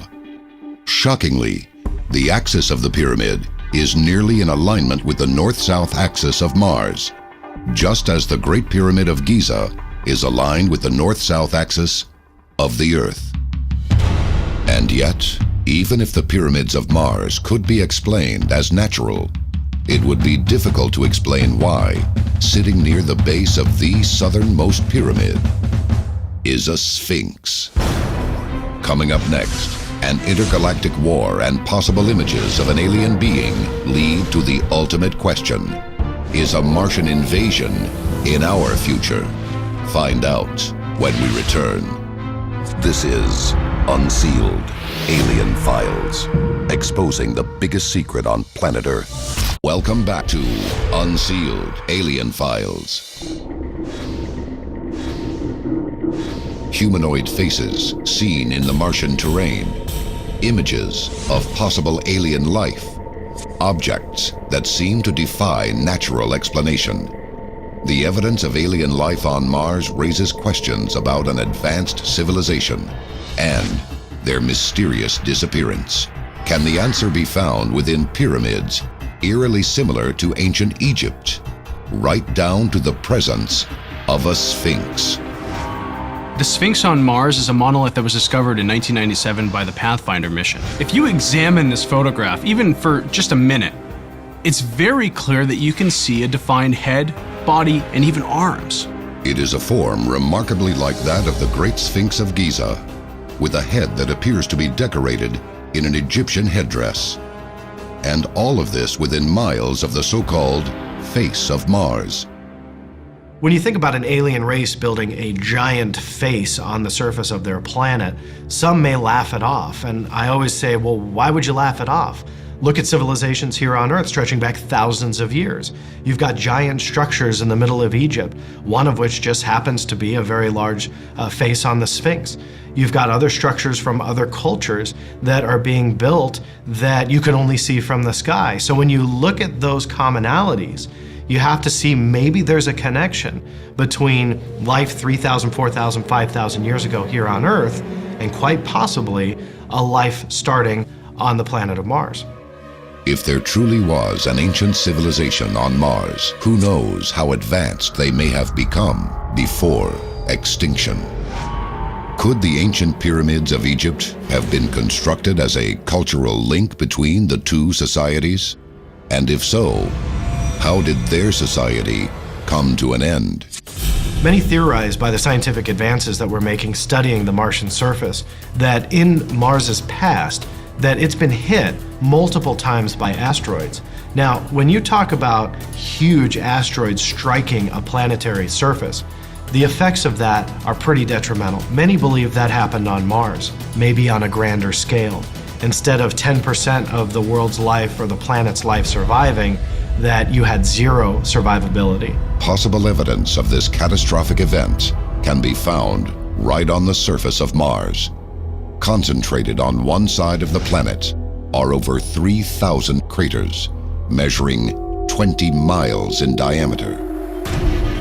If an asteroid a mile across were to hit the Martian surface, it's estimated that that would have the impact and the force equivalent to a 1 million megaton nuclear weapon. That is 10 million times the force of what was released in Hiroshima. The debris raised by such an asteroid could block out the sun, effectively killing all life on the planet.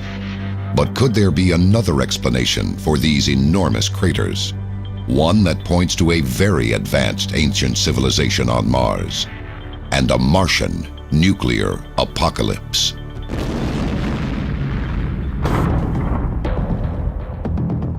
Ancient Roman records point to accounts of what was referred to as fire in the sky.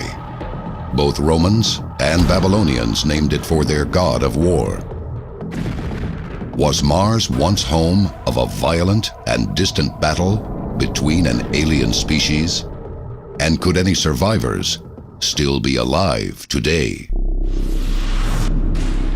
For years, we've been debating about what the Martians might look like. Science fiction gives us all kinds of different variations of what these aliens are. But in 2008, the Spirit rover gave us our first clear picture, which could show us who the Martians are. Unsealed case file, The Creature of Mars. In 2008, the Mars Spirit rover transmitted a panorama back to Earth from the West Valley of Mars. At first look, this photograph appears to merely be a stunning view of the Martian terrain. But closer inspection exposes a chilling revelation. A humanoid figure, seeming to walk just behind a ridge. It appears to have a head, a torso, even legs, caught in mid-stride. Could this real photographic evidence be a creature captured alive on the surface of Mars? If this is truly a living creature, we could be looking at a post-apocalyptic Martian survivor, a rare example of an extraterrestrial species still hiding on an alien planet. You may think we'll never know, but if expert predictions are right, the invasion of Mars could be just around the corner. Coming up next, the event that could put you face to face with an alien race. Earth invades planet Mars. This is Unsealed Alien Files, exposing the biggest secret on planet Earth. Welcome back to Unsealed Alien Files. The time to act is now. There are 3 simple steps you can take to unseal the truth. Follow on Twitter. Follow the Unsealed Twitter feed to receive breaking news of the latest alien happenings as they develop.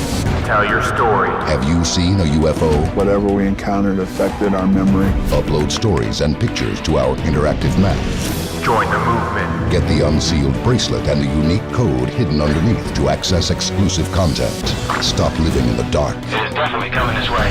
Get involved in the fight to unseal the truth. Now. For decades, man has feared the potential invasion of Earth by Martians. But a twist of modern science could bring humans to invade Mars. In January 2013, the Mars 1 was announced. It could be the first private spacecraft to land on the Red Planet. It is scheduled to arrive on Mars within the next 10 years. And its cargo? A volunteer group of human colonists from Earth. They will live on and develop Mars for the remainder of their lives. These brave pioneers could explore an alien world, beginning a peaceful colonization or an intergalactic war. But at last, we may answer the question, is there life on Mars? This is Unsealed Alien Files, exposing the biggest secret on planet Earth.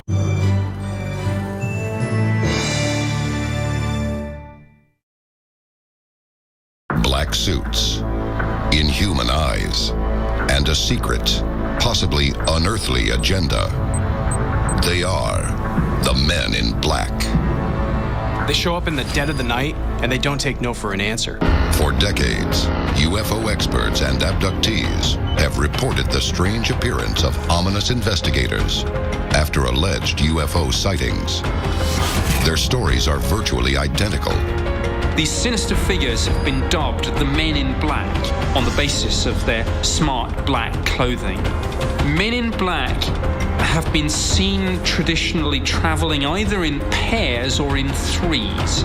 Men in Black apparently visit some UFO witnesses, themselves clad in black, very smartly dressed, rather like the old image of an FBI G-man. Oftentimes the witness hasn't told anybody about their experience, so it's kind of strange that these guys show up without any provocation or invitation.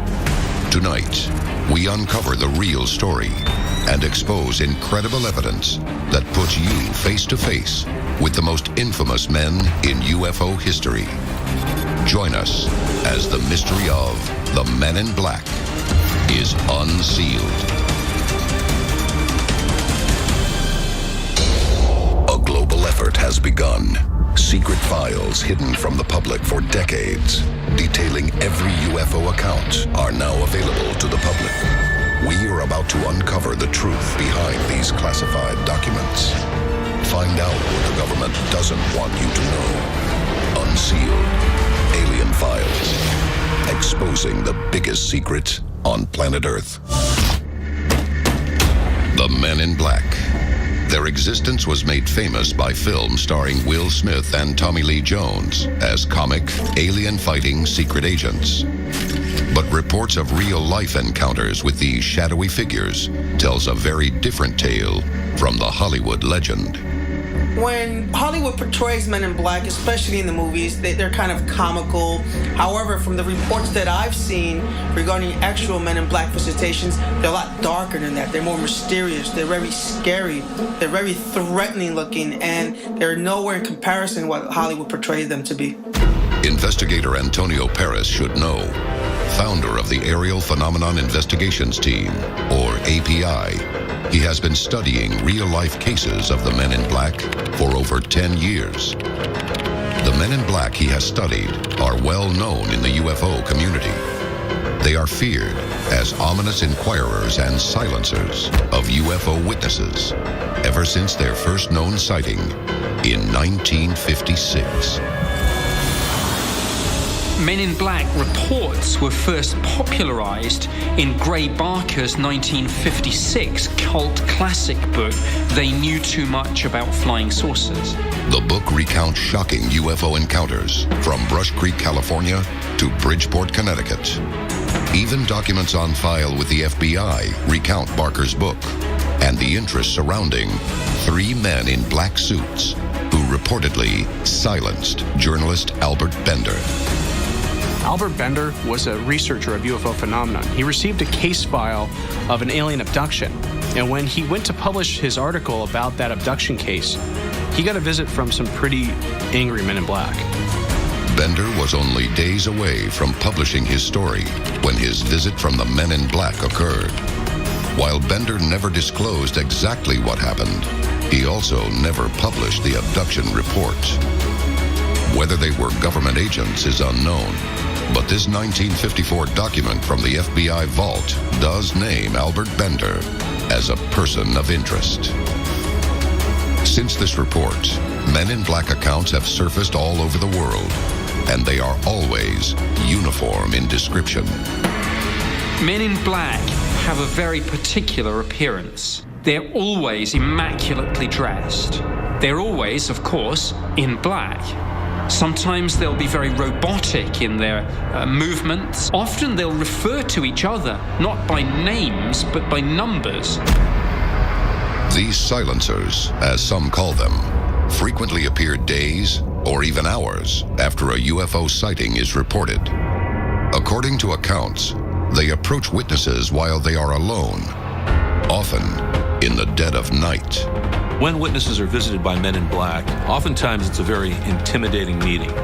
They're interrogated, they're made to feel scared either for their lives or for their safety, and they usually stop talking about whatever it was they saw after the Men in Black leave. The Men in Black are often reported to arrive in unmarked black cars, or sometimes in an even more intimidating vehicle. Witnesses often claim that the Men in Black show up in black unmarked vehicles. They also have been known to be in black unmarked helicopters, and they just seem to hover there for several minutes, kind of surveying the person and the area. While it may be clear that these investigators want to silence the truth about UFOs, the biggest mystery is who these beings are. Many people believe there's a government conspiracy. that the truth about the UFO phenomenon is being kept from the public. They see the men in black as the guardians of this secret. Coming up next, shocking details of real men in black encounters. She felt like they could read her mind, that she couldn't hide anything from them. All leading to the ultimate proof that will reveal the real men in black in the flesh. You won't believe your eyes. This is Unsealed Alien Files, exposing the biggest secret on planet Earth. Welcome back to Unsealed Alien Files. The Men in Black. It is only through the strange reports of their victims that we are able to begin to try to understand the true nature of these mysterious beings. One of the most famous accounts of the Men in Black is probably the 1964 case of Englishman Jim Templeton. Templeton, a local firefighter in Carlisle, United Kingdom, had recently reported an encounter with what many believe to be an extraterrestrial. On a family outing, Templeton decided to take a photograph of his daughter in an area known as Solway Firth. Taking 3 photos of his daughter alone in the beautiful natural setting, Templeton and his family then went on to enjoy the day. It was only later, when the film was developed, that it became clear this was no ordinary outing. In the second of the 3 photos, a strange and ominous figure is seen standing behind his daughter. The figure appears to be wearing some sort of spacesuit. This would become known worldwide as the Solway Firth Spaceman. But it was what happened after seeing the spaceman that could reveal the existence of the Men in Black. Shortly after this incident, Jim Templeton was visited by 2 men. They claimed to be from the authorities, quizzed him about the whole incident. These 2 individuals were very smartly dressed and all in black. Furthermore, they referred to themselves by numbers. All of this looked very strange. The men demand that Templeton take them to the site where the alleged spaceman was photographed. They took him to the marsh so that he could show them where he took the photo, as if they were investigating what could have happened on the marsh to get that image in the photo. But when Templeton asked the men for identification, they never showed him. All they said was they worked for Her Majesty's government. Then they asked Templeton a surprising and unsettling question. They want to know where he saw the second spaceman. But Templeton never saw a second spaceman. When he insists there was only one, they become strange and hostile. Why would they have asked them about a second spaceman? Did they know something Templeton did not know? The British Ministry of Defense denies ever having investigators on the case. But the very appearance of these men in the United Kingdom seems to dispel the common thought that these investigators are American FBI agents. Just who are the Men in Black? One man may have the answer. When cases come in, we kind of go through what we call a triage. And that triage, we have different check marks. And so one of those check marks are, for example, multiple witnesses, some type of photo or sketch, preferably a daylight sighting, and most importantly is a credible witness. Antonio Paris is a former U.S. Army counterintelligence officer, as well as a Department of Defense counterintelligence special agent. As founder and director of the Aerial Phenomena Investigations Team, he has acquired some of the most compelling evidence in the history of Men in Black. Currently, Antonio is investigating a woman who will stop at nothing to seek the truth about one particular man in black. Her father. This witness, which we'll call Jane Doe, told me about a story that she kept with her entire life. And that story was that her dad was allegedly a Man in Black. Her father would go around to military bases, specifically Army and Air Force bases, and that he would harass the airmen and the soldiers who reported UFOs. And on some occasions, he would threaten them with their lives. She also told the stories about him seeing dead aliens and crashed UFOs. This woman, who has asked to remain anonymous, wishes only to find answers as to who her father truly was. And to ensure her safety, she waited until his death. Some of the documents that Jane Doe provided was pictures of her dad in uniform, pictures of her dad in Guam, pictures of her dad allegedly with President Eisenhower serving as a bodyguard, and pictures of her dad also serving in Guam with the 509 bomber group who dropped the first bomb in Hiroshima. Upon his death, his wife destroys nearly all of his records pertaining to the U.S. government. An official from the government allegedly informs the daughter that she will be tracked for her own protection. Perhaps the risk had something to do with this man's military group, the 509th Composite Group, the same unit as the one stationed at Roswell during the reported UFO crash of 1947. These are the FBI, the CIA, the Ministry of Defense, whoever it is, going out, finding out what the witnesses know, then making sure they don't talk about it. This man's story has never been made public until now. But Antonio's evidence of the Men in Black does not end there. Coming up next, what could be cold, hard evidence that the Men in Black are real and could be coming for you? This film footage is genuine. Men in Black isn't just a successful Hollywood movie franchise, it's real. This is Unsealed, Alien Files, exposing the biggest secret on planet Earth. Welcome back to Unsealed, Alien Files. The Men in Black.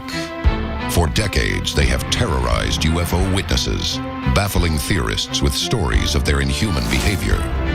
But could UFO investigator Antonio Perez finally have proof that could expose the Men in Black as a frightening reality? One of my most famous cases regarding Men in Black happened in 2008, where two Men in Black visited a hotel up in the Niagara Falls, and we have video footage of them coming in. Unsealed case file, The Real Men in Black. Niagara Falls, Canada. A hotel manager is outside when he spots a blinding white light above the Niagara River.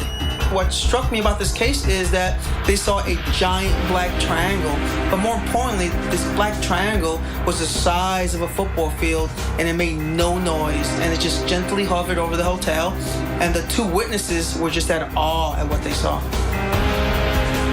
A report is filed with a local UFO investigation group.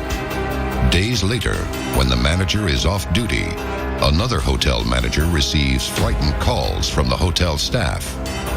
They report two bizarre men interrogating people in the hotel lobby. Eyewitnesses said that these two individuals didn't have eyebrows or eyelashes. They were clean shaven. They didn't blink. According to employees, the two men scour the hotel grounds in search of their victim. They are hostile and begin harassing the staff as to the manager's whereabouts. For the quiet woman behind the tour desk, the ordeal becomes too terrifying to handle. One person said it was like they could read her mind. It's almost like looking straight through into her soul. Finally, the mysterious men depart. The staff report feeling confused, disturbed, and extremely scared. This would all just be speculation. Thankfully, the hotel manager thought to go and get the security tape. So now, for the first time, we have evidence of the Men in Black. This footage is real. It may be the first physical proof of the most elusive figures in the history of UFO investigation. Could these be the real Men in Black? If you watch this video, you see patrons and workers coming in and out, very casual. But then these two dark figures appear. But watch closely as these two Men in Black enter the building. It is evidence enough for experts to draw several chilling conclusions. If you look closely at these two men, you see they are wearing the exact identical outfit. They're also the exact same stature. These guys looked identical. These are trademark characteristics of the Men in Black, and their presence is clearly felt by onlookers in the video. As the men enter the building, you see what appears to be a valet or a bellboy go to the left-hand side of frame. Now, as he does this, he's watching these men walk in. He does his business, comes back out, and immediately is looking back to see what these two characters are doing. So obviously there's some suspicion there from somebody who works at the hotel. The witness keeps a safe distance from the men. He follows them back in, changing directions. He never takes his eyes off of them. Meanwhile, a young boy looks transfixed as he passes the ominous figures. So as these men in black walk by out of camera reach, we see a young boy come into frame. He turns, he looks obviously fascinated at what these people are and what they're doing. Even so much so that when the boy leaves, he turns around and is peering through the glass, trying to figure out, who are these people? Now, by freezing and enhancing the image, we can reveal exactly what terrified witnesses about these strange beings. They had no facial hair, large blue eyes, and completely pale skin. But the most frightening thing that the witnesses report is that these men didn't blink once, not once, in the entire time they were there. It is through this analysis that we can finally answer the question, who are the men in black? But brace yourself. The true face of these dark agents is like nothing you've prepared for. This is Unsealed Alien Files, exposing the biggest secret on planet Earth. This is Unsealed Alien Files. The time to act is now. There are 3 simple steps you can take to unseal the truth. Follow on Twitter. Follow the Unsealed Twitter feed to receive breaking news of the latest alien happenings as they develop. Tell your story. Have you seen a UFO? Whatever we encountered affected our memory. Upload stories and pictures to our interactive map. Join the movement. Get the Unsealed bracelet and the unique code hidden underneath to access exclusive content. Stop living in the dark. It was definitely coming this way. Get involved in the fight to unseal the truth. Now. The Men in Black.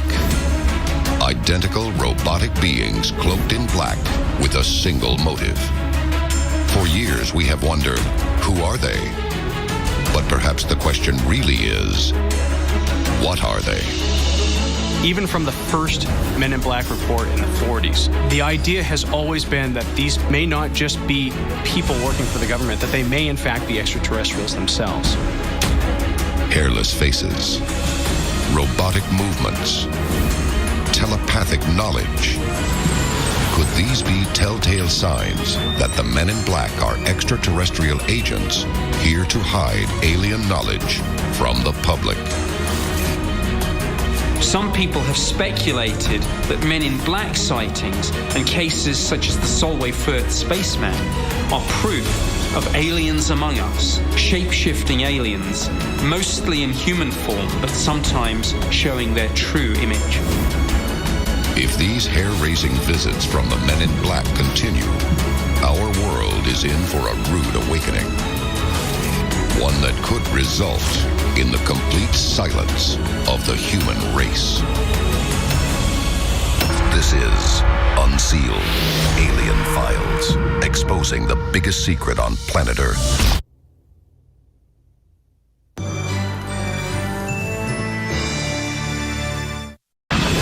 Aliens and the military. The list of global threats to the human race is long.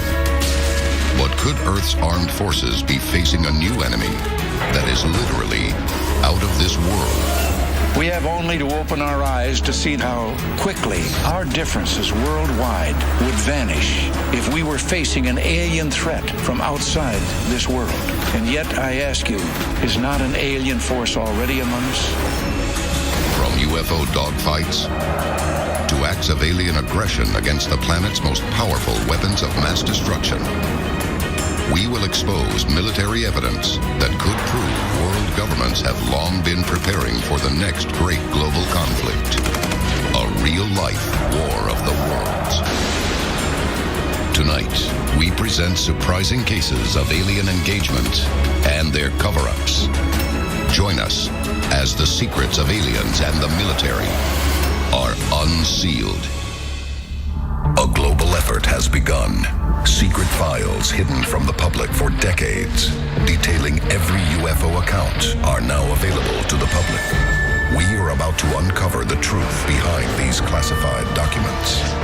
Find out what the government doesn't want you to know. Unsealed. Alien Files. Exposing the biggest secret on planet Earth. The coast of Northern California, September 17th, 2012. The online newspaper Veterans Today reports a shocking military action. According to a leaked classified memo, warships from the United States and China have joined forces in the Pacific. Their target is cited as a highly unfriendly extraterrestrial threat. Normally at odds, the unlikely alliance raises fears of a doomsday scenario.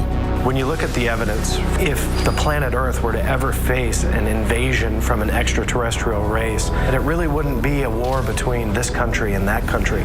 Those boundaries would fade away, and that we would have to come together and fight that war together.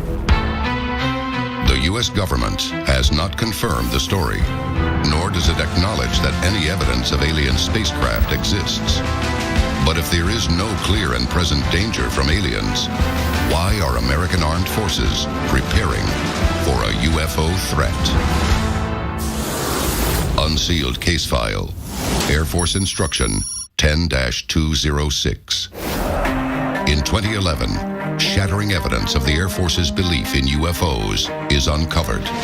While investigating whether or not the military in today's world was still investigating UFOs, I discovered Air Force Manual 10-206. This was undeniable proof to me that on the books there were still instructions for reporting unidentified flying objects. Although the public story remains that the military and the government have no interest in UFOs, Air Force Instruction 10-206 proves otherwise. This was not a manual from the 1960s or 1970s. We now have a manual, undeniable proof that the military was still actively investigating these UFO records, these UFO reports, and these UFO sightings. That's very, very significant because that is 100% contradictory to what the military wants you to believe. The military built to respond to the world's deadliest threats has officially placed flying saucers on the threat board.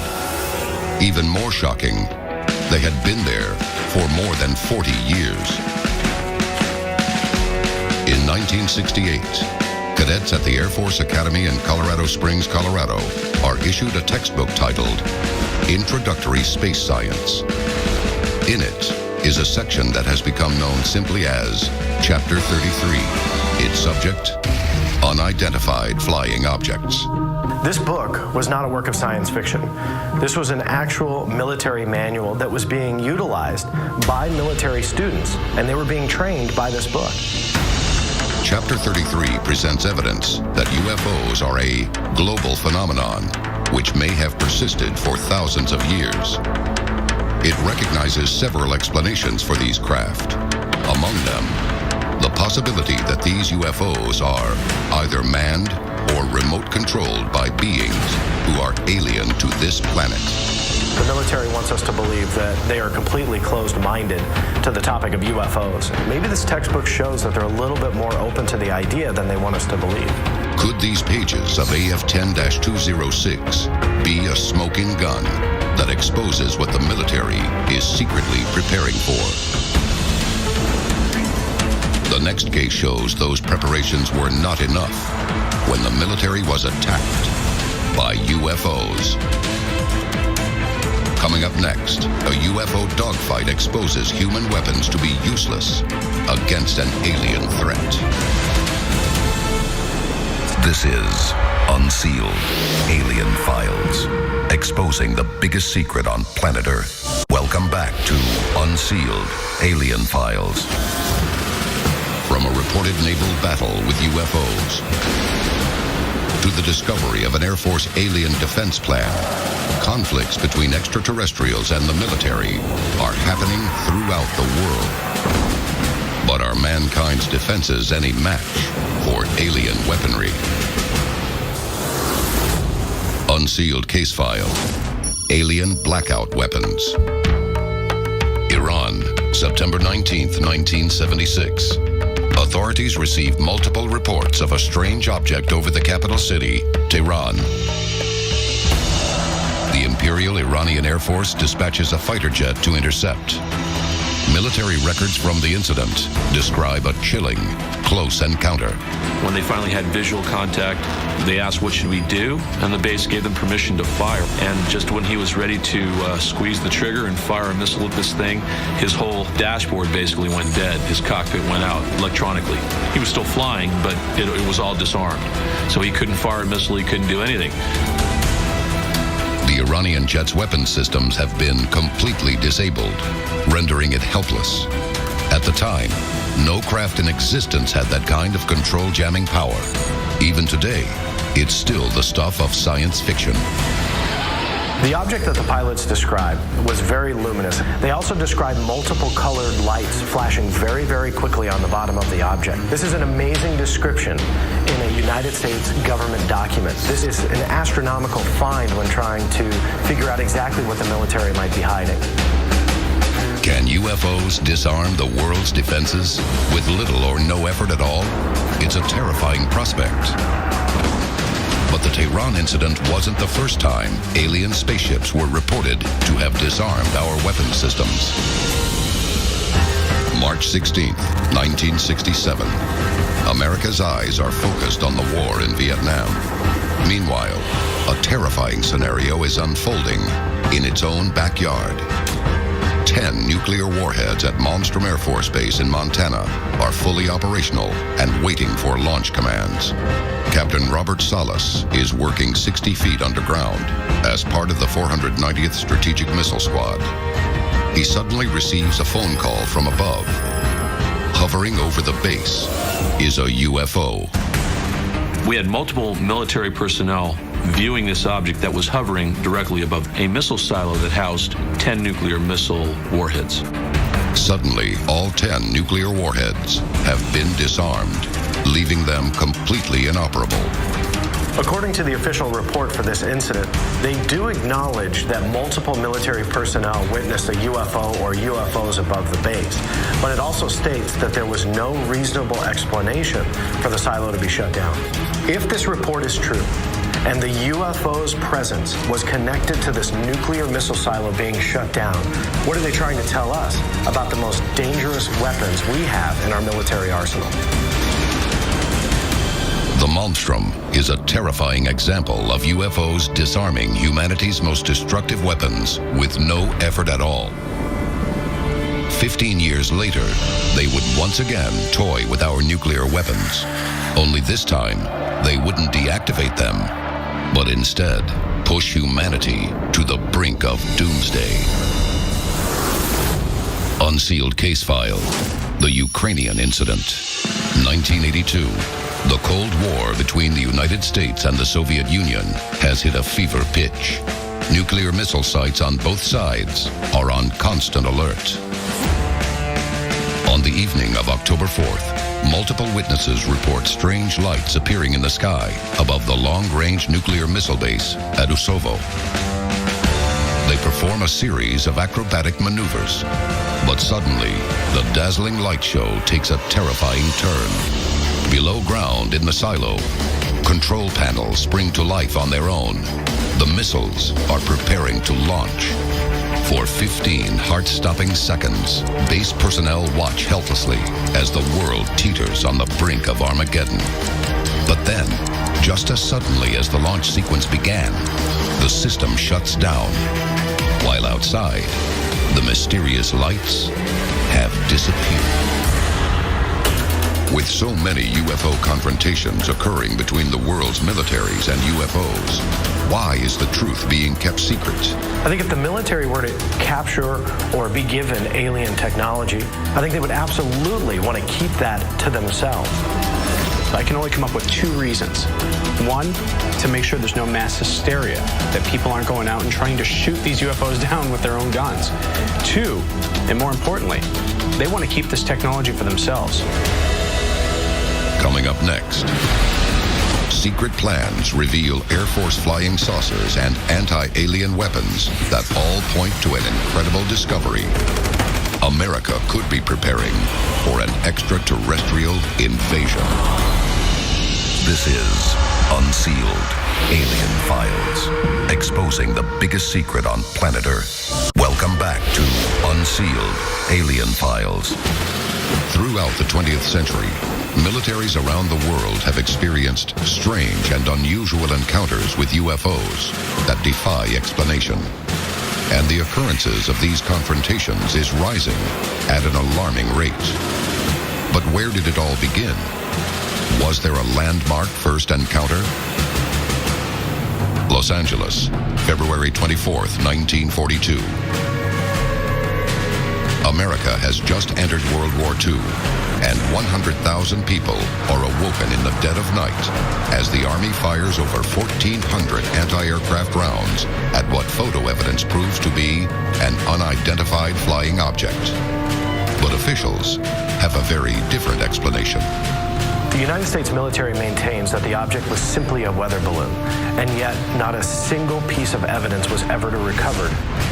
U.S. military run-ins with UFOs continue through decades, including the ultimate encounter, the Army's alleged recovery of a downed alien aircraft in Roswell, New Mexico.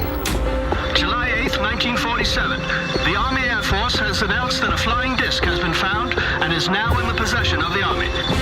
These encounters bear an uncanny resemblance to other military standoffs with UFOs over South America, Iran, China, Russia, and countless other places around the world. But why have these incidents been steadily rising since the Second World War? The answer only seems to raise more disturbing questions. We've been spending billions of dollars on our military budget for advancing our technology. And it's only now, in the last 10, 20 years, that we've been able to capture evidence of these UFOs and even, according to some people, engage them in combat. And maybe the real question is where this technology came from in the first place. Unsealed case file, America's Flying Saucers. Officially, the United States government has never admitted to recovering a UFO or researching alien spacecraft to develop human weaponry. But new evidence may show otherwise. Many of the declassified documents that are surfacing even today are showing technology that was on the drawing board and even being built by our military that could only be described as flying saucers. In 2012, declassified files from the National Archives revealed schematics for a secret U.S. Air Force prototype known as Project 1794, a flying disc capable of vertical takeoff or landing, or VTOL. If plans for 1794 had actually come to fruition, we could have been looking at the first aircraft capable of actually outmaneuvering other UFOs. The projections clearly show that it's capable of speeds up to 2,600 miles per hour and can shoot through the stratosphere. It could have flown from New York to Miami in only 24 minutes. But Project 1794 was not alone. Some designs, like those for Project Silverbug, were also discovered in military files. And others, like the Avro car, had test footage revealed to the public. Think about the power and technology that our military could have utilized if 1794 came off the drawing boards. It didn't need a runway. You could store them in some underground installation with a small opening where these things would take off straight up in the air and be able to fight in a conflict. So this technology was something that the military, I think, really wanted, not only at the time, but probably even today. Some believe the design for these discs was recovered from Nazi aircraft designed to launch from the cratered runways of World War II. But could these UFO-like military craft have their roots in alien intelligence? We still see the influence of flying saucers and UFOs in today's military technology. In fact, many civilians who have seen this military technology being transported on the freeway or even being tested will report these craft as being UFOs. What does it look like? A UFO? I mean, I don't really know. I don't see too many UFOs in the regular. I mean, does it look like a spaceship? Yeah. Everything from stealth technology to sonic weapons could have been extracted from alien knowledge. The real question here is whether our military is trying to protect us from humans or from some sort of alien threat. Is it possible the American military is preparing itself to fend off an extraterrestrial menace? I ask you, is not an alien force already among us? Many political leaders have talked about the possibility of ET presence here on Earth. One such political leader is Paul Hellyer. Hellyer is the former Canadian Minister of Defense and could be one of the most qualified individuals ever to speak on the alien presence. Hellyer was recently quoted. The reality is that aliens have been visiting Earth for decades and probably millennia and have contributed considerably to our knowledge. But could this government insider also know the truth of a looming military conflict with an alien race?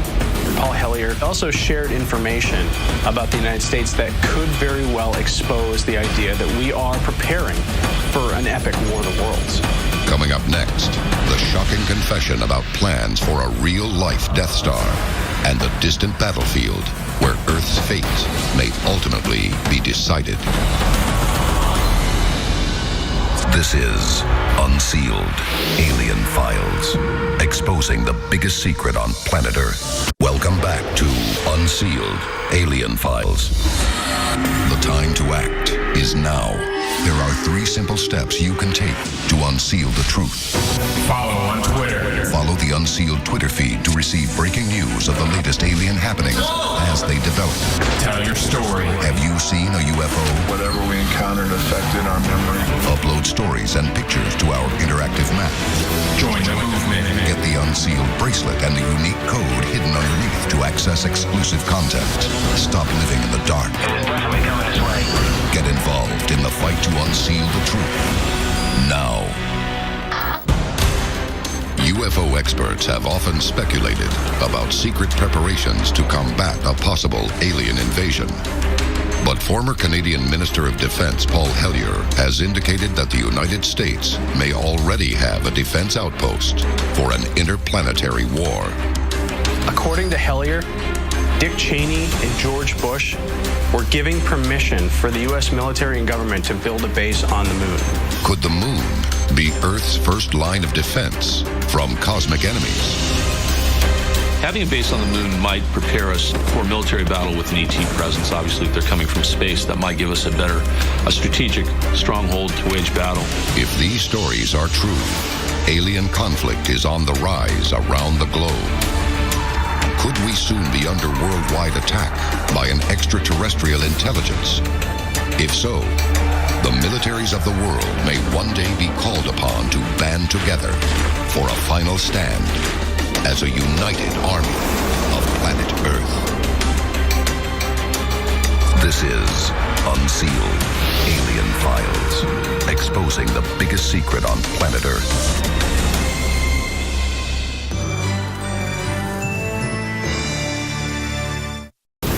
UFO sightings have exploded into a worldwide phenomenon. But America's Southwest is without a doubt ground zero to the greatest UFO hotspots of all time. Roswell, New Mexico, and Area 51. These 2 sites and the events surrounding them represent the most hotly debated UFO mysteries in history. And thanks to the United States government's unprecedented secrecy, the public knows dangerously little of what really happened. Now, new evidence has surfaced that will blow this decades-long UFO conspiracy wide open, all revealing the shocking story the government doesn't want you to hear. From rogue CIA agents to startling accounts of advanced UFO technology, join us as the secrets of Roswell and Area 51 are unsealed. A global effort has begun. Secret files hidden from the public for decades, detailing every UFO account, are now available to the public. We are about to uncover the truth behind these classified documents. Find out what the government doesn't want you to know. Unsealed Alien Files, exposing the biggest secret on planet Earth. Quantico, Virginia, April 2011. The FBI's official website is overwhelmed by traffic, triggered by the release of a mysterious 60-year-old memo addressed to former FBI Director J. Edgar Hoover. Its explosive contents may at last reveal the truth behind the biggest alien conspiracy of all time. Unsealed case file, the Guy Hotel memo. Guy Hotel was a former special agent in charge of the FBI's Washington field office. In a memo dated March 22, 1950, he records an eyewitness account of an incident in 1947 that would change the course of human history. The recovery of flying saucers crashed in the New Mexico desert. In the memo, Hotel states, they were described as being circular in shape, with raised centers, approximately 50 feet in diameter. Each one was occupied by 3 bodies of human shape, but only 3 feet tall. The 2011 release of this previously classified document sends shockwaves throughout the UFO community. It finally confirms what independent investigators have long suspected, that the U.S. government knows about the existence of extraterrestrials and has deliberately kept it hidden from the public. Many conclude the memo to be the first official account of the most infamous UFO case of all time, the Roswell incident. Unsealed case file, the Roswell incident. Roswell, New Mexico, 1947. On the night of July 2nd, the Wilmots, a local couple, see a glowing disc-shaped object plummet from the sky at a blistering speed. It disappears beyond a line of trees northwest of town. The Wilmots aren't sure they believe their eyes. The next morning, ranch worker Mac Brazel discovers a trail of metallic debris in approximately the same place where the Wilmots' flying disc disappeared the night before. Brazel collects some of the strange material and brings it to the local sheriff's office. The sheriff quickly notifies officials at Roswell Army Air Force Base that there has been some kind of air crash, and the base sends Major Jesse Marcel to the site to investigate. His son Jesse remembers the event in vivid detail. He came back real late one night, about 2 o'clock in the morning, as I recall, very excited because he woke myself, my mother up saying they found parts of a UFO or a flying saucer. The wreckage is unlike anything Marcel has ever seen. Nonetheless, the investigation under Base Commander Colonel William H. Blanchard starts out as routine. People always talk about the cover-up of the crash at Roswell, but actually, in the very beginning, there was no cover-up. The Army stepped right up and admitted that there was a crash of a flying saucer at Roswell and that they retrieved that actual disc itself. I was instructed by Colonel Blanchard to put out a press release which in effect stated that we had in our possession a flying saucer. July 8, 1947. The Army Air Force has announced that a flying disc has been found and is now in the possession of the Army. The announcement is a bombshell. America has recovered a bona fide UFO. The story, naming the Wilmots as witnesses, quickly goes national and then international. The military is caught completely off guard. The next day, in a sudden about-face, they retract the statement, declaring the Roswell wreckage to be that of an ordinary weather balloon. It's a stunning reversal that raises many questions. Why did the military change their story? What did they really have on their hands? What were they trying to hide? Now, over 60 years later, eyewitnesses have come forward with stunning new details that will uncover the devastating truth behind the Roswell incident. This is Unsealed Alien Files, exposing the biggest secret on planet Earth. Welcome back to Unsealed Alien Files. Roswell, New Mexico, July 1947. A mysterious object crashes in the desert outside town. The U.S. military announces to the world it has recovered the wreckage of a flying saucer, only to retract the statement the following day. Many believe the military is hiding something. The question is, what? the Pentagon holds a press conference at which Major Jesse Marcel presents a sample of the material he allegedly recovered.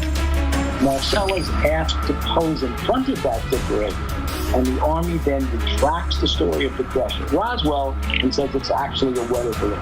In other words, Colonel Blanchard had to agree to make Major Marcel look like a fool in the eyes of all the media, basically putting this black mark on a career intelligence officer's military career. This is my father holding up what is very obviously parts of radar target with balloon debris. This is not what was seen on the floor of our kitchen that evening or that late early morning hours in 1947. This is totally different. The press conference is just one of many cover-ups surrounding Roswell, and some have deadly implications. The original news article cited the Wilmots as the only eyewitnesses to the crash. In reality, they were far from alone. There were multiple eyewitnesses that night, and unlike the Wilmots, many set out for the crash site to investigate, only to discover all routes cut off by military roadblocks.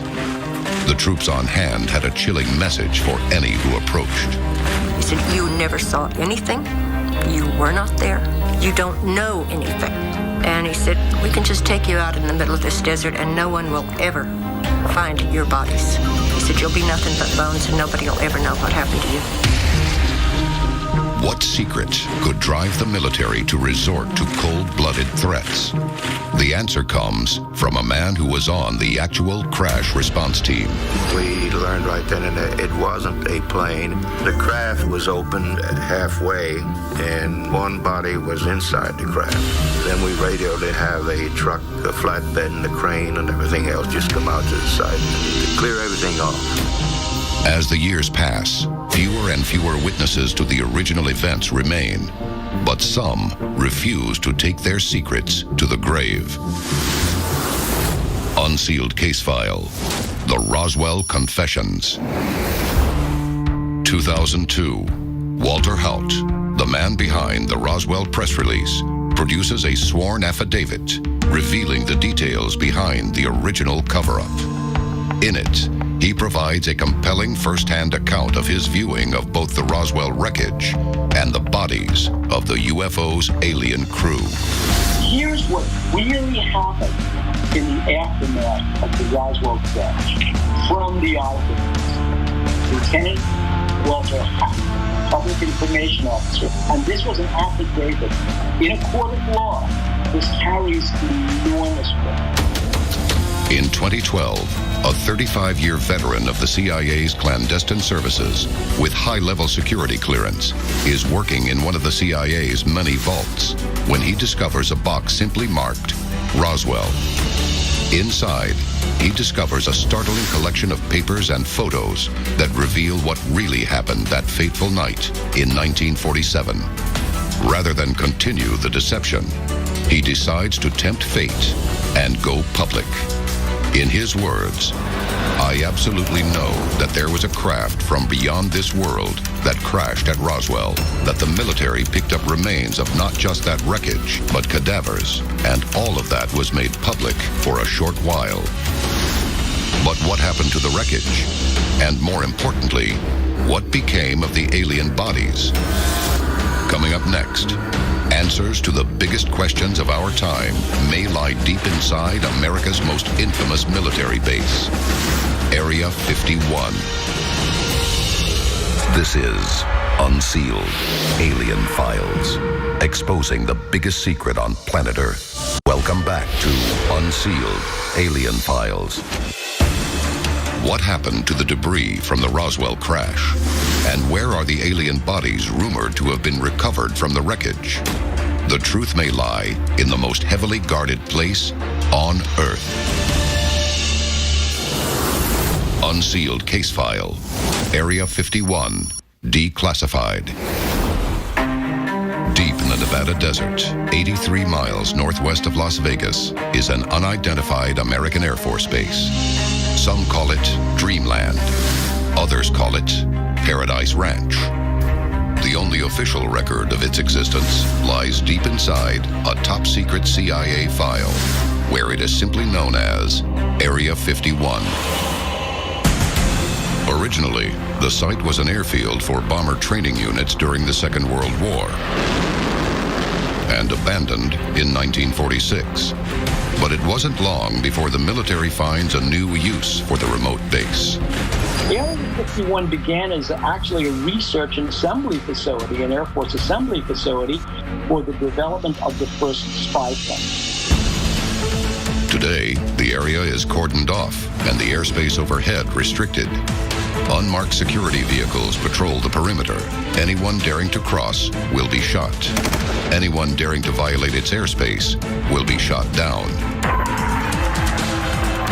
This place was so secret that you couldn't even admit you worked at Area 51. UFO experts believe Area 51 is the research and test facility of the Roswell crash debris.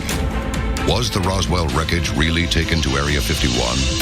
Has anyone who worked inside dared to go public to reveal the research going on inside the perimeter? According to Los Angeles Times writer Annie Jacobson, they have. Recently, she conducted an extensive series of interviews with former Area 51 employees. One engineer who worked at the site in 1978 confirmed the debris and bodies from Roswell were in fact taken to Area 51 for testing. But in a stunning twist, he goes on to say that they were in no way alien in origin. Unsealed case file, the Soviet stratagem. 1945. The war is over. Germany and Japan are defeated. But lasting peace remains elusive. America and the Soviet Union are now at odds, and the threat of another war is very real. Stalin knows the U.S. holds the upper hand with its new arsenal of nuclear weapons. To win, he must chip away at America's will to fight. Stalin devises an extraordinary plan. He intends to land an alien-looking aircraft flown by alien-looking pilots in the heart of the United States. His goal is to incite a UFO panic like that caused by Orson Welles with his 1938 radio adaptation of H.G. Wells's War of the Worlds. The Soviet saucer will be a modified version of a captured German aircraft known as a flying wing. But how to create plausible-looking alien pilots? For this, Stalin turns to the unlikeliest of allies, Nazi doctor Joseph Mengele.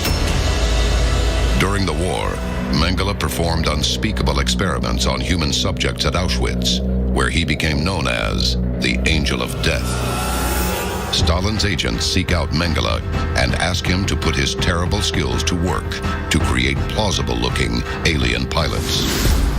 According to Annie Jacobson's source, Mengele experiments on teenagers, producing hideous deformities that bear a striking resemblance to the aliens described in the Guy Hotel memo.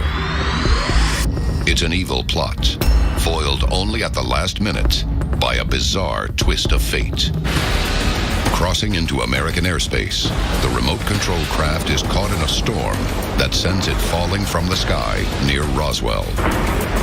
Was Roswell really a Soviet plan to win the Cold War? Could the mountains of alien evidence at Roswell and Area 51 all be false? Or was Jacobson's source a government plant in yet another elaborate cover-up scheme? Another Area 51 insider tells a very different story. Bob Lazar claims to have worked inside Area 51 during the 1980s, where he conducted research on technology recovered from 9 different flying saucers. Bob Lazar claimed that he was an engineer there and that his job was to reverse engineer the propulsion system of one of these craft. He had friends that he would bring out to Groom Lake on certain nights of the week so that they could see these things going up in the air. Lazar has also revealed that the military wasn't just working with alien technology, it was actually working with the aliens themselves. And his description of them bears an uncanny resemblance to the aliens in the Guy Hotel memo. But if Lazar is telling the truth, then what has become of the futuristic aircraft built using alien technology? Coming up, we will hear the final terrifying truth about Area 51 from one of America's most respected aerospace engineers. On Unsealed, Alien Files, exposing the biggest secrets on planet Earth. Welcome back to Unsealed, Alien Files. The time to act is now. There are 3 simple steps you can take to unseal the truth. Follow on Twitter. Follow the Unsealed Twitter feed to receive breaking news of the latest alien happenings as they develop. Tell your story. Have you seen a UFO? Whatever we encountered affected our memory. Upload stories and pictures to our interactive map. Join the movement. Get the Unsealed bracelet and the unique code hidden underneath to access exclusive content. Stop living in the dark. It is definitely coming this way. Get involved in the fight to unseal the truth. Now. What is going on inside Area 51? Is the military really experimenting with alien technology like that recovered at Roswell? Ben Rich was a director at Lockheed Martin's legendary Skunk Works production facility in Palmdale, California, from 1975 to 1991. In an interview conducted shortly before his death in 1995, Rich would reveal that American aerospace engineers have long been working with what he called hand-me-down alien technology. It's famous for a statement that he made. Whatever you see out there, flying in the sky, cruising across the desert, we're 50 years ahead of that. In other words, we're already way ahead of what you think we have. Okay, that's interesting. Now, let's throw the ET component into it. If they've had one or more crash vehicles they've been studying for decades, then who knows how many years they are ahead. Maybe Ben Rich's statement is based on that. Rich alleges this research was conducted under the direct oversight of the United States government until 1969, when Richard Nixon handed it over to an unidentified international board of directors. In his final days, Ben Rich realized this placed too much power in the hands of an elite few. The public had a right to know the disturbing legacy of Roswell and Area 51. Could the identity of Nixon's shadowy board of directors have been none other than the infamous Majestic 12? And if so, will they ultimately choose to use this advanced technology for the benefit of mankind or their own hidden agenda? This is Unsealed, Alien Files, exposing the biggest secret on planet Earth.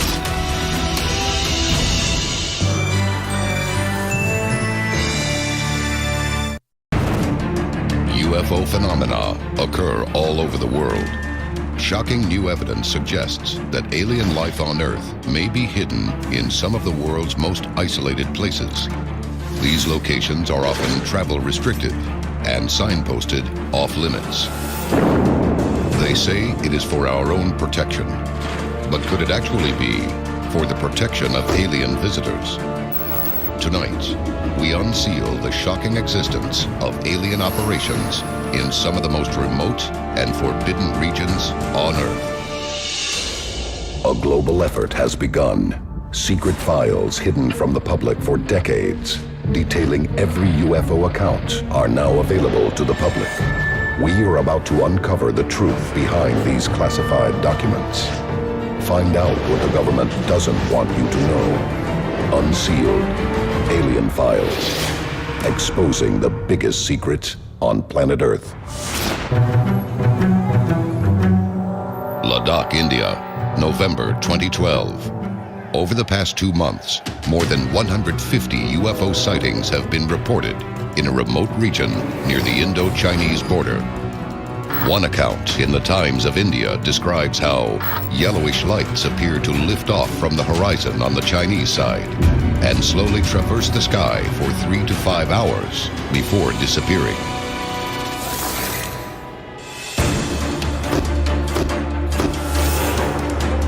Ladakh lies in the Himalayas, the world's highest mountain range, and one of the most inaccessible regions on Earth. the Indian government investigates the claims, suspecting the UFOs to be Chinese drone aircraft patrolling the area.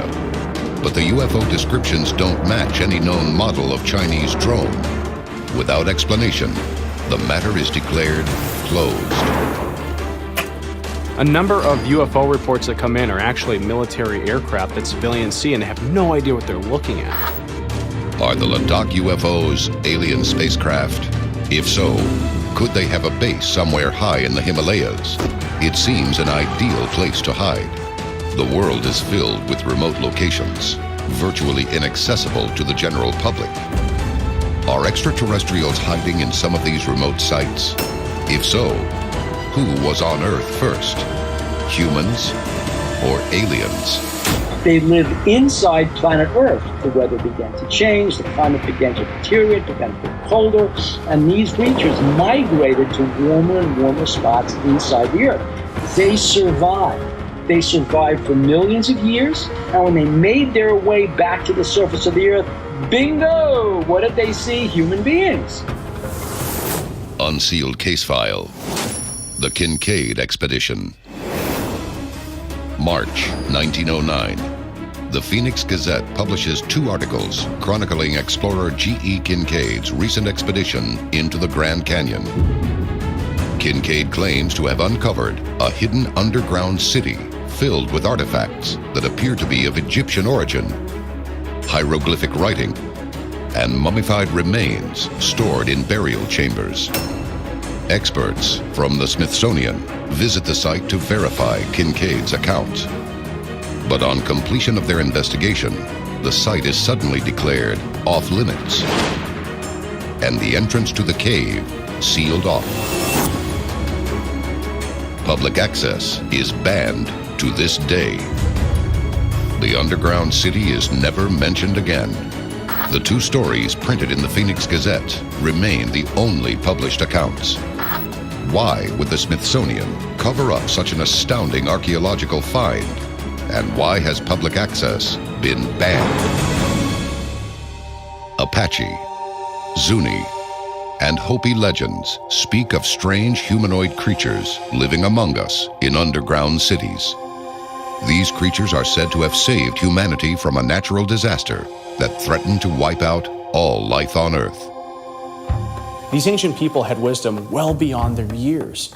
So it begs the question, was there outside consultation? And could that have been from somebody with a bigger perspective on our little world? These beliefs are not unique to North America.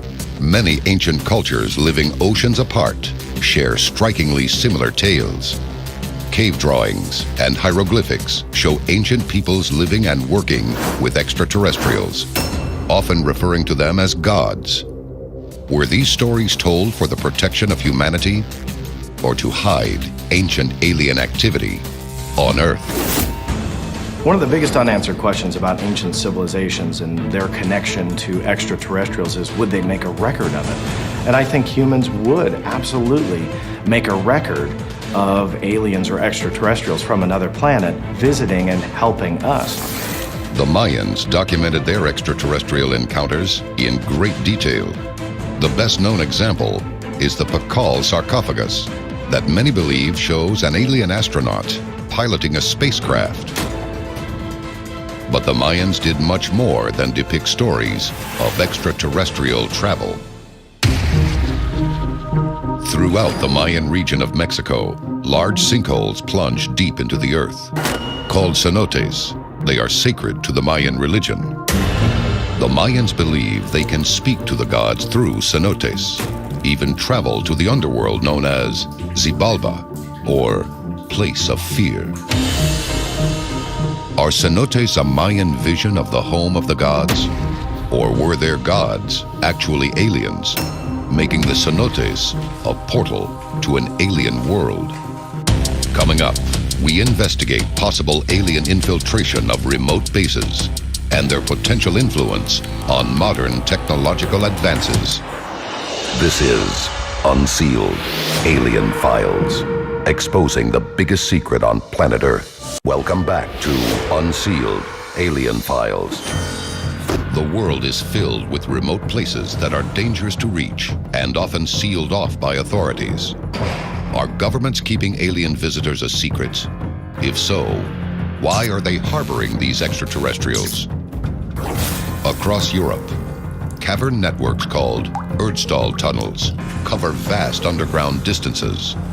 Loosely translated, Erdstall means place in the earth. The exact number of Erdstall tunnels remains unknown as new passages continue to be discovered, including one that reopened a decades-old mystery. Unsealed case file, the Freiburg Tunnel. Freiburg, Germany, 2011. A new Erdstall tunnel opening is discovered on a dairy farm, but the location reminds many UFO experts of another infamous event.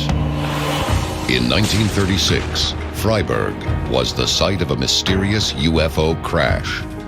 Nazi scientists are said to have recovered advanced technology from the wreckage, then reportedly probed its secrets to create a new generation of superweapons. During the 1930s and 1940s, the Nazis were making huge leaps forward with technology. One of the biggest pieces of technology that they had created was called the V-2 rocket. Now, the V-2 rocket was so highly advanced, it could actually deliver a weapons payload onto Great Britain. Was the Freiburg Tunnel a UFO base? And if it was, were the aliens working with the Nazi government or against them? Remote locations are ideal places to conduct top-secret experiments away from the public eye. The unforgiving desert of the Australian outback offers the kind of deep cover governments seek the world over. Unsealed case file, Pine Gap. Its official name is the Joint Defense Research Space Agency, but it is better known as Pine Gap. Established in 1970 as a satellite tracking station, it is jointly run by the Australian and American militaries. But over the years, Pine Gap is said to have been repurposed into a top-secret testing ground for alien technology retrieved from UFO crash sites. But is there a difference between what the military tells you it knows and what it really knows? It's rumored the Pine Gap complex runs as deep as 5 miles into the earth. But what goes on beneath the desert remains unknown.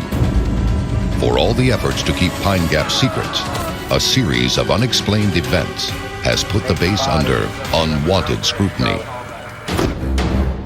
Locals have reported seeing mysterious white discs 30 feet in diameter floating in the sky near the base.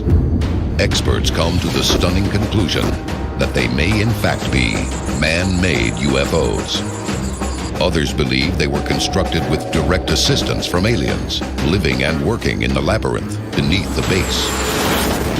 Hard evidence of the top-secret work underway at the base was collected from the most unexpected source imaginable. On March 15, 1991, the Space Shuttle Discovery was passing over the area when its cameras picked up something astonishing. The footage shows a massive UFO hurtling over Australia at an estimated speed of over 50,000 miles per hour, nearly 3 times the shuttle's top speed on launch.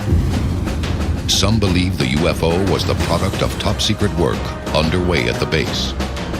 But if aliens are working at remote sites like Pine Gap, are they friend or foe? Coming up, we investigate an isolated base in New Mexico. Evidence of what goes on in this terrifying facility may reveal the greatest betrayal of public trust in history. This is Unsealed Alien Files, exposing the biggest secret on planet Earth. Welcome back to Unsealed Alien Files. At secret bases like Pine Gap in the Australian outback, aliens are said to be helping scientists build futuristic aircraft and weapons. But are these aliens really our allies? Compelling evidence exists that humans and aliens may have already engaged in combat, deep inside one of the most closely guarded bases on Earth. Unsealed case file. The Battle of Dulce. Dulce, New Mexico, 1977. Cattle have been discovered mutilated. The cuts have been made with a surgical precision beyond the capability of any known technology. The bizarre crimes catch the attention of Albuquerque-based physicist and UFO researcher, Paul Benowitz. During his independent investigation, he is introduced to a woman who claims to know what is behind the bizarre crimes. Under hypnosis, she reveals to Benowitz that she and her son were abducted by aliens and taken to an underground base. There, she saw not only cattle being mutilated and drained of their blood, but vats filled with human body parts. While there, the abductees were fitted with alien implants through which extraterrestrials could control their bodies. Benowitz is stunned by the woman's account. He begins monitoring communications in the area and picks up what he believes to be transmissions from an alien spaceship. Benowitz tracks the UFO to a remote area on the New Mexico-Colorado border that he dubs Dulce Base. In 1979, UFO insider Thomas Costello infiltrates Dulce and smuggles out shocking photos. Costello's photos show aliens conducting horrifying genetic experiments on humans. Even more shocking, Costello says the human subjects were abducted with the full consent of the United States government. Another theory is the fact that they're genetically engineering humans, that it could serve some purpose in altering our genetic code or the way that we evolve as human beings. My guess is they could potentially make a life form that they would like us to evolve into, let alone just try and make another lesser being evolve into what they're aiming to create. In a separate incident, a U.S. government employee, Phil Schneider, was helping to dig a labyrinth of tunnels below the base. Schneider's team inadvertently opened a large cavern where they stumble upon a group of aliens experimenting on captive humans. A battle ensues. Though severely wounded, Schneider escapes, but a number of his colleagues are killed in the conflict. According to Schneider, the tunnels below Dulce are a fraction of what lies beneath the surface of the United States. UFO investigators believe the underground network may have been created by a highly advanced drilling craft called a subterrane. Operating like a submarine, the subterrane is propelled by nuclear power and bores through the Earth, leaving massive tunnels in its wake.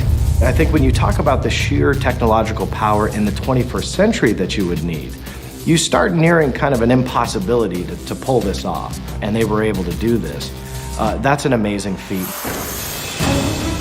Once completed, the tunnels are traversed by maglev trains that may travel over 300 miles per hour. But where could they possibly lead?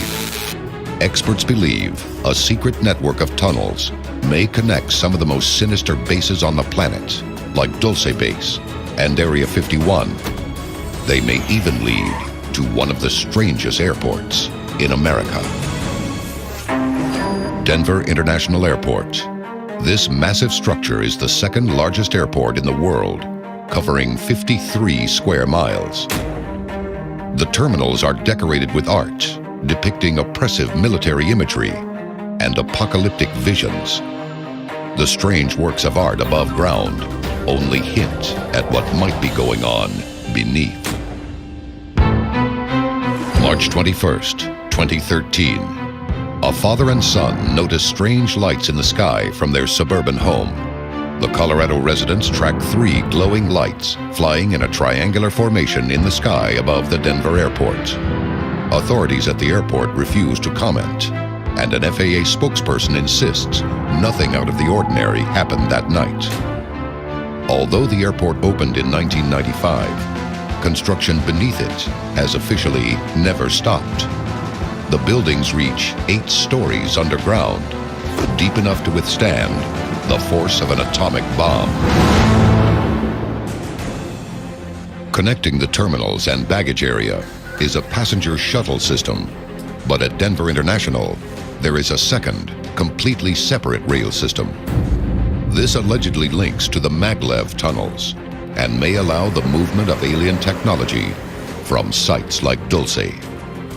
Coming up, they may have technology that's out of this world, but is extraterrestrial life also penetrating the very heart of American power?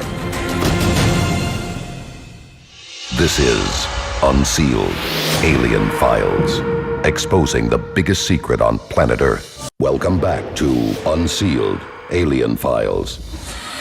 The time to act is now. There are 3 simple steps you can take to unseal the truth. Follow on Twitter. Follow the Unsealed Twitter feed to receive breaking news of the latest alien happenings as they develop. Tell your story. Have you seen a UFO? Whatever we encountered affected our memory. Upload stories and pictures to our interactive map.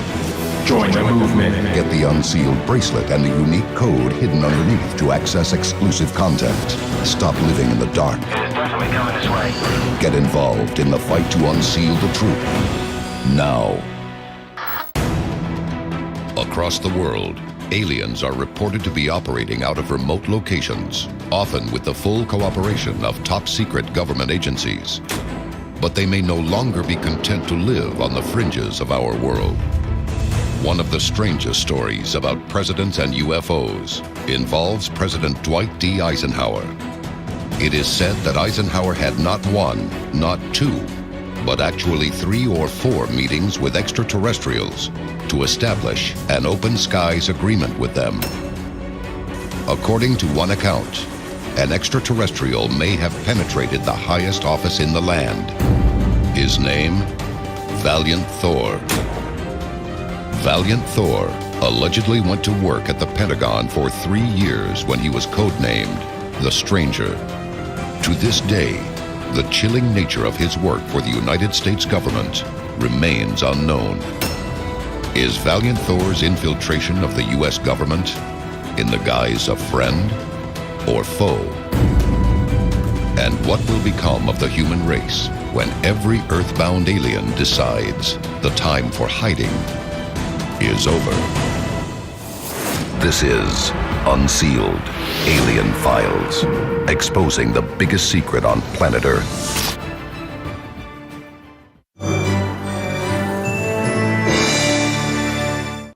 In the darkest days of the Second World War, Britain stood alone against the terror of the Nazi blitzkrieg. The nation rallied under the motto, "Keep calm and carry on," to turn the tide. Today, the UK faces a new kind of blitz by an infinitely more powerful invader. There are certainly a huge number of UFO sightings in the United Kingdom. From the 1950s to the termination of the British government's UFO project, around 12,000 UFO sightings were investigated. But the shocking details behind these incidents remain secret until now.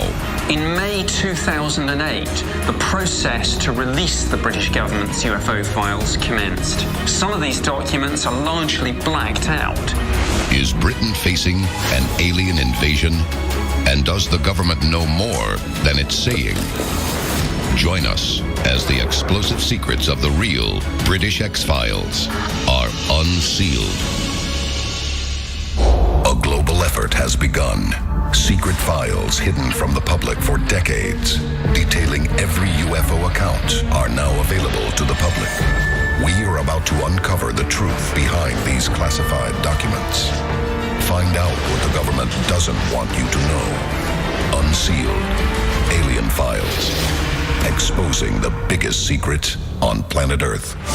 Aberdeenshire, Scotland, 2012. It's the middle of a crisp fall night on the Scottish lowland.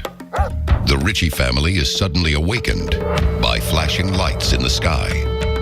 Looking out of the window, they are shocked to see a circular object hovering above their farm, where it remains for 4 hours.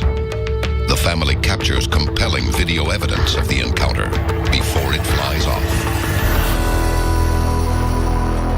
authorities say they have no way of knowing what aircraft were in the area at the time.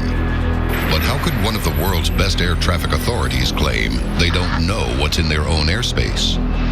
Some experts believe the Ritchie sighting is just the latest in a long line of government cover-ups. People had long suspected that the Ministry of Defense was far more closely involved in UFOs than they were letting on in public. In 2008, the British government began releasing over 50 years of UFO files to the public. These are hundreds of files, comprising in total tens of thousands of pages of documentation. When the government says that they're releasing information about UFOs, people should sit up and take notice. If just one of these sightings turns out to be the real thing, our world changes forever. Unsealed case file. The British X-Files. Tangmere, West Sussex, June 1950. An RAF pilot is flying a training exercise when his jet is passed in midair by what he describes as a shining, revolving, disc-like object. It's just one in a rash of UFO encounters reported by the Royal Air Force and Royal Aircraft Establishment. The mounting evidence becomes too much for the government to ignore. They launch a top-secret investigation into these reports, dubbed the Flying Saucer Working Party. Britain, it seems, is taking the UFO question very seriously. But when the investigation's final report is issued a year later, all claims are dismissed. The Flying Saucer Working Party concluded that there was nothing worth government time and resources. Despite its reassuring conclusions, these findings are never made public.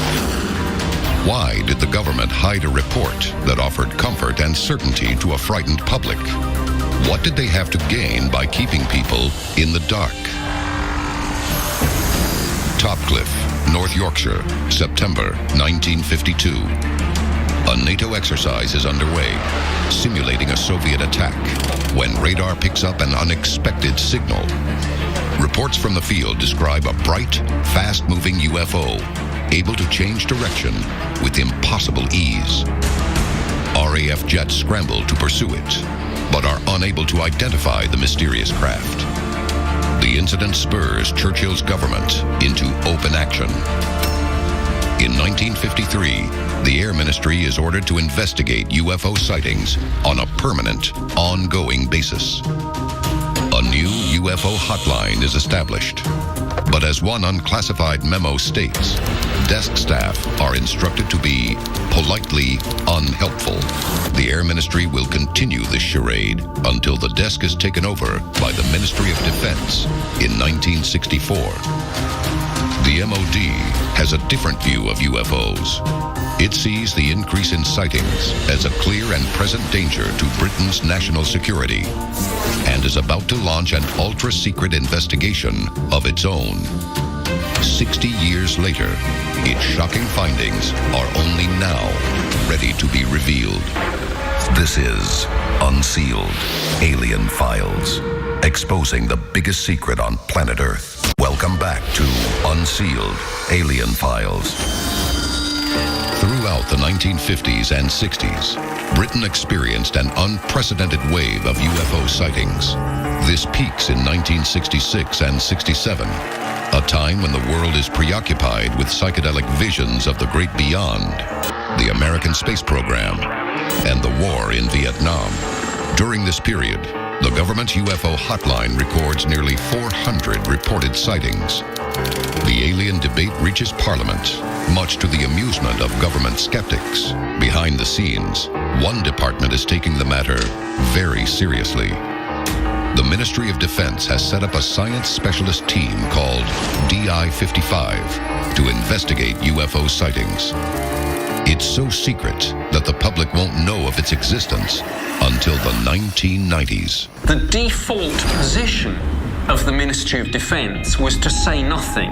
The MOD is, by its very nature, an inherently secretive organization. There are few departments in government more secretive than the Ministry of Defense. It's a trend that would continue throughout the 1970s and climax in the most infamous UFO incident in Britain's history. Unsealed case file. The Rendlesham Forest Incident. Rendlesham Forest, Suffolk, December 1980. 2 American airmen stationed at nearby RAF Woodbridge witnessed what they at first believed to be a plane crash. John Burroughs and Jim Penniston, together with some other military personnel, sought permission to go out into the forest to investigate what they initially thought was a crashed aircraft. When Burroughs and Penniston approached the site, they found in a small clearing not a crashed aircraft, but a landed UFO. The incident, which occurred close to not just 1, but 2 RAF bases, represents an unprecedented breach of high-security airspace. And it wouldn't be the last. On a subsequent night, a social function was taking place at the base where a young airman went up to the deputy base commander, Charles Holt, saluted and said, "Sir, it's back." Holt is skeptical. Nonetheless, he goes to the landing site with a tape recorder and a Geiger counter. We found a small blast, what looks like a blasted or scrubbed up area here. He picks up significant trace radiation readings. The meter's definitely giving a pulse. In the middle of his investigation, he notices mysterious flashing lights nearby. Wait, I know it's slow down. Where? Right in this position here, straight ahead, in between the, there it is again. Holt records a breathless description of his encounter. Directly north, we've got 2 strange objects, half moon shaped, dancing about with colored lights on them. One we're observing what appears to be a beam coming down to the ground. I've listened to this tape, and Colonel Holt is clearly describing how he and the men under his command see the UFO in the distance, and then notice the UFO actually coming closer. It's coming this way. It is definitely coming this way. The Rendlesham Forest incident is arguably Britain's most compelling and intriguing UFO case. Rendlesham raises serious questions in Parliament about UFOs and the nation's security. Again, the Ministry of Defense responds saying it sees no real threat and considers the matter closed. But the Rendlesham case is far from closed. When the British X-Files are first made public, they include thousands of reported sightings from the years 1965 to 2009. But the files from 1980 to 82, including Rendlesham, are conspicuously missing. When questioned regarding their whereabouts, the MOD claims they were accidentally destroyed. Is it just a coincidence that records of UFO encounters before and after Rendlesham are now missing? Or is there another agenda at work? What more was in those files? It wouldn't be the last instance of sensitive UFO documents disappearing from the Ministry archives. Unsealed case file, the Pitlochry Protocol. Pitlochry, Scotland, 1990. 2 men walking in the countryside take photos of a strange diamond-shaped aircraft accompanied by 2 RAF jets. They send the photos and negatives to a Scottish regional paper, which doesn't print the story, but instead sends the evidence on to the MOD.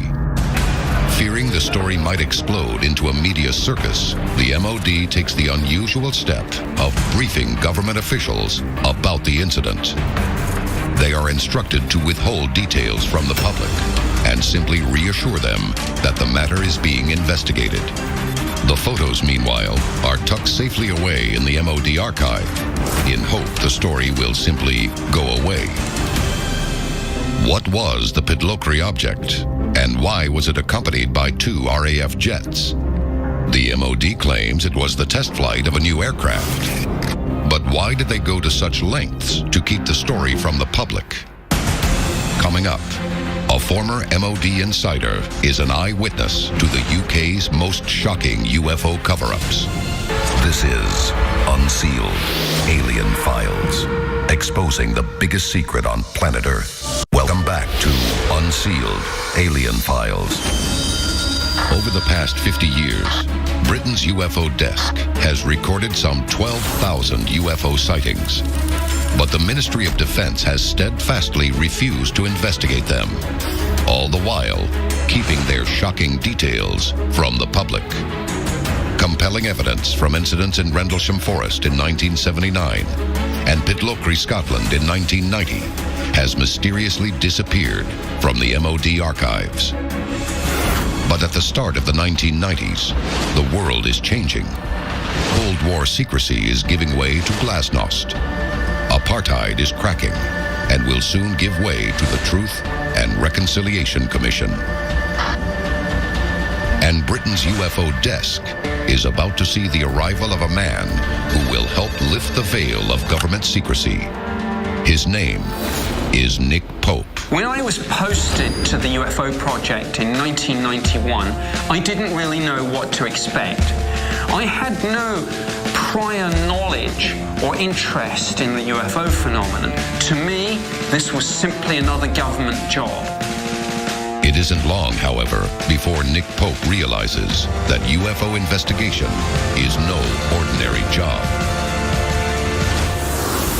Unsealed case file, the Cosford Incident. The year is 1993. 2 years into his assignment at the UFO desk sees Nick Pope approaching the job with a dedication severely lacking in his predecessors. We had a huge reach. I could call on investigative resources that would have put anyone else to shame. If we had a photo or a video, I could get Air Force technical specialists to analyze and enhance that imagery. He's already investigated many strange cases, but nothing could prepare him for the surreal events of March 30th, a UFO blitz. This was a wave of sightings throughout the United Kingdom that took place over a period of around 6 hours. The bizarre series of incidents climax with the appearance of a massive UFO flying over RAF Cosford and RAF Shawbury in the Midlands. There were several dozen witnesses, including an Air Force officer with 8 years' experience, specifically of looking into the sky, judging things that he saw there. So you could not ask for a better witness. The man sees a massive triangular-shaped craft hovering 200 feet in the air. It emits a low-frequency humming sound and fires a narrow, laser-like beam of light down at the ground. The giant ship moves slowly toward the base before suddenly deactivating its beam and darting off beyond the horizon, much faster than any RAF jet. The encounter leaves the veteran airman rattled. When I interviewed the witness the morning after this sighting, his voice was still shaking. Pope notes striking similarities between Cosford and Rendlesham Forest a decade before. That the witnesses are military, and also the fact that the shape of the UFO is essentially triangular, though the sizes of the craft are very different.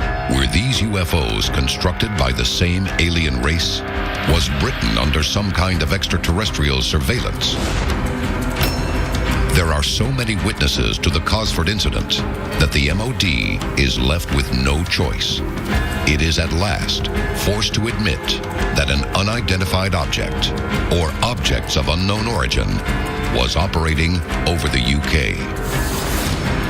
In 1998, Prime Minister Tony Blair holds a closed-door meeting with MOD to be briefed on the risks of revealing sensitive UFO knowledge.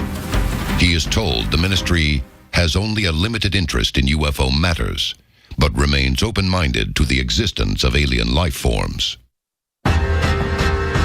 It takes another 10 years before the British government at last opens its massive X-File archive in 2008. At the time, Britain braced itself for what it might learn. A short time ago, everyone had a little piece of the puzzle, but no one had put it all together. Now, with the declassification and release of the British government's file on this case, we can see the entire picture. Up next, stay tuned for the final revelation of Britain's X-Files. Will the UK government reveal what it knows about UFOs? This is Unsealed Alien Files, exposing the biggest secret on planet Earth. Welcome back to Unsealed Alien Files. The time to act is now. There are 3 simple steps you can take to unseal the truth. Follow on Twitter. Follow the Unsealed Twitter feed to receive breaking news of the latest alien happenings as they develop.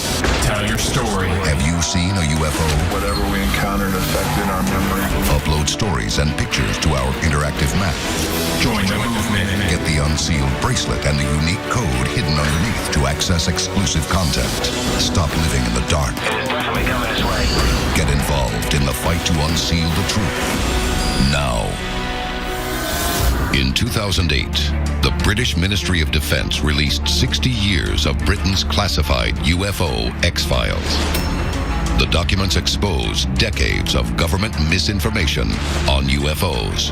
There are also documents that show how consistently, over the years, the Ministry of Defence tried to downplay the extent of the UFO phenomenon and discredit any media outlets that ran serious stories about UFOs and portray anyone who investigated UFOs as cranks. Britain's X-Files have revealed a disturbing pattern, one that dates back to the Rendlesham Forest incident. There are lots of rumours that there were nuclear weapons at Woodbridge. UFOs are interested in our missile sites, our nuclear weapons program, our military bases. In 2009, the British government unexpectedly shut down the nation's UFO hotline, leaving terrified citizens nowhere to turn. Please note that it is no longer MOD policy to record, respond to, or investigate UFO sightings. Therefore, it is no longer possible to leave messages on this number. Further details are available on our website. In the months following the hotline's closure, UFO sightings across the United Kingdom tripled. There's an old saying in the military, train hard, fight easy. There should be a contingency plan for alien contact and for alien invasion. The number one issue is defense. What is the possibility of a major alien event on the horizon? And is there anything Britain can do about it? This is Unsealed Alien Files, exposing the biggest secret on planet Earth.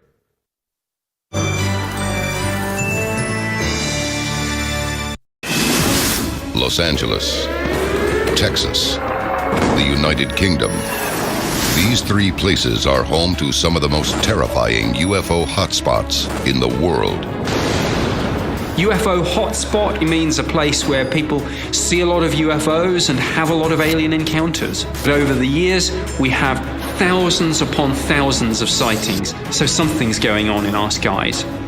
Hotspots are locations where people are constantly reminded we are not alone. And they are places where people often live with an ever-present fear. What makes a UFO hotspot? Is there a pattern to where they occur? And if there is, what danger does it pose to humanity? Tonight, we reveal the world's greatest UFO hotspots on Unsealed Alien Files. A global effort has begun. Secret files hidden from the public for decades, detailing every UFO account, are now available to the public. We are about to uncover the truth behind these classified documents. Find out what the government doesn't want you to know. Unsealed Alien Files, exposing the biggest secret on planet Earth. Los Angeles is a major UFO hotspot. The activity here is constant and seems to be escalating. Los Angeles, California, January 21st, 2013. The International Business Times prints the unsettling story of a recent UFO sighting over the San Fernando Valley. A man is taking photos in his backyard when he sees a police helicopter flying overhead. He quickly adjusts his camera lens and takes a picture. Later, when reviewing his photos, he notices a tiny object high in the distance above the helicopter. Expert analysis of the photo reveals it to be a textbook example of a flying saucer. For decades, citizens of the Los Angeles area have reported an astonishing number of UFO sightings, higher than any other city in the U.S.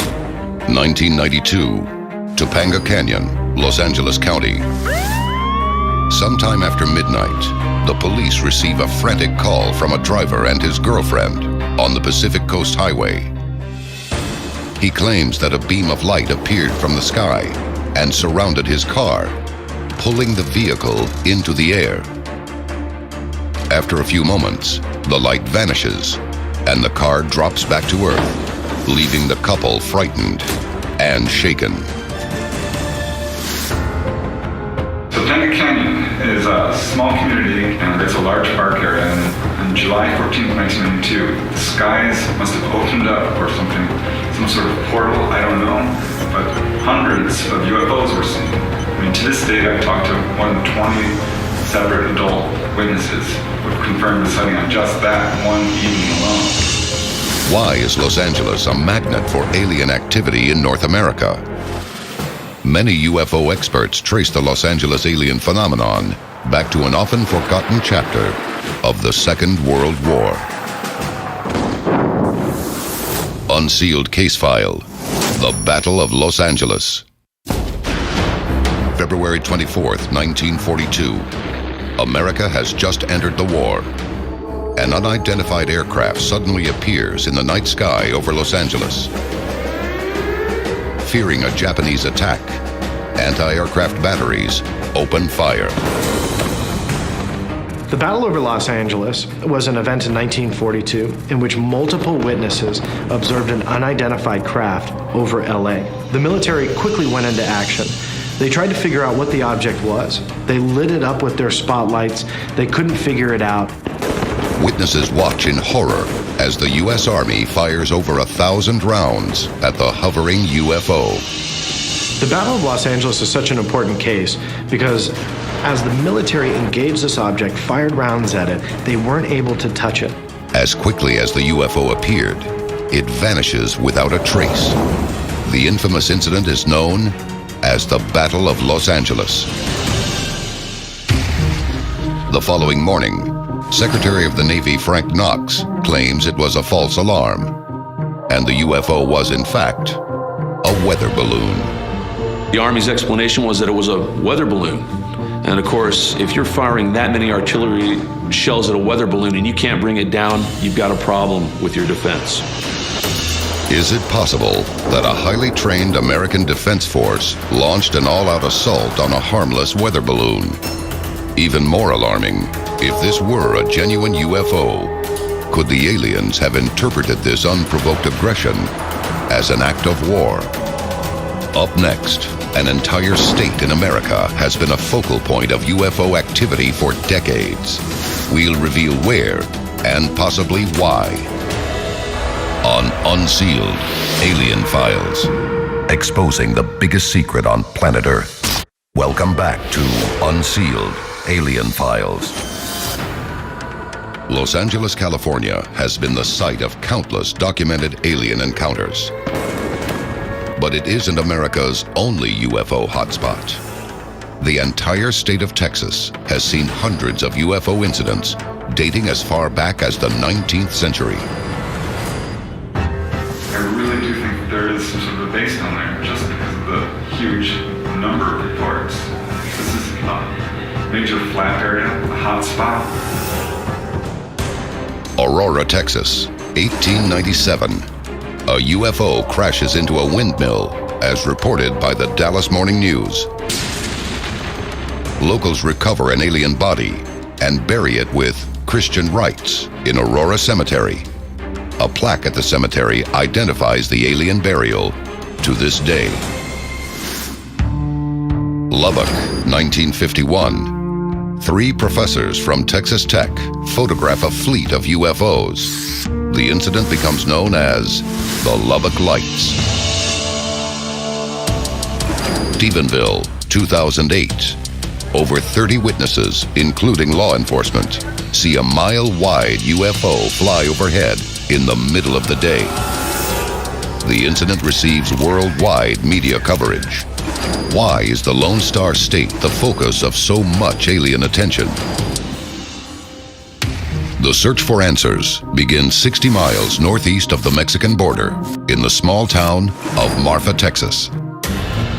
For over a century, residents have reported eerie, ghost-like lights in the sky. Many believe the lights to be of extraterrestrial origin. Unsealed case file, Marfa, Texas. 1957, Coronet magazine publishes a report on the Marfa lights phenomenon, describing them as brightly glowing basketball-sized spheres floating above the ground. Scientists are quick to dismiss the phenomena as everyday automobile lights, appearing to float due to atmospheric reflections. But this explanation is met with skepticism in the UFO community, for one simple reason. The Marfa lights occur in a region called the Mitchell Flat, an area known for its rugged terrain and private property. Ufologists contend that car traffic could never be the source of its enigmatic lights. Why are authorities so quick to dismiss the Marfa lights as an atmospheric anomaly? And is there a price to be paid for covering up the heavy presence of aliens in Texas skies? As it turns out, there is. Dayton, Texas, 1980. Betty Cash and Vicki Landrum are driving along the highway when suddenly their car is enveloped in an intense beam of light emanating from the night sky. Above them is a UFO. Out of nowhere, a fleet of combat helicopters appear and surround the UFO, but it vanishes in an instant. Cash and Landrum suffer severe burns from the UFO's beam, commonly associated with exposure to high levels of radiation. Why did aliens attack two innocent women? And how did a squadron of military helicopters appear out of nowhere in the nick of time? Was the government already aware of UFO activity? And why did they not warn the public? A series of deadly events from 6 years earlier suggests they did. Unsealed case file, the Corpus Christi object. August 24th, 1974. U.S. Air Defense Radar detects a UFO speeding northwest from the Gulf of Mexico toward Corpus Christi at an impossible speed of 2,500 miles per hour. At the same time, a small passenger plane takes off from El Paso, bound for Mexico City. For unknown reasons, the UFO suddenly changes course and collides with the plane over Coyame, Mexico. U.S. military locate the wreckage of the plane, but the UFO is nowhere to be found. Nearby, the responders also discover a Mexican Army Jeep with the lifeless bodies of 4 Mexican soldiers inside. There are no signs of trauma. They do not appear to have fired their weapons. Official cause of death? Asphyxiation. The proximity of the Dayton and Corpus Christi locations is alarming. Just outside Corpus Christi is the Naval Air Station, Trow Field. Dayton is part of metropolitan Houston, which is also home to mission control for NASA's space shuttle flights. Could the military and space exploration facilities be attracting UFOs? At the time of the Dayton incident in 1980, NASA was preparing to launch the first space shuttle. Some experts believe extraterrestrials are trying to send a message that would bring an abrupt halt to any further space exploration.